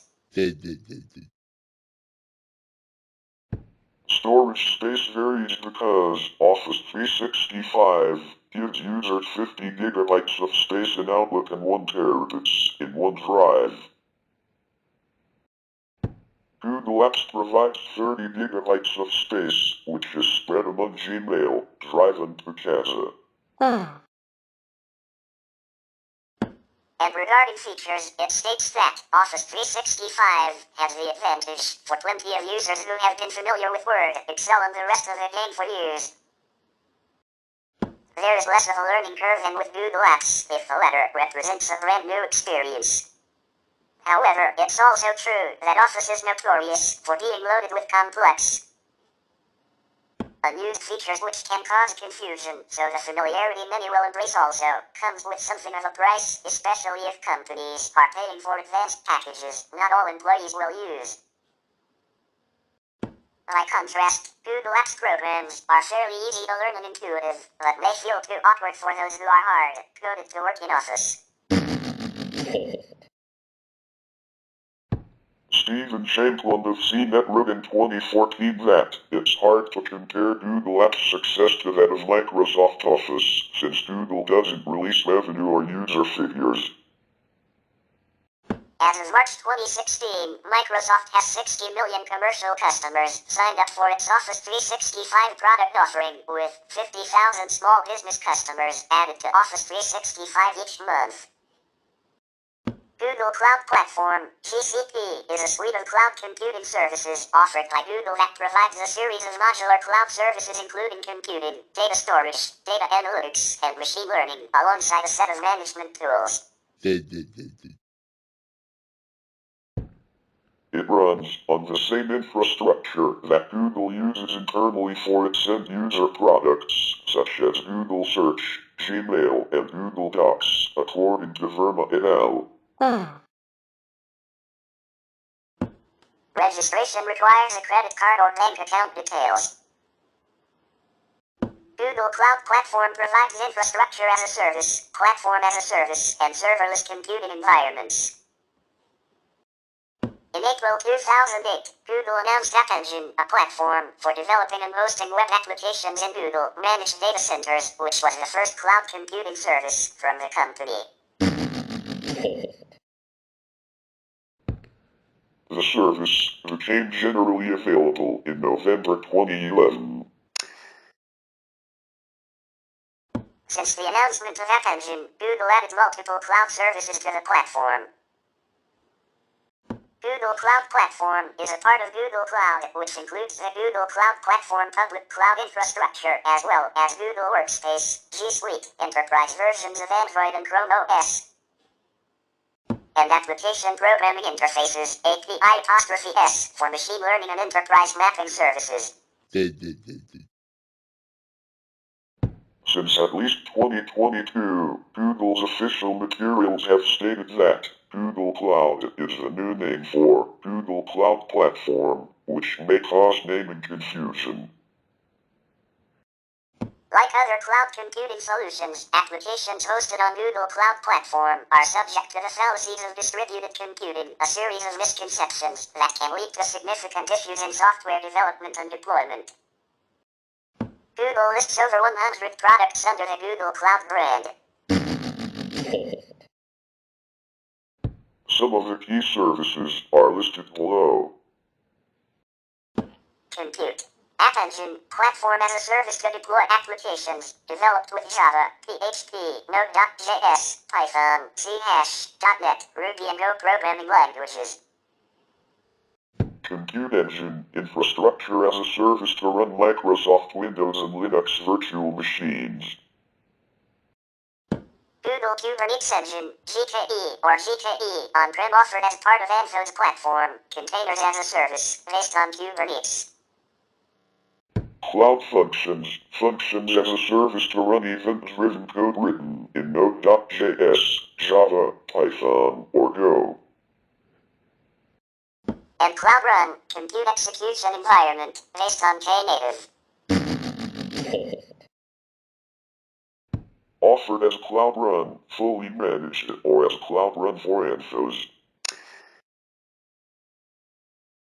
Currently supports GCP, AWS and VMware management. Storage and databases. Cloud storage, object storage, with integrated edge caching to store unstructured data. Cloud SQL, database as a service, based on MySQL, PostgreSQL and Microsoft SQL Server.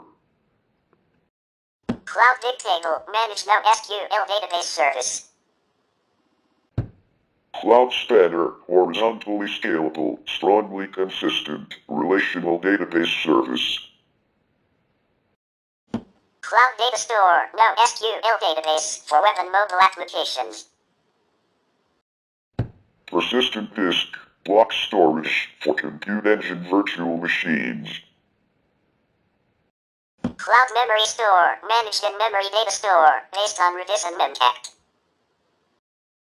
Local SSD, high performance, transient, local block storage. File store, high performance file storage for Google Cloud users. And now a DB, fully managed PostgreSQL database service. Networking. VPC, Virtual Private Cloud, for managing the software, defined network and cloud resources. Cloud load balancing, software-defined, managed service for load balancing the traffic. Cloud Armor, web application firewall to protect workloads from DDoS attacks. Cloud CDN, content delivery network, based on Google's globally distributed edge points of presence. Cloud Interconnect, service to connect the data center with Google Cloud Platform.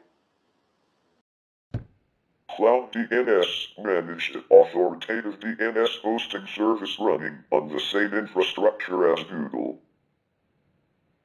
And network service tiers, option to choose premium versus standard network tier for higher performing network.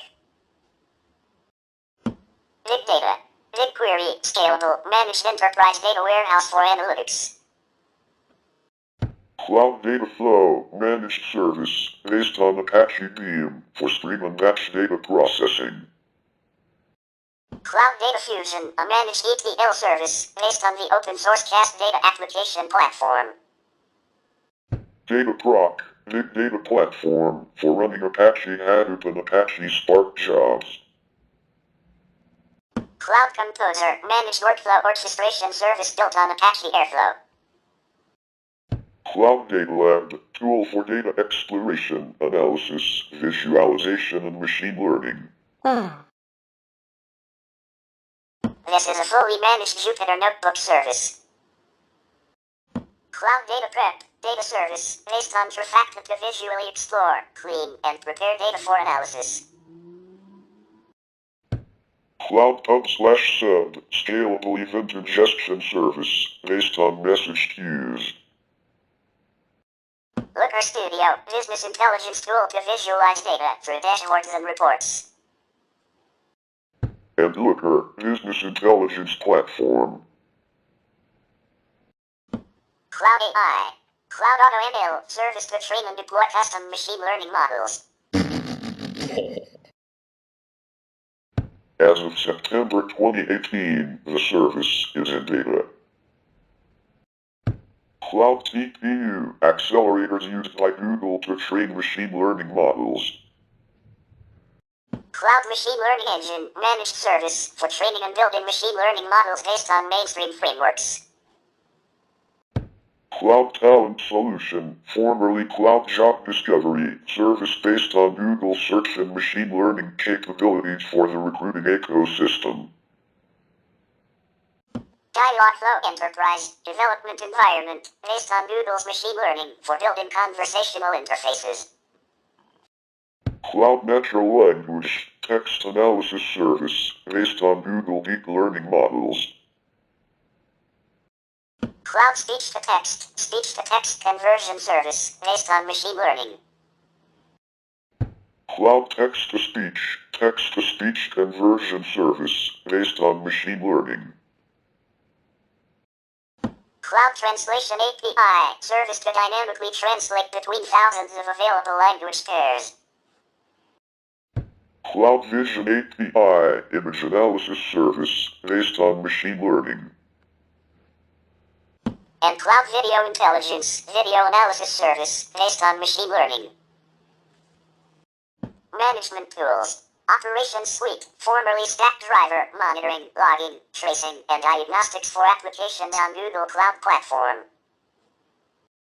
Cloud Deployment Manager, tool to deploy Google Cloud Platform resources, defined in templates created in YAML, Python, or Jinja 2. Cloud Console, web interface to manage Google Cloud Platform resources. Cloud Shell, browser-based shell command line access to manage Google Cloud Platform resources. Cloud Console mobile app, Android and iOS application to manage Google Cloud Platform resources. And Cloud API''S to programmatically access Google Cloud Platform resources. Identity and security.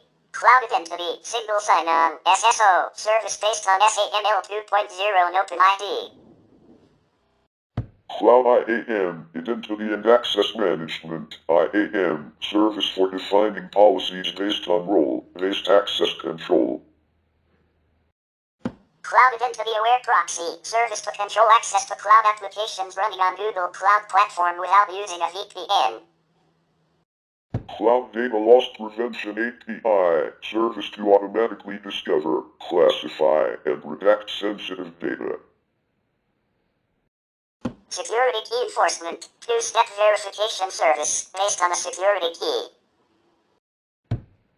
Cloud Key Management Service, cloud-hosted key management service, integrated with IAM and audit logging.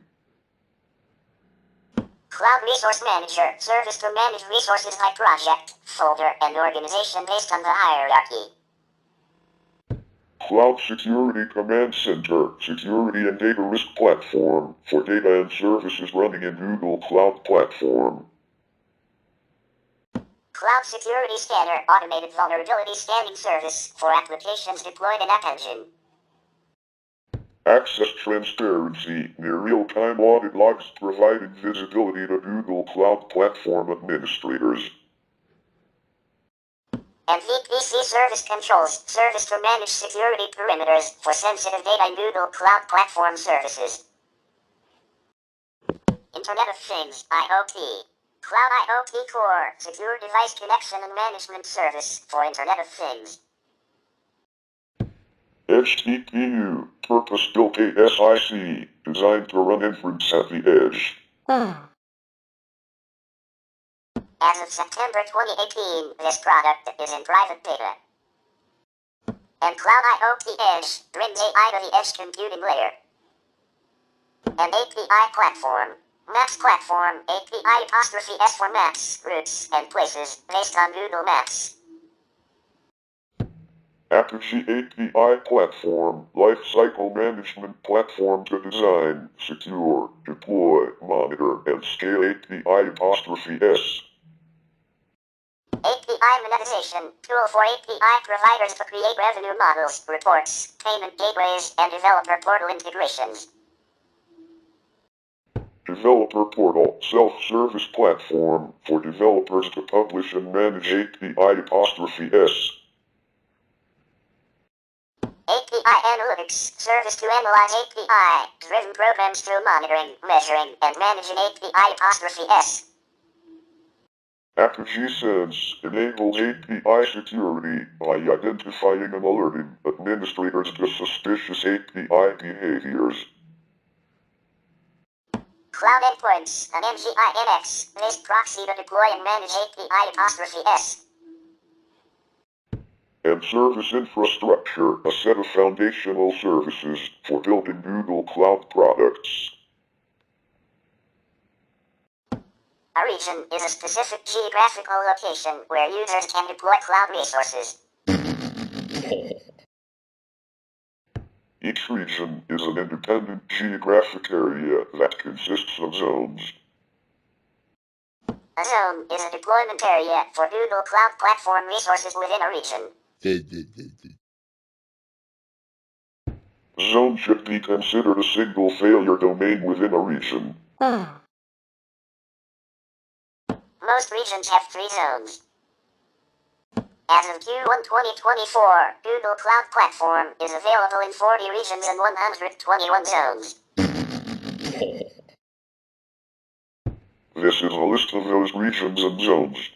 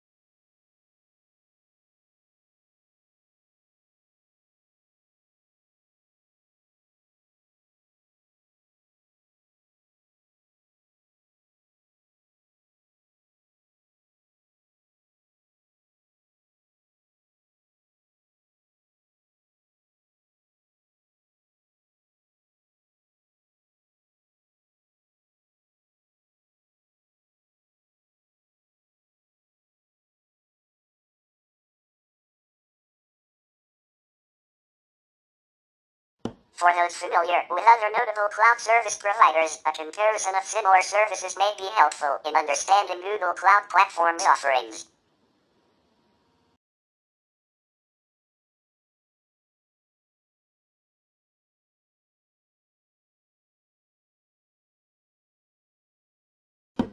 Timeline, April 2008, Google App Engine, announced in preview. May 2010, Google Cloud Storage launched. May 2010, Google BigQuery and Prediction API, announced in preview. October 2011, Google Cloud SQL is announced in preview. June 2012, Google Compute Engine is launched in preview. May 2013, Google Compute Engine is released to GA. August 2015, Cloud Storage begins automatically encrypting each storage object's data and metadata under the 128-bit Advanced Encryption Standard, AES 128. And each encryption key is itself encrypted with a regularly rotated set of master keys. February 2014, Google Cloud SQL becomes GA. May 2014, Stackdriver is acquired by Google. June 2014, Kubernetes is announced as an open source container manager.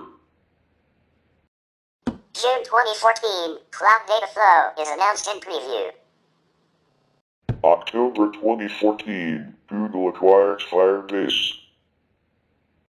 November 2014, Alpha release Google Kubernetes Engine, formerly Container Engine, is announced. January 2015, Google Cloud Monitoring, based on Stackdriver, goes into beta. March 2015, Google Cloud Hub/Sub becomes available in beta.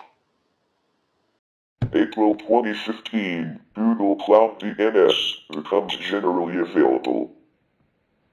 April 2015, Google Data Flow launched in beta. July 2015, Google releases V1 of Kubernetes, hands it over to the Cloud Native Computing Foundation. August 2015, Google Cloud Data Flow, Google Cloud Hub/Sub, Google Kubernetes Engine and Deployment Manager graduate to GA. November 2015, VBOP is acquired, and Brin joins Google. February 2016, Google Cloud Functions becomes available in alpha. September 2016, Apogee, a provider of application programming interface API management company, is acquired by Google. September 2016, Stackdriver becomes generally available. November 2016, Qwik Labs, an edtech company, is acquired by Google. February 2017, Cloud Spanner, highly available, globally distributed database is released into beta. March 2017, Google acquires Kaggle, world's largest community of data scientists and machine learning enthusiasts. April 2017, MIT professor Andrew Sutherland breaks the record for the largest ever compute engine cluster with 220,000 cores on preemptible VMs. May 2017, Google Cloud IoT Core is launched in beta. November 2017, Google Kubernetes Engine gets certified by the CNCF. February 2018, Google Cloud IoT Core becomes generally available. February 2018, Google announces its intent to acquire Xively. February 2018, Cloud TPUs and ML accelerators for TensorFlow become available in beta. May 2018, Google Cloud Memory Store becomes available in beta. April 2019, Google Cloud Run fully managed beta release. April 2019, Google Envo's announced. November November 2019, Google Cloud Run, fully managed, general availability release. March 2020, due to the COVID-19 pandemic, Google Cloud postponed the online streaming version of its Google Cloud Next Mega Conference, 2 weeks after it canceled the in-person version. October 2020, Google Cloud announced that it will become a block producer candidate for the EOS network and EOS.io protocol. Currently the top block producers are cryptocurrency exchanges like OKEX and Binance. February 2021, Google Kubernetes Engine Autopilot introduced. May 2021, Vertex AI announced at Google.io. June 2021, in 2021, Apple was Google Cloud's biggest customer. April 2022, MobileEdgeX acquired and joins Google Cloud. March 2023, Google brings generative AI capabilities to Google Cloud. And May 2024, Google Cloud partnered with Airtel. Customers announced in 2023 include Kingfisher plc, the Government of Kuwait, Deutsche Horse Group, Unity Technologies, Uber, Fancode, and Daimler. In February 2010, Google announced the Google Fiber project, with experimental plans to build an ultra-high-speed broadband network for 50,000 to 500,000 customers in one or more American cities. Following Google's corporate restructure to make Alphabet Incorporated its parent company, Google Fiber was moved to Alphabet's Access division. In April 2015, Google announced Project Fi, a mobile virtual network operator that combines Wi-Fi and cellular networks from different telecommunication providers in an effort to enable seamless connectivity and fast internet signal. In August 2023, Google became the first major tech company to join the Open Wallet Foundation, launched earlier in the year, whose goal was creating open-source software for interoperable digital wallets. To the bonus context, in March 2025, Google agreed to acquire Wiz, a New York-based cybersecurity startup focusing on cloud computing, for $32 billion USD. This cash deal would be Google's biggest ever, as well as it currently being the most expensive deal of 2025. Alphabet reportedly tried to close a deal for only $23 billion in 2024, but this fell apart after concerns about regulatory hurdles, among other issues. Wiz, a company located in the US and Israel, was co-founded in 2020 by Asaf Rappaport. The company is backed by a number of Silicon Valley venture capitalists, as well as notably being partnered with Amazon and Microsoft, as listed in their website. Google reportedly said the deal would help artificial intelligence companies get better security and use more than one cloud service. This is a bonus episode that we will continue to discuss about Wiz, which is a cloud security company, soon after this episode, in final part. Google's initial public offering, IPO, took place on August 19, 2004. At IPO, the company offered 19,605,052 shares at a price of $85 per share. The sale of $1.67 billion gave Google a market capitalization of more than $23 billion. The stock performed well after the IPO, with shares hitting $350 for the first time on October 31, 2007. Primarily because of strong sales and earnings in the online advertising market. The surge in stock price was fueled mainly by individual investors as opposed to large institutional investors and mutual funds. GOOG shares split into GOOG Class C shares and GOOGL Class A shares.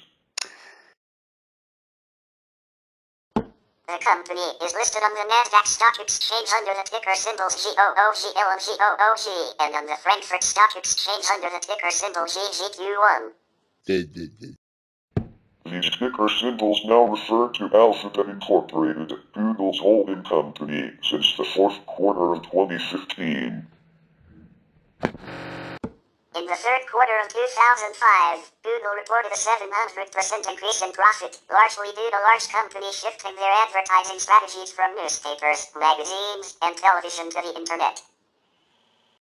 For the 2006 fiscal year, the company reported $10.492 billion in total advertising revenues and only $112 million in licensing and other revenues.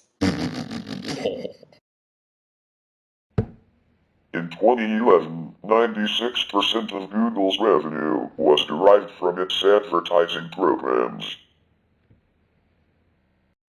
Google generated $50 billion in annual revenue for the first time in 2012, generating $38 billion the previous year. In January 2013, then CEO Larry Page commented, "We ended 2012 with a strong quarter. Revenues were up 36% year-on-year and 8% quarter-on-quarter, and we hit $50 billion in revenues for the first time last year. Not a bad achievement in just a decade and a half."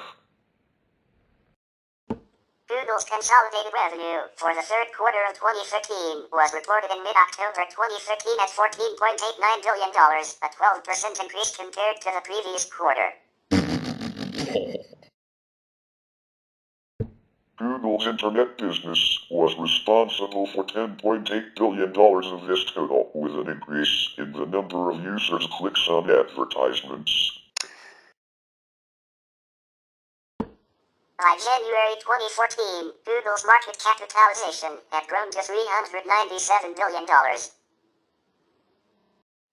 Google uses various tax avoidance strategies. On the list of largest technology companies by revenue, it pays the lowest taxes to the countries of origin of its revenues. Google between 2007 and 2010 saved $3.1 billion in taxes by shuttling non-US profits through Ireland and the Netherlands, and then to Bermuda. Such techniques lower its non-US tax rate to 2.3%, while normally the corporate tax rate in, for instance, the UK is 28%. This reportedly sparked the French investigation into Google's transfer pricing practices in 2012. In 2020, Google said it had overhauled its controversial global tax structure and consolidated all of its intellectual property holdings back to the US. Google Vice President Brin testified to the Public Accounts Committee of the UK House of Commons that his UK sales team made no sales and hence owed no sales taxes to the UK. In January 2016, Google reached a settlement with the UK to pay £130 million in back taxes plus higher taxes in future. In 2017, Google channeled $22.7 billion from the Netherlands to Bermuda to reduce its tax bill. In 2015, Google ranked 5th in lobbying spending, up from 215th in 2003.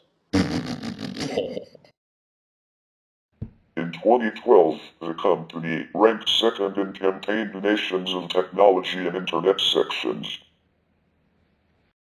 The name Google originated from a misspelling of Google, which refers to the number represented by a 1, followed by 100 zeros. Page and Brin write in their original paper on PageRank, we chose our system name, Google, because it is a common spelling of Google. Or 10-100 and fits well with our goal of building very large-scale search engines. Having found its way increasingly into everyday language, the verb doodle was added to the Merriam-Webster Collegiate Dictionary and the Oxford English Dictionary in 2006, meaning to use a Google search engine to obtain information on the internet. Google's mission statement from the outset was to organize the world's information and make it universally accessible and useful, and its unofficial slogan is, "Don't be evil." In October 2015, a related motto was adopted in the Alphabet Corporate Code of Conduct by the phrase, "Do the right thing." The original motto was retained in the Code of Conduct of Google, now a subsidiary of Alphabet. The original Google logo was designed by Sergey Brin. Since 1998, Google has been designing special, temporary alternate logos to place on their homepage, intended to celebrate holidays, events, achievements, and people. The first Google Doodle was in honor of the Burning Man Festival of 1998. The doodle was designed by Larry Page and Sergey Brin to notify users of their absence, in case the servers crashed. Subsequent Google Doodles were designed by an outside contractor until Larry and Sergey asked them in turn Dennis Wang to design a logo for Pastel Day in 2000. From that point onward, doodles have been organized and created by a team of employees termed doodlers. Google has a tradition of creating April Fool's Day jokes. Its first, on April 1, 2000, was Google Mentalplex, which allegedly featured the use of mental power to search the web. In 2007, Google announced a free internet service called the ISP, or Toilet Internet Service Provider, where one obtained a connection by flushing one end of a fiber optic cable down their toilet. Google services contain Easter eggs, such as the Swedish chefs, Bork, Pig Latin, Hacker, or Leapspeak, Elmer Fudd, Pirate, and Klingon as language selections for its search engine. When searching for the word anagram, meaning a rearrangement of letters from one word to form other valid words, Google's suggestion feature displays, "Did you mean nagaram?" Since 2019, Google runs free online courses to help engineers learn how to plan and author technical documentation better. On Fortune magazine's list of the best companies to work for, Google ranked first in 2007, 2008, and 2012, and fourth in 2009 and 2010. Google was also nominated in 2010 to be the world's most attractive employer to graduating students in the Universum Communications Talent Attraction Index.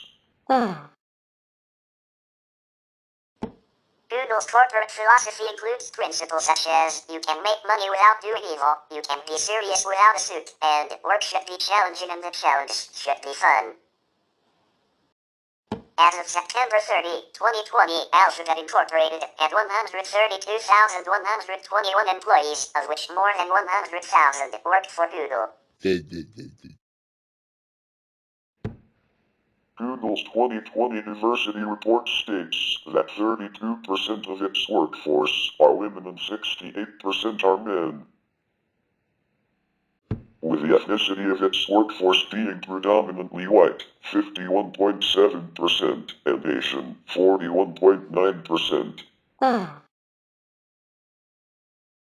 Within tech roles, 23.6% were women, and 26.7% of leadership roles were held by women. In addition to its more than 100,000 full-time employees, Google used about 121,000 temporary workers and contractors as of March 2019. Google's employees are hired based on a hierarchical system. Employees are split into 6 hierarchies based on experience and can range from entry-level data center workers at level 1 to managers and experienced engineers at level 6. As a motivation technique, Google uses a policy known as innovation time off, where Google engineers are encouraged to spend 20% of their work time on projects that interest them. Some of Google's services, such as Gmail, Google News, Orkut, and AdSense, originated from these independent endeavors. In a talk at Stanford University, Marissa Mayer, Google's vice president of search products and user experience until July 2012, showed that half of all new product launches in the second half of 2005 had originated from the innovation time off. In 2005, articles in the New York Times and other sources began suggesting that Google had lost its anti-corporate, no evil philosophy. In an effort to maintain the company's unique culture, Google designated a chief culture officer whose purpose was to develop and maintain the culture and work on ways to keep true to the core values that the company was founded on. Google has also faced allegations of sexism and ageism from former employees. In 2013, a class action against several Silicon Valley companies, including Google, was filed for alleged no cold call agreements which restrain the recruitment of high-tech employees. In a lawsuit filed January 8, 2018, multiple employees and job applicants alleged Google discriminated against a class defined by their conservative political views, male gender, and/or Caucasian or Asian race. On January 25, 2020, the formation of an International Workers Union of Google employees, Alpha Global, was announced. The coalition is made up of 13 different unions representing workers in 10 countries, including the United States, the United Kingdom, and Switzerland. The group is affiliated with a UNI Global Union, which represents nearly 20 million international workers from various unions and federations. The formation of the union is in response to persistent allegations of mistreatment of Google employees and a toxic workplace culture. Google had previously been accused of surveilling and firing employees who were suspected of organizing a workers' union. In 2021, court documents revealed that between 2018 and 2020, Google ran an anti-union campaign called Project Vivian to convince them employees that unions suck. In February 2025, Google dropped their commitment to make diversity, equity, and inclusion part of everything we do from their annual investor report. This action followed Meta, Amazon, Pepsi, McDonald's, Walmart, and others who all have rolled back their DEI programs. Google's headquarters in Mountain View, California is referred to as the Googleplex, a play on words on the number Googleplex and the headquarters itself being a complex of buildings. Internationally, Google has over 78 offices in more than 50 countries. In 2006, Google moved into about 300,000 square feet, 27,900 square meters of office space at 111 8th Avenue in Manhattan, New York City. The office houses its largest advertising sales team. In 2010, Google bought the building housing the headquarters in a deal that valued the property at around $1.9 billion. In March 2018, Google's parent company Alphabet bought the nearby Chelsea Market building for $2.4 billion.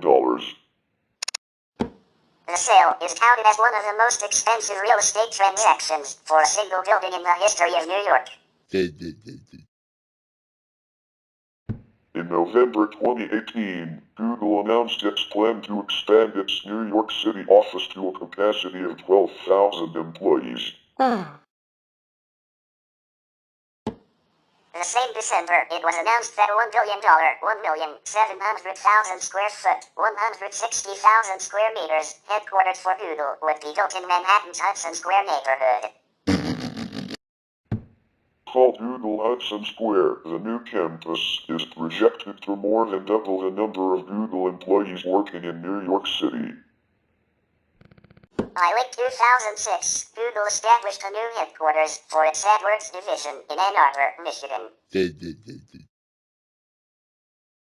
In November 2006, Google opened offices on Carnegie Mellon's campus in Pittsburgh, focusing on shopping, related advertisement, coding, and smartphone applications and programs.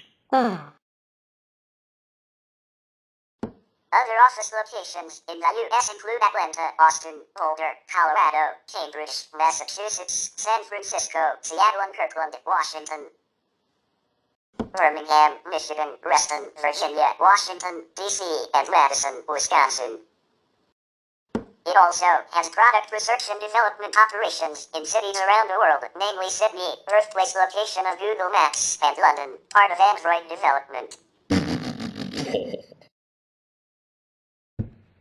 In November 2013, Google announced plans for a new London headquarters, a 1 million square foot office able to accommodate 4,500 employees. Recognized as one of the biggest ever commercial property acquisitions at the time of the deal's announcement in January, Google submitted plans for the new headquarters to the Camden Council in June 2017. In May 2015, Google announced its intention to create its own campus in Hyderabad, India. The new campus, reported to be the company's largest outside the United States, will accommodate 13,000 employees. Google's global offices sum a total of 86 locations worldwide, with 32 offices in North America, 3 of them in Canada, and 29 in the United States territory. California being the state with the most Google's offices, with 9 in total including the Googleplex. In the Latin America region, Google counts with 6 offices, in Europe 24, 3 of them in UK. The Asia-Pacific region counts with 26 offices, principally 5 in India and 3 in Australia, 3 in China, and the Africa-Middle East region counts 5 offices.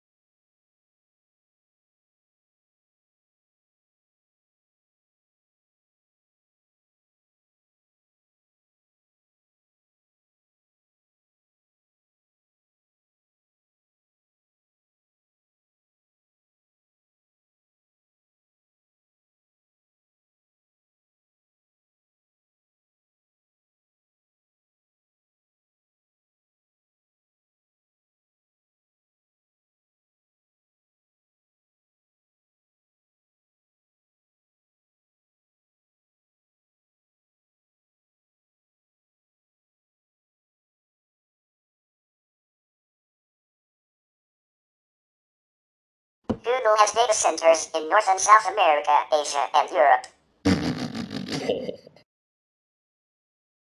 There is no official data on the number of servers in Google data centers. However, research and advisory firm Gartner estimated in a July 2016 report that Google at the time had 2.5 million servers.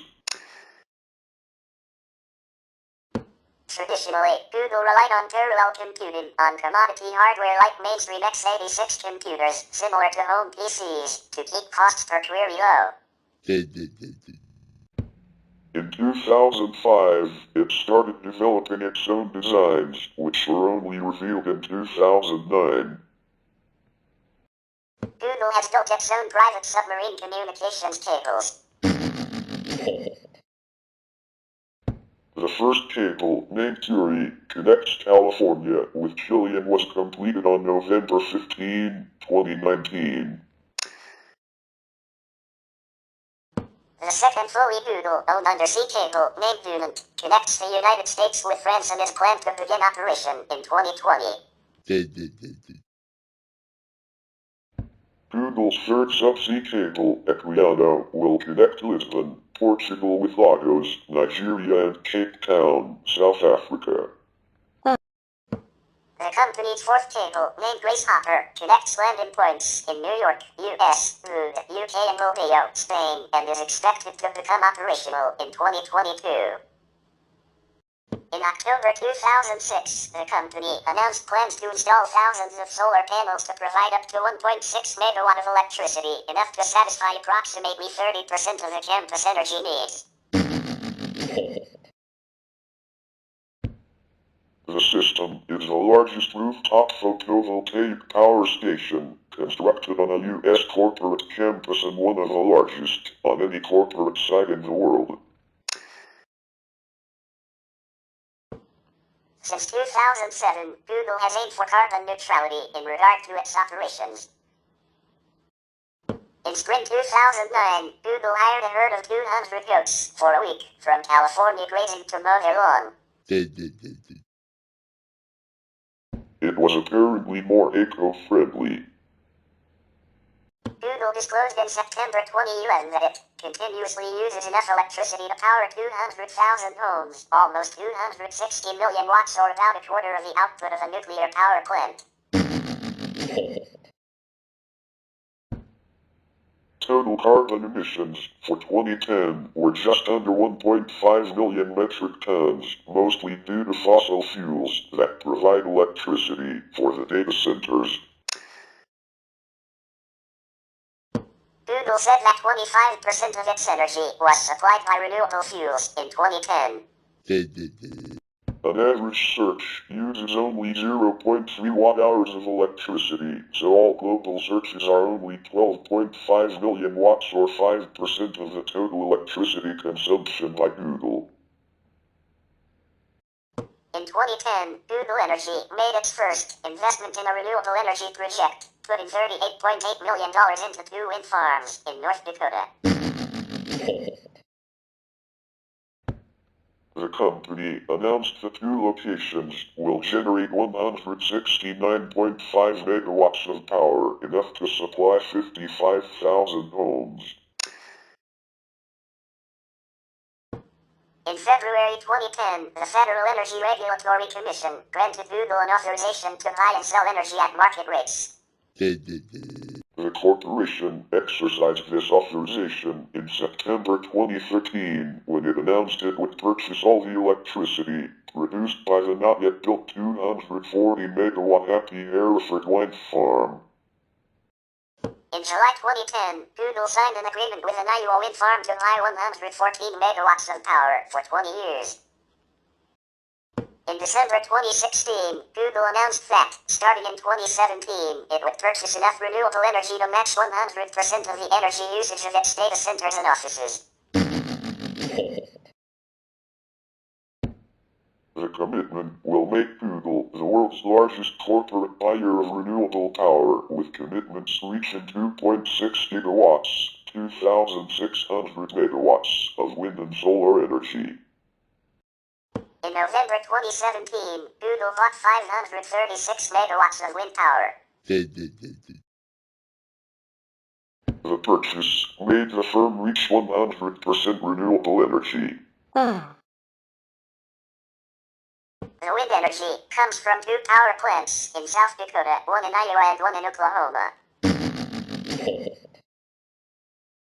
In September 2019, Google's chief executive announced plans for a $2 billion wind and solar investment, the biggest renewable energy deal in corporate history. This will grow their green energy profile by 40%, giving them an extra 1.6 gigawatt of clean energy, the company said. In September 2020, Google announced it had retroactively offset all of its carbon emissions since the company's foundation in 1998. It also stated that it is committed to operating its data centers and offices using only carbon-free energy by 2030. In October 2020, the company pledged to make the packaging for its hardware products 100% plastic-free and 100% recyclable by 2025.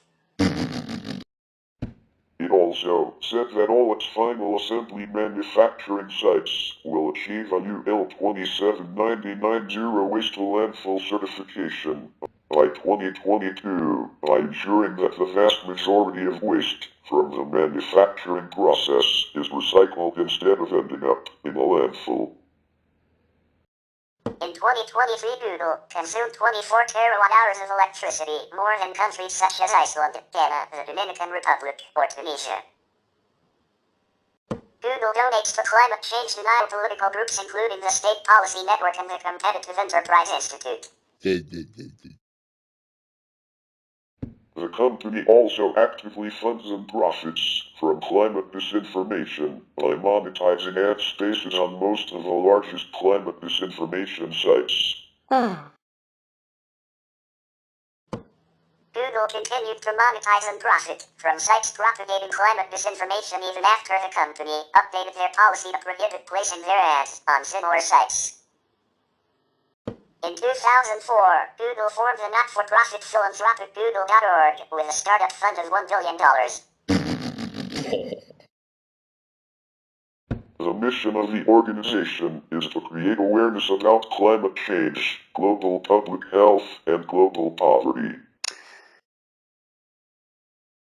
One of its first projects was to develop a viable plug-in hybrid electric vehicle that can attain 100 miles per gallon. Whoa! Google hired Larry Brilliant as the program's executive director in 2004 and Megan Smith has since replaced him as director. In March 2007, in partnership with the Mathematical Sciences Research Institute, MSRI, Google hosted the first Julia Robinson Mathematics Festival at its headquarters in Mountain View. In 2011, Google donated €1 million to International Mathematical Olympiad to support the next 5 annual International Mathematical Olympiads, 2011 to 2015. In July 2012, Google launched a Legalize Love campaign in support of gay rights. In 2008, Google announced its Reject 10 Carat 100, which accepted ideas for how to help the community and then allowed Google users to vote on their favorites. After 2 years of no update, during which many wondered what had happened to the program, Google revealed the winners of the project, giving a total of $10 million to various ideas ranging from non-profit organizations that promote education to a website that intends to make all legal documents public and online. Responding to the humanitarian crisis after the 2022 Russian invasion of Ukraine, Google announced a $15 million donation to support Ukrainian citizens. The company also decided to transform its office in Warsaw into a health center for refugees. Also in February 2022, Google announced a $100 million fund to expand skills training and job placement for low-income Americans in conjunction with nonprofits Year Up, Social Finance, and Merit America. Google.org, founded in October 2005, is the charitable arm of Google, a multinational technology company. The organization has committed roughly $100 million in investments and grants to nonprofits annually. The organization is noted for several significant grants to nonprofits using technology and data in innovative ways to support racial justice, educational opportunity, crisis response after health epidemics and natural disasters, and issues affecting the San Francisco Bay Area community where it is headquartered. It also hosts regular challenges around the world to stimulate innovative uses of technologies to address local challenges. The mission and approach of Google.org has seen multiple iterations over the years, an approach that mirrors other divisions within Google in its effort to reallocate resources towards the most significant and effective methods. The organization's general strategy involves funding the use of technology, data, and user-centered design to make a better world faster. Google.org is considered a part of Google as opposed to an alphabet organization under the formation of the Alphabet parent company in 2016. To fund the organization, Google granted 3 million shares during their initial public offering, IPO. In 2014, the corporation stated on its website that it donates $100 million in grants, $200,000, and $1 billion in products each year. As of 2016, Google has focused the majority of its efforts on a few key topics based upon a premise of equality and opportunity. It is the first major corporate philanthropy organization to allocate funding to combat against racial inequality in the United States and has funded organizations such as Brian Stevenson's Equal Justice Initiative, the ACLU, the Ella Baker Center, and Beyond 12. In 2017, Google pledged $11 million in grants to several organizations in connection with racial bias. In addition, Google.org funds education, economic development, and digital literacy-related projects in a number of regions. In previous years, Google has funded a number of other areas. In 2015, they announced a $20 million effort to use technology to improve opportunity and equality for people with disabilities, one of the few portfolios focused on this segment of the population. Some note it as a unique lens to philanthropy and the subject area that affects roughly 1 in 7 people across the world. The grant-making initiative resulted in a diverse array of grants, including 3D-printed prosthetics for landmine victims and children with limb differences, beacon-powered navigation tools for the visually impaired, data analytics, projects to surface better tools and aids for people with cognitive disabilities, and better bracing and compliance systems for children with clubfoot. This portfolio ended in 2015. Google.org has also responded to crises around the world, with giving initiatives addressing challenges with the European refugee crisis in 2016, the Ebola crisis in 2014, and the Nepal earthquake in 2015. In many instances, it has been one of the largest corporate donors. The organization also gave $250,000 to organizations working to serve residents affected by the Flint water crisis. In August 2017, the company donated $250,000 to the Red Cross Relief Fund for Hurricane Harvey.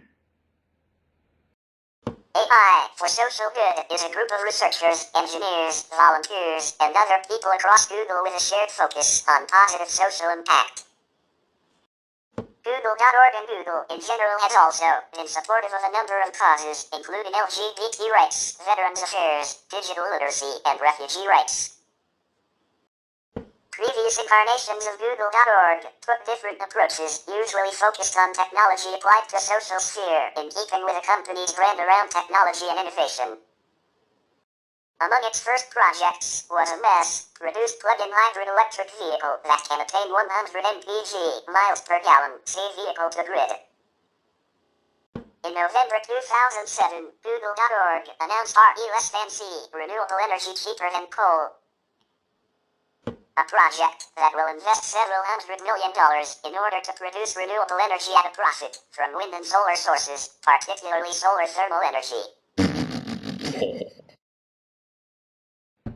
RE-C has the ultimate goal of creating more than a gigawatt of power, enough to power a city the size of San Francisco. from renewable sources that would be cheaper than energy produced from coal. The director from 2006 until 2009 was Dr. Larry Brilliant. Upon stepping down, Brilliant was replaced by Megan Smith, Google's Vice President of New Business Development. And the organization began focusing on creating engineering solutions to global problems with projects such as Google Flu Trends and Crisis Response, an effort to respond to natural disasters. Megan Smith later left to join the office of the CTO under the Obama administration, at which point Google.org began focusing exclusively on its charitable giving initiatives under the stewardship of Jacqueline Fuller, who currently runs the organization. In 2010, Google gave over $145 million to nonprofits and academic institutions. In the same year, Google was named the Bay Area's top corporate philanthropist by the San Francisco Business Times for giving $27.6 million to Bay Area charities. The company has won the same award for a number of years since, including as recently as 2016. Charitable funds come from Google.org, the Google Foundation, and the company itself. A new project, started in June 2014, is Made with Code, uses coding programs to allow girls to become interested in the idea of coding and develop more female programmers over time. Google.org's major projects in 2012 included Google Crisis Response, which includes Google Person Finder, Google Public Alerts, and Google Crisis Maps, all supporting disaster relief efforts with critical tools and information. Google Flu and Dengue Trends, showing near real-time estimates of disease activity based on aggregated search results. And Google for Nonprofits, providing free or discounted access to some additional Google products for nonprofit organizations. 2012 Google.org projects included develop renewable energy cheaper than coal, RE less than C, create utility-scale electricity from clean renewable energy sources that is cheaper than electricity produced from coal.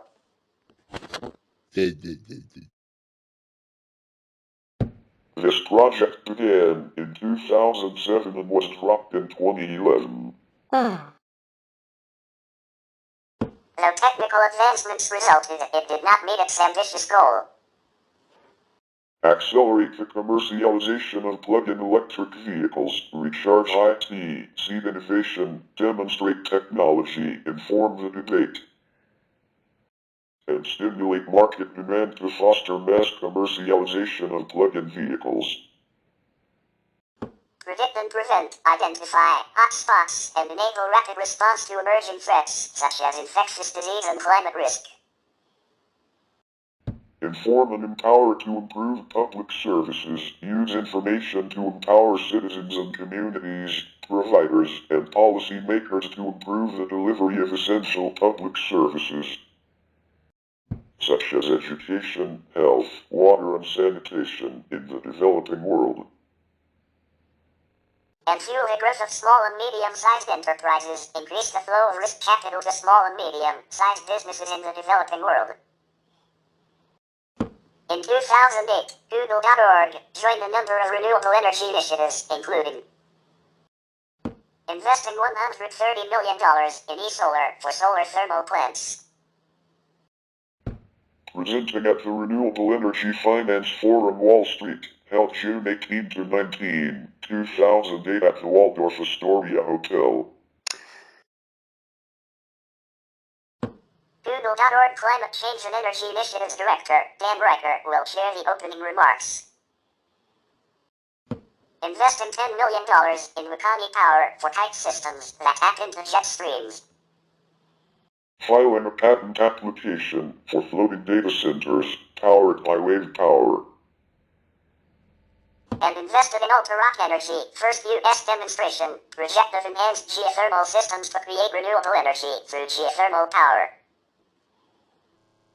Google.org began moving away from renewable energy initiatives between 2010 to 2015, as Google opted to bring its renewable energy work into formal product areas under the leadership of Larry Alder and Craig Barrett. A retrospective on leanings from this effort was published in IEEE Spectrum as what it would really take to reverse climate change. Google has had criticism over issues such as aggressive tax avoidance, search neutrality, copyright, censorship of search results and content, and privacy.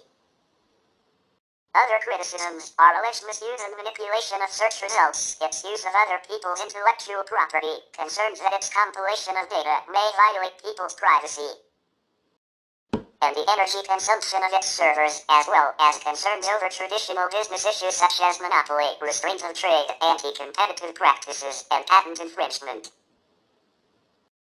In July 2018, Mozilla Program Manager Chris Peterson accused Google of intentionally slowing down YouTube performance on Firefox. According to Ryan Gallagher of The Intercept, in August 2018, Google was developing for the People's Republic of China a censored version of its search engine, known as Dragonfly, that will blacklist websites and search terms about human rights, democracy, religion, and peaceful protest. Google was grilled at a Senate committee hearing on the project 1 month later. The project was cancelled in December following the backlash it garnered both externally and internally within the company. In 2019, a hub for critics of Google, dedicated to abstaining from using Google products, coalesced in the Reddit online community /r/TaGoogle. The Google grassroots campaign continues to grow as privacy activists highlight information about Google products and the associated incursion on personal privacy rights by the company. In April 2019, former Mozilla executive Jonathan Nightingale accused Google of intentionally and systematically sabotaging the Firefox browser over the past decade in order to boost adoption of Google Chrome. In November 2019, the Office for Civil Rights of the United States Department of Health and Human Services began investigation into Project Nightingale to assess whether the mass collection of individuals' medical records complied with HIPAA.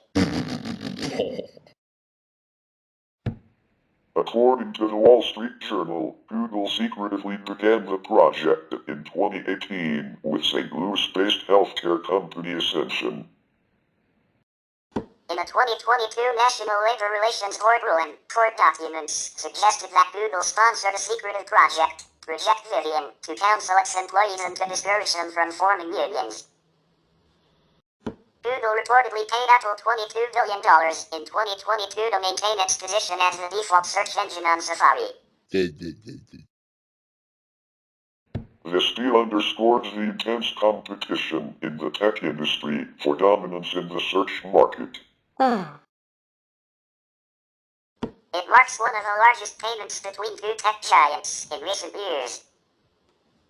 On May 1, 2023, Google placed an ad against anti-disinformation Brazilian Congressional Bill number 2630, which was about to be approved, on its search homepage in Brazil, calling on its users to ask congressional representatives to oppose the legislation.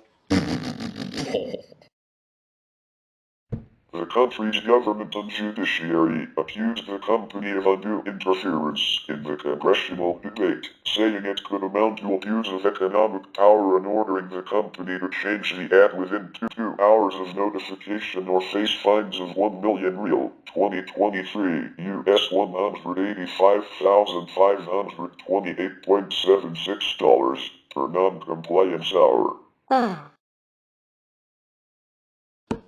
The company then promptly removed the ad. In March 2024, a former Google software engineer and Chinese national, Lin Weiding, was accused of stealing confidential artificial intelligence information from the company and handing it to Chinese corporations. Ding had allegedly stolen over 500 files from the company over the course of 5 years, having been hired in 2019. Upon discovering Brin had been in contact with Chinese state-owned companies, Google notified the FBI, who carried on the investigation. In May 2024, a misconfiguration in Google Cloud led to the accidental deletion of WNE Super's $135 billion Australian pension fund account, affecting over 500,000 members who were unable to access their accounts for a week. The outage, attributed to a cloud service error and not a cyber attack, prompted a joint apology from WNE Super and Google Cloud executives,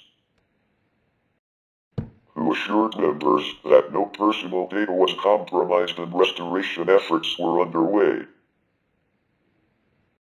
In August 2024, Google sent an email to users informing them of its legal obligation to disclose certain confidential information to U.S. government authorities. The company stated that when it receives valid requests from government agencies to produce documents without redacting confidential customer information, it may produce such documents even if they are confidential to users. However, it will request confidential treatment of such information from the government. In September 2024, Competition and Markets Authority, CMA, provisionally found that Google engaged in anti-competitive practices in the online advertising technology market, potentially harming thousands of UK publishers and advertisers. The investigation claimed Google used its market power to prevent rivals from competing fairly, affecting billions spent on digital ads. Google rejected the findings as flawed, stating its ad tech benefits businesses. If found guilty, Google could face penalties of up to 10% of its global turnover. Similar investigations are ongoing in the US and EU, where regulators have suggested that Google may need to sell part of its ad tech business. In January 2025, a U.S. federal judge rejected Google's motion to dismiss a class action lawsuit. The lawsuit claims Google collected data from users who had specifically opted out of tracking. The trial is scheduled for August 2025. Google is also part of Project Nimbus, a $1.2 billion deal in which the technology companies Google and Amazon will provide Israel and its military with artificial intelligence, machine learning, and other cloud computing services, including building local cloud sites that will keep information within Israel's borders under strict security guidelines. The contract has been criticized by shareholders and employees over concerns that the project could lead to human rights abuses against Palestinians. In the context of the Israeli-Palestinian conflict and the disputed status of Palestinian territories, Ariel, a former marketing manager for Google's educational products and an outspoken critic of the project, wrote that Google systematically silences Palestinian, Jewish, Arab and Muslim voices concerned about Google's complicity in violations of Palestinian human rights, to the point of formally retaliating against workers and creating an environment of fear, and said she was retaliated against for organizing against the project. In March 2024, the New York Times reported that Google Photos was being used in a facial recognition program by Unit 8200, a surveillance unit of the Israeli Defense Forces, to surveil Palestinians in the Gaza Strip amid the Gaza genocide. A Google spokesman commented that the service is free and does not provide identities for unknown people in photographs. On April 18, 2024, Google dismissed 28 employees who participated in protests against the company's involvement in Project Nimbus, a $1.2 billion contract with the Israeli government to provide cloud computing and AI infrastructure, which the employees argued should not be used for military or intelligence services. The protesting employees, part of the group No Tech for Apartheid, staged sit-ins at Google's offices in New York and Sunnyvale, California, leading to disruptions and blockages within the company facilities. This had followed reports of Israeli forces killing large numbers of Palestinian civilians while using a Lavender AI system to identify targets. On June 27, 2017, the company received a record fine of €2.42 billion from the European Union for promoting its own shopping comparison service at the top of search results. On July 18, 2018, the European Commission fined Google €4.34 billion for breaching EU antitrust rules. The abuse of dominant position has been referred to as Google's constraint applied to Android device manufacturers and network operators to ensure that traffic on Android devices goes to the Google search engine. On October 9, 2018, Google confirmed that it had appealed the fine to the General Court of the European Union. On October 8, 2018, a class action lawsuit was filed against Google and Alphabet due to non-public Google Plus account data being exposed as a result of a bug that allowed app developers to gain access to the private information of users. The litigation was settled in July 2020 for $7.5 million, with a payout to claimants of at least $5 each, with a maximum of $12 each. On March 20, 2019, the European Commission imposed a €1.49 billion, $1.69 billion fine on Google for preventing rivals from being able to compete and innovate fairly in the online advertising market.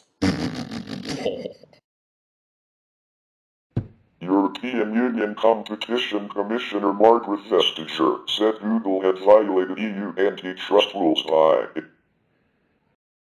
imposing anti-competitive contractual restrictions on third-party websites that required them to exclude search results from Google's rivals. On September 14, 2022, Google lost the appeal of a €4.125 billion, £3.5 billion fine, which was ruled to be paid after it was proved by the European Commission that Google forced Android phone makers to carry Google search and web browser apps. Since the initial accusations, Google has changed its policy. On 10 September 2024, Europe's top court imposed a €2.4 billion fine on Google for abusing its dominance in the shopping comparison market, marking the conclusion of a case that began in 2009 with a complaint from British firm Founding. On 18 September 2024, Alphabet's Google won a €1.49 billion, $1.7 billion antitrust fine from the European Union, while Qualcomm's efforts to repeal a penalty were unsuccessful. The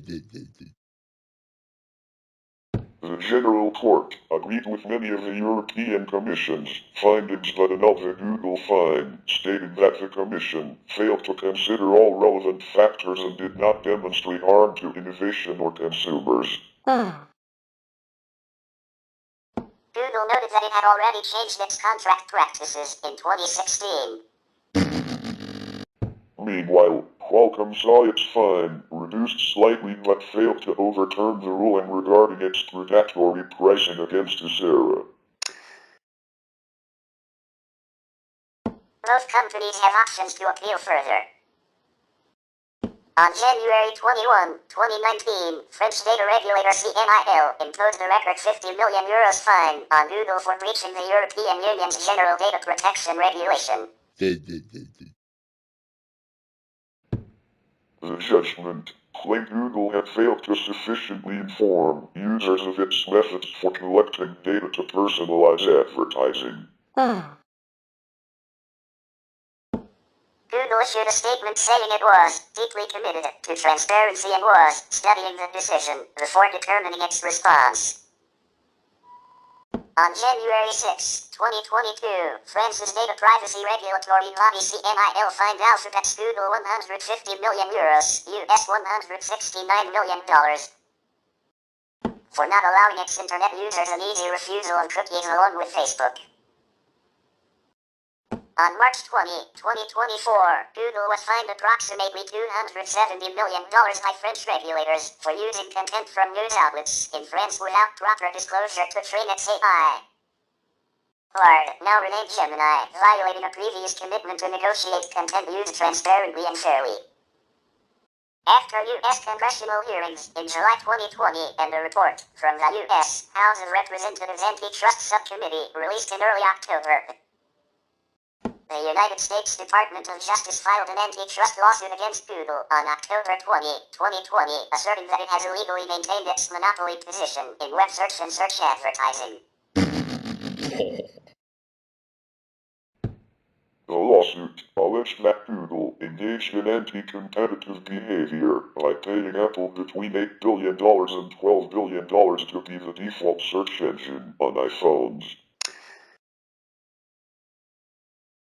Later that month, both Facebook and Alphabet agreed to cooperate and assist one another in the face of investigation into their online advertising practices.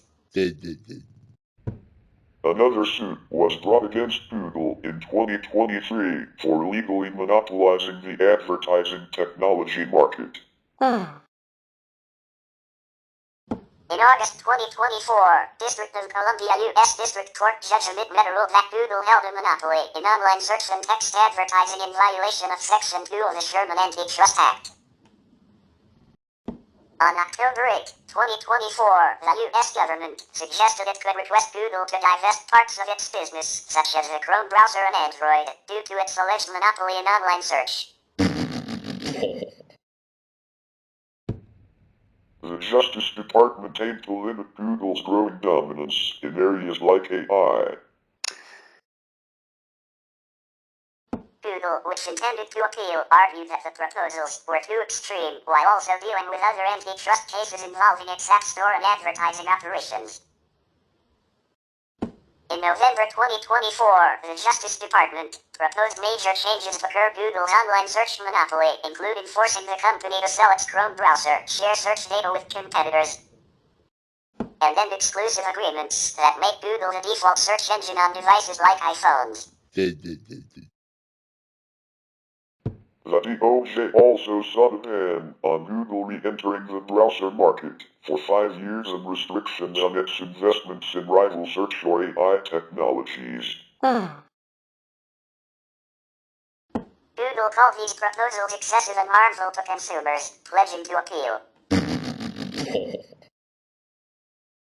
A trial on the case was scheduled for April 2025, though the incoming administration and new DOJ leadership could potentially alter the course of the proceedings. On October 31, 2024, the Russian government imposed a symbolic fine of $20 billion on Google for blocking pro-Russian YouTube channels. In 2022, during the invasion of Ukraine, a Russian court had ordered Google to restore the channels, with penalties doubling every week according to TASS. This comes alongside other large fines against social media companies accused of hosting content critical of the Kremlin or supportive of Ukraine. Google has been criticized for continuing to collect location data from users who have turned off location sharing settings. In 2020, the FBI used a Citizens warrant to request data from Google about Android devices near the Seattle Police Officers Guild building following an arson attempt during Black Lives Matter protests. Google provided anonymized location data from devices in the area, which raised privacy concerns due to the potential inclusion of unrelated protesters. In early June 2020, a $5 billion class action lawsuit was filed against Google by a group of consumers alleging that Chrome's incognito browsing mode still collects their user history. The lawsuit became known in March 2021 when a federal judge denied Google's request to dismiss the case, ruling that they must face the group's charges. Reuters reported that the lawsuit alleged that Google CEO Sundar Pichai sought to keep the users unaware of this issue. In April 2024, it was announced that Google agreed to settle this lawsuit. Under the terms of the settlement, Google agreed to destroy billions of data records to settle a lawsuit claiming it secretly tracked the internet use of people who thought they were browsing privately. In 2017, 3 women sued Google, accusing the company of violating California's Equal Pay Act by underpaying its female employees. The lawsuit cited the wage gap was around $17,000 and that Google locked women into lower career tracks, leading to smaller salaries and bonuses. In June 2022, Google agreed to pay a $118 million settlement to 15,550 female employees working in California since 2015. As a part of the settlement, Google also agreed to hire a third party to analyze its hiring and compensation practices. Following media reports about Brin, the NSA's massive electronic surveillance program, in June 2015, several technology companies were identified as participants, including Google. According to unnamed sources, Google joined the PRISM program in 2009 as YouTube in 2010. Google has worked with the United States Department of Defense on drone software through the 2017 Project Raven that could be used to improve the accuracy of drone strikes.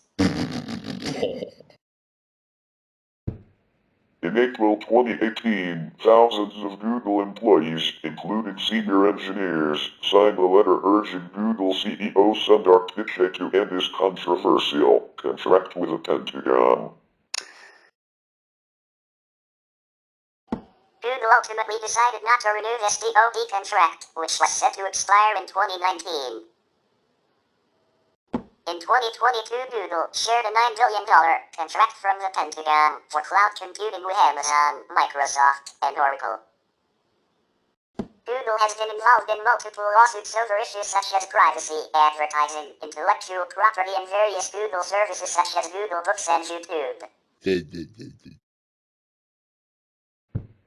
The company's legal department expanded from 1 to nearly 100 lawyers in the first 5 years of business, and by 2014 had grown to around 400 lawyers. Google's chief legal officer is Senior Vice President of Corporate Development David Drummond. United States versus Google Incorporated is a case in which the United States District Court for the Northern District of California approved the stipulated order for a permanent injunction and a $22.5 million civil penalty judgment. The largest civil penalty the Federal Trade Commission, FTC, has ever historically won. The FTC and Google Incorporated consented to the entry of the stipulated order to resolve the dispute which arose from Google's violation of its privacy policy. In this case, the FTC found Google liable for misrepresenting privacy assurances to users of Apple's Safari internet browser. It was reached after the FTC considered that through the placement of advertising tracking cookies in the Safari web browser, and while serving targeted advertisements, Google violated the 2011 FTC's administrative order issued in FTC v. Google Incorporated. Google State SL, Google Incorporated v. Agencia Española de Protección de Datos, Mario Castellá Gonzalez, was a decision by the Court of Justice of the European Union holding that an internet search engine operator is responsible for the processing that it carries out of personal information which appears on web pages published by third parties. Hidnik v. Google was a class action suit against Google in 2010. The suit accused Google of breaching several electronic communications laws with the launch of their new product Google Buzz. Google Google Buzz was a social media network that automatically plugged into Gmail. Jaf v. Google Incorporated was a federal lawsuit between Ben Jaf and Google Incorporated that entered official Supreme Court jurisdiction in November 2010. Jaf claimed that Google broke one of the wiretap legislation segments when they intruded on the seemingly public wireless networks of private homes through their Street View application. Although Google appealed multiple times, the courts ruled in favor of Jaf. Mosley v. SARL Google was a 2013 French court case in which former president of the Fédération Internationale de l'Automobile Max Mosley attempted to make the internet search engine Google remove images of him engaging in a sadomasochistic sex act with several prostitutes. The publication of the images in the now defunct British newspaper The News of the World was litigated in Mosley v. News Group newspapers and resulted in Mr. Mosley being awarded £60,000 in damages.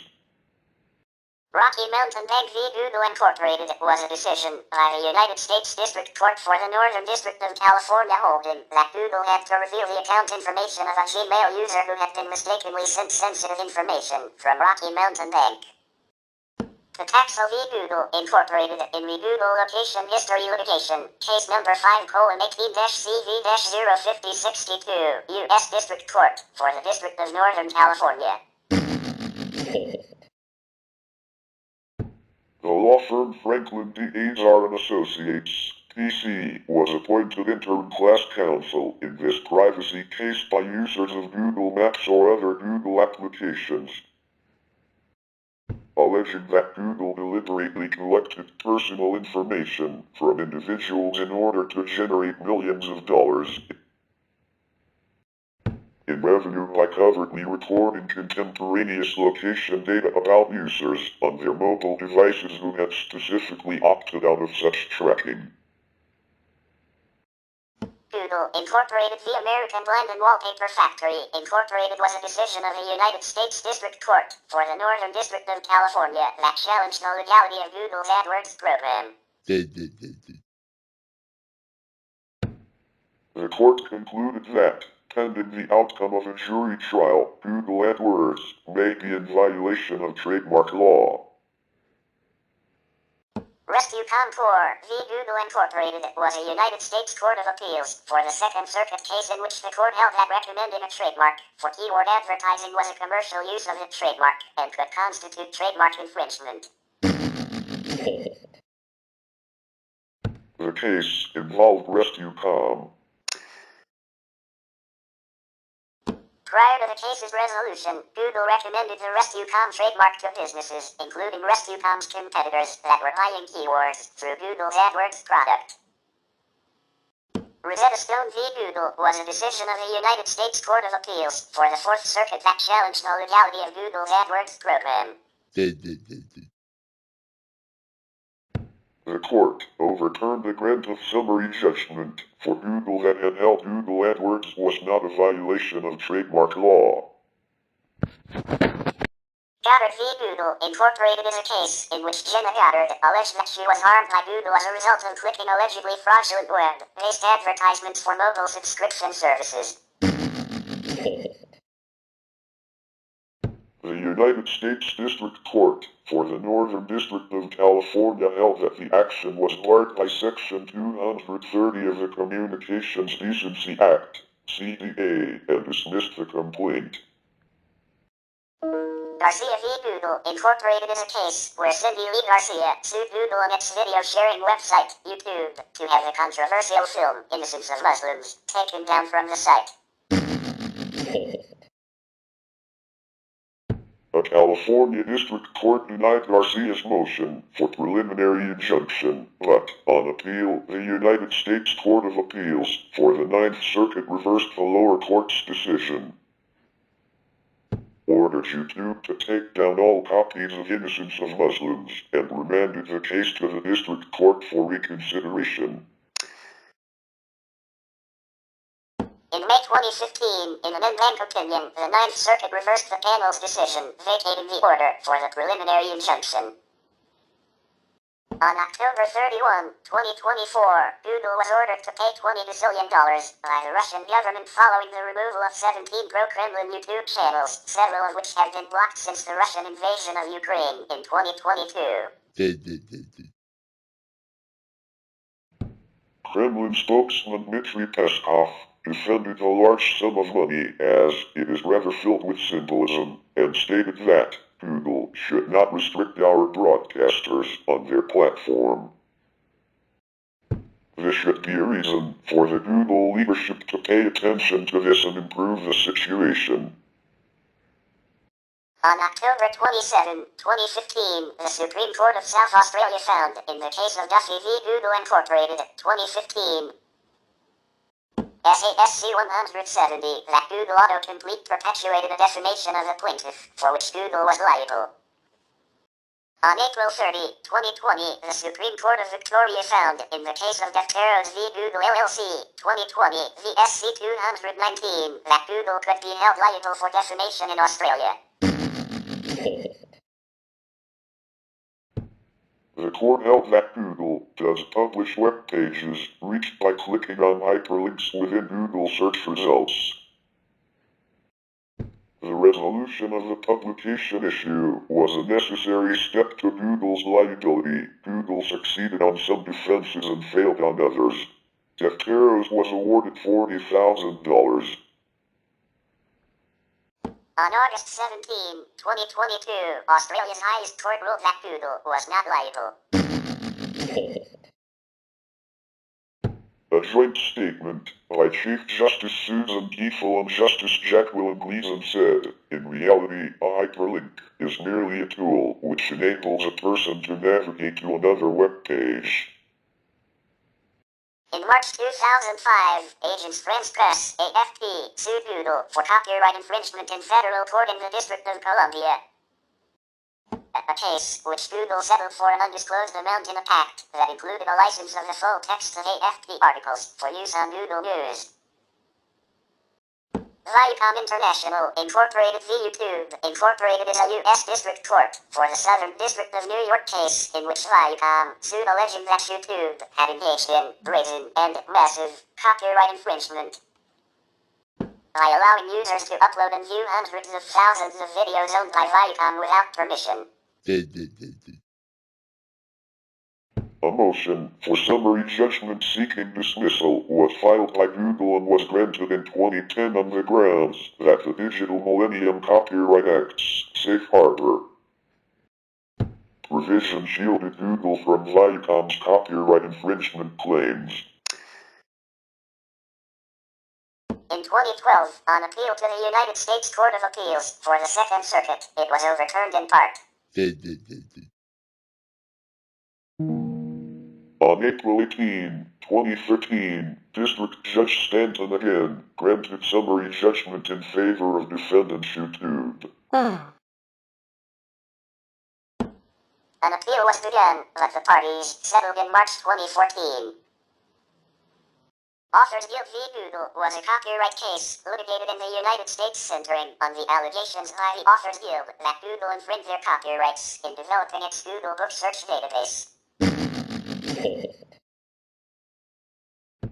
The Google Book Search Settlement Agreement was a proposed settlement agreement between the Authors Guild, the Association of American Publishers, and Google in settlement of Authors Guild v. Google vertical line Authors Guild et al. v. Google, a class action lawsuit alleging copyright infringement.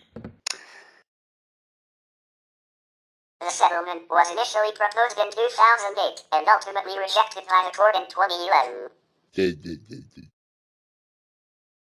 In late 2013, the presiding U.S. Circuit Judge dismissed Authors Guild et al. v. Google. Field v. Google Incorporated is a case where Google successfully defended a lawsuit for copyright infringement. Field argued that Google infringed his exclusive right to reproduce his copyrighted works when it hacked his website and made a copy of it available on its search engine. raised multiple defenses: fair use, implied license, estoppel, and Digital Millennium Copyright Act safe harbor protection. The court granted Google's motion for summary judgment and denied Field's motion for summary judgment. In December 2009, Chinese writer Lian filed a lawsuit against the company for scanning her entire novel without notifying her or paying her for copyright permission.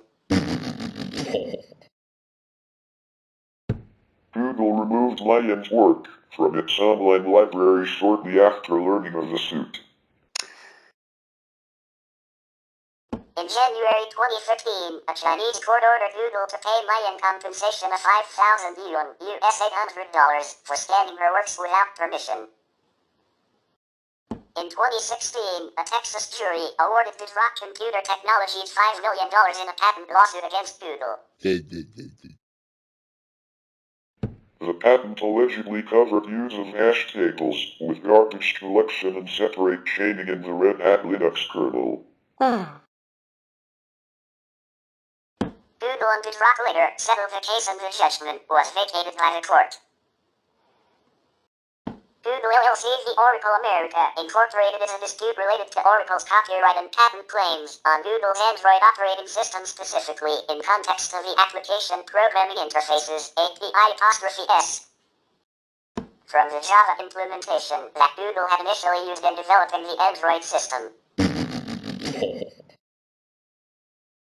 The case, originally filed by Oracle in 2010, has had a complex history between two separate hearings and jury trials at the United States District Court for the Northern District of California and two subsequent appeals at the United States Court of Appeals for the Federal Circuit. In May 2012, Judge William Alsop of the Northern District of California ruled that API'(S) are not subject to copyright. Judge Alsop determined that where there is only one way to declare a given method functionality, so that everyone using that function must write that specific line of code in the same way, that coding language cannot be subject to copyright. In May 2015, Oracle appealed Judge Alsop's ruling to the U.S. Court of Appeals for the Federal Circuit, and on May 9, 2014, the Federal Circuit reversed Judge Alsop's finding that Java API'(S) are copyrightable, leaving open the possibility that Google might have a fair use defense. In October 2014, Google filed a petition to ask the Supreme Court to review the Federal Circuit's decisions and was denied. As the case returned to the District Court for Google's fair use defense in May 2016, a jury unanimously agreed that Google's use of the Java API'(S) was fair use. Oracle then filed another appeal, and in March 2018, the United States Court of Appeals for the Federal Circuit rejected the jury's verdict and reversed the District Court's decision, again held that Google's use was not a fair use as a matter of law. In 2019, Google filed another petition asking the U.S. Supreme Court to review both Federal Circuit decisions. The court heard oral arguments in October 2020 and issued its opinion in April 2021, reversing the Federal Circuit and holding that Google's use of Java API'(S) was protected by fair use.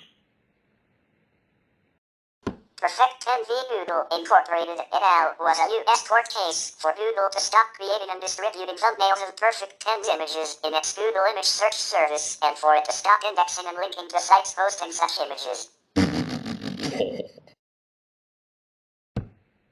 In early 2006, the court granted the request in part and denied it in part, ruling that the thumbnails were likely to be found infringing but the links were not. A class action suit was filed in March 2014 by accountant Rory Gordish against Google Israel and Ways, acquired by Google, claiming intellectual property violations. for the use of open source free map and code from the open source roadmap software, a project which Sergey had contributed for the Windows Pocket PC version in 2006.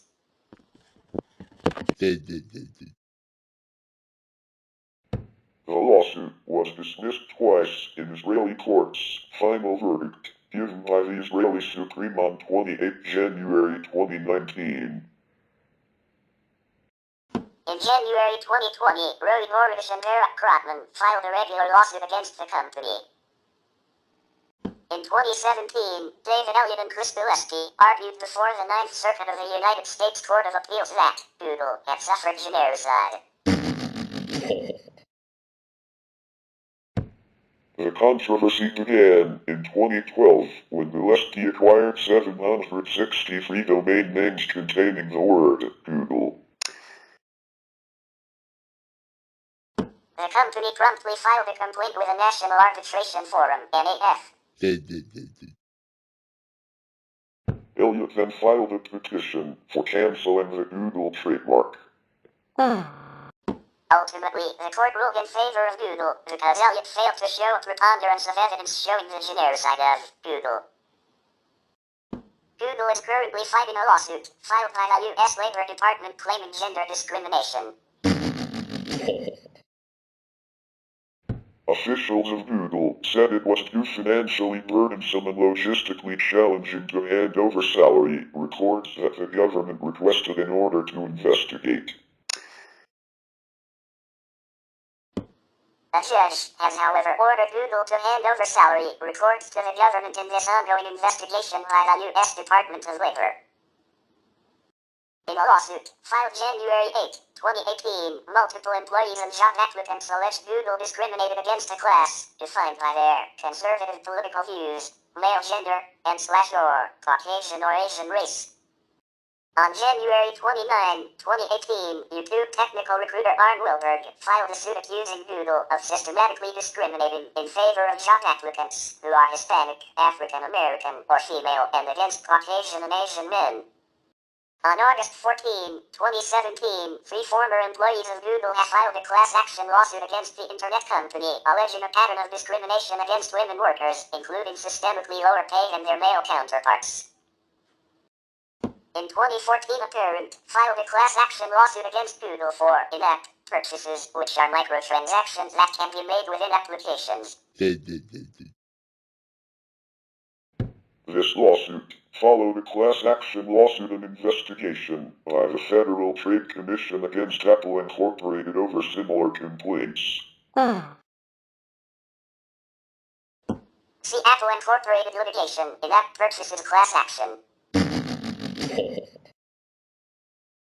The parent contended that there is a 30-minute window during which authorizations can be made for credit card purchases that are designed to entice children to make such purchases in free apps, and that Google should have been aware of the issue because of the Apple litigation. On August 15, 2020, Epic Games filed an antitrust lawsuit against Google following the removal of the Epic-developed game Fortnite from Google Play after an update release allowed Epic to directly sell microtransactions, bypassing the 30% revenue share with Google. Epic alleges that Google is using the 30% revenue share imposed on developers to enforce a monopoly on development for Android. Simultaneously, Epic filed a similar lawsuit against Apple Incorporated, which had also removed Fortnite from the App Store, iOS, for similar reasons. In October 2021, Google launched a countersuit against Epic Games, asserting that Epic was in violation of its Play Store contract terms when it added a new Fortnite version without its payment system. On May 9, 2022, Match Group sued Google over its strategic manipulation of markets and abuse of power, where mandating Match Group to use Google's billing system to remain in the Google Play Store. The lawsuit, filed in the Northern District of California, accuses the company of deploying anti-competitive tactics to maintain a monopoly on the Android mobile ecosystem. A 7-year antitrust probe by the Competition Commission of India, CCI, was launched into Google's Android-dominant business in India. The CCI found that Google had broken EU antitrust rules when it abused its market dominance as a search engine by promoting its own comparison shopping service in its search results and demoting those of competitors. The company was ordered to alter its algorithm search ranking websites and fined US $2.7 billion by the European Union. In 2020, the U.S. Department of Justice and a group of 38 state attorneys general sued Google for monopolizing the search engine market in violation of the Sherman Antitrust Act. They accused the company of acquiring competitors, locking in clients with its platforms, and exploiting or distorting auction mechanisms for ads. It has also been accused of paying billions each year to mobile network operators and smartphone manufacturers to ensure that Google service remains as the default search engine on their devices. Microsoft testified at the trial, saying that even revenue-sharing deals at 100% or more for phone makers were at times turned down by them, preventing Microsoft Bing from scaling and improving the quality of its search results. Google's lawyer questioned whether it was money or quality that has made it difficult for Bing to challenge Google. In August 2024, the Department of Justice ruled that Google violated the Sherman Act. In January 2023, the DOJ filed a lawsuit accusing Google of monopolizing the digital advertising industry. The complaint alleged that the company had engaged in anti-competitive and exclusionary conduct over the previous 15 years. The trial began on September 9, 2024. On January 18, 2006, the U.S. Justice Department sought to compel Google to turn over 1 million web addresses from the company's database and 1 week's worth of search engine queries absent any personal information.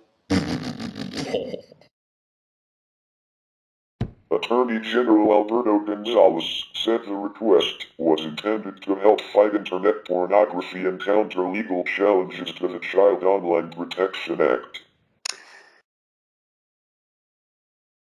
Google maintains that their policy has always been to assure its users' privacy and anonymity and challenged the subpoena on the grounds that its trade secrets would be compromised. On March 18, 2006, a federal judge ruled that while Google must surrender 50,000 random URLs, the Department of Justice did not make the necessary burden to force Google to disclose any search terms entered by its users in Google. And now, to the bonus episode with Incorporated.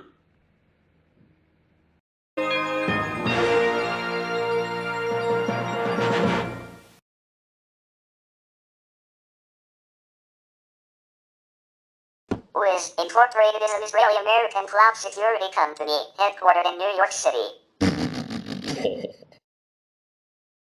The company was founded in January 2020 by Asaf Rappaport, Yenon Kostica, Roy Resnick, and Amy Leplak, all of whom previously founded Adallam. The company's platform analyzes computing infrastructure hosted in Amazon Web Services, Microsoft Azure, Google Cloud Platform, Oracle Cloud Infrastructure, and Kubernetes for combinations of risk factors that could allow malicious actors to gain control of cloud resources and /or exfiltrate valuable data. As of November 2024, Wiz employed about 1,995 people, with most sales and marketing personnel scattered across North America and Europe, while most engineering personnel are based in Tel Aviv, Israel. In August 2022, Wiz claimed to be the fastest startup ever to scale from $1 million to $100 million in annual recurring revenue, ARR.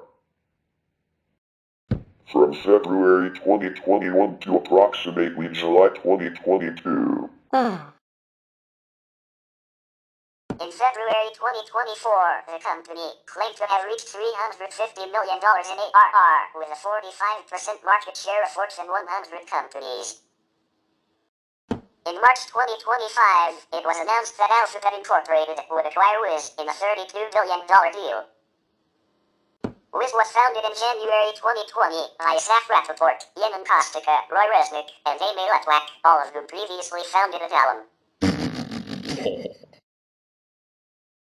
Rappaport is CEO, Kostica is VP of Product, Resnick is VP of Engineering, and Letwak is CTO. Wiz agreed to acquire Tel Aviv-based Raft, a cloud-based developer collaboration platform, for $50 million in December 2023. In April 2024, the company acquired cloud detection and response startup, Gem Security, for around $350 million. Also that month, reports indicated that Wiz intended to purchase Lacework, but in May the deal fell through during the due diligence process. In November 2024, the company acquired security remediation and risk management startup DAS for a cash and share deal valued at $450 million. In 2024, it was reported that Alphabet Incorporated was in talks to buy Wiz at a reported valuation of $23 billion. Initially, Wiz turned down the offer in favor of going public. However, the deal was revived due to weakness in the IPO market, and on March 18, 2025, Alphabet Incorporated announced an all-cash acquisition of Wiz for $32 billion. Once closed, Wiz will join Google's cloud unit. Wiz has raised a total of $1.9 billion from a combination of venture capital funds and private investors. Series A. In December 2020, Wiz emerged from stealth by raising $100 million from Index Ventures, Sequoia Capital, Insight Partners, and CyberStarts. Series B. In April and May 2021, Wiz raised $130 million and $120 million, respectively, on a $1.7 billion valuation from Brin, Index Ventures, Sequoia Capital, Insight Partners, and CyberStarts. Series C. In October 2021, Wiz raised $250 million on a $6 billion valuation led by Brin and with participation from Insight Partners, Capital, Sequoia Capital, Salesforce Ventures, and CyberStarts, and individual investors Bernard Arnault and Howard Schultz. Series D. In February 2023, Wiz raised $300 million on a $10 billion valuation led by venture capital fund Brin Capital, with participation from Lightspeed Venture Partners, along with individual investors including Bernard Arnault and Howard Schultz. And Series E. In May 2024, Wiz raised $1 billion on a $12 billion valuation from Andreessen Horowitz, Lightspeed Venture Partners, Thrive Capital, Greylock Partners, Wellington Management, CyberStarts, Brin Index Ventures, Salesforce Ventures, Sequoia Capital, and Howard Schultz. Wiz researchers have discovered and publicly disclosed numerous cloud vulnerabilities that garnered significant media coverage. Chaos DB, a series of flaws in Microsoft Azure's Cosmos DB that made it possible to download, delete, or manipulate databases belonging to thousands of Azure customers. OMIGOD, bugs in open management infrastructure. OMI, a ubiquitous but poorly documented agent embedded in many popular Azure services that allowed for unauthenticated remote code execution and privilege escalation.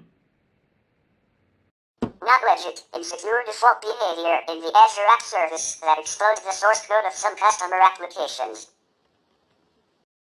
Extra replica, a chain of critical vulnerabilities found in the Azure database for PostgreSQL flexible server. that could let malicious users escalate privileges and gain access to other customers' databases after bypassing authentication. TaBNWNE, a cloud isolation vulnerability that, before it was patched by Oracle Cloud Infrastructure, could have allowed attackers to access and modify other users' OCI storage volumes without authorization. Hell's Keychain, a first-of-its-kind cloud service provider supply chain vulnerability in IBM cloud databases for PostgreSQL that, before it was patched,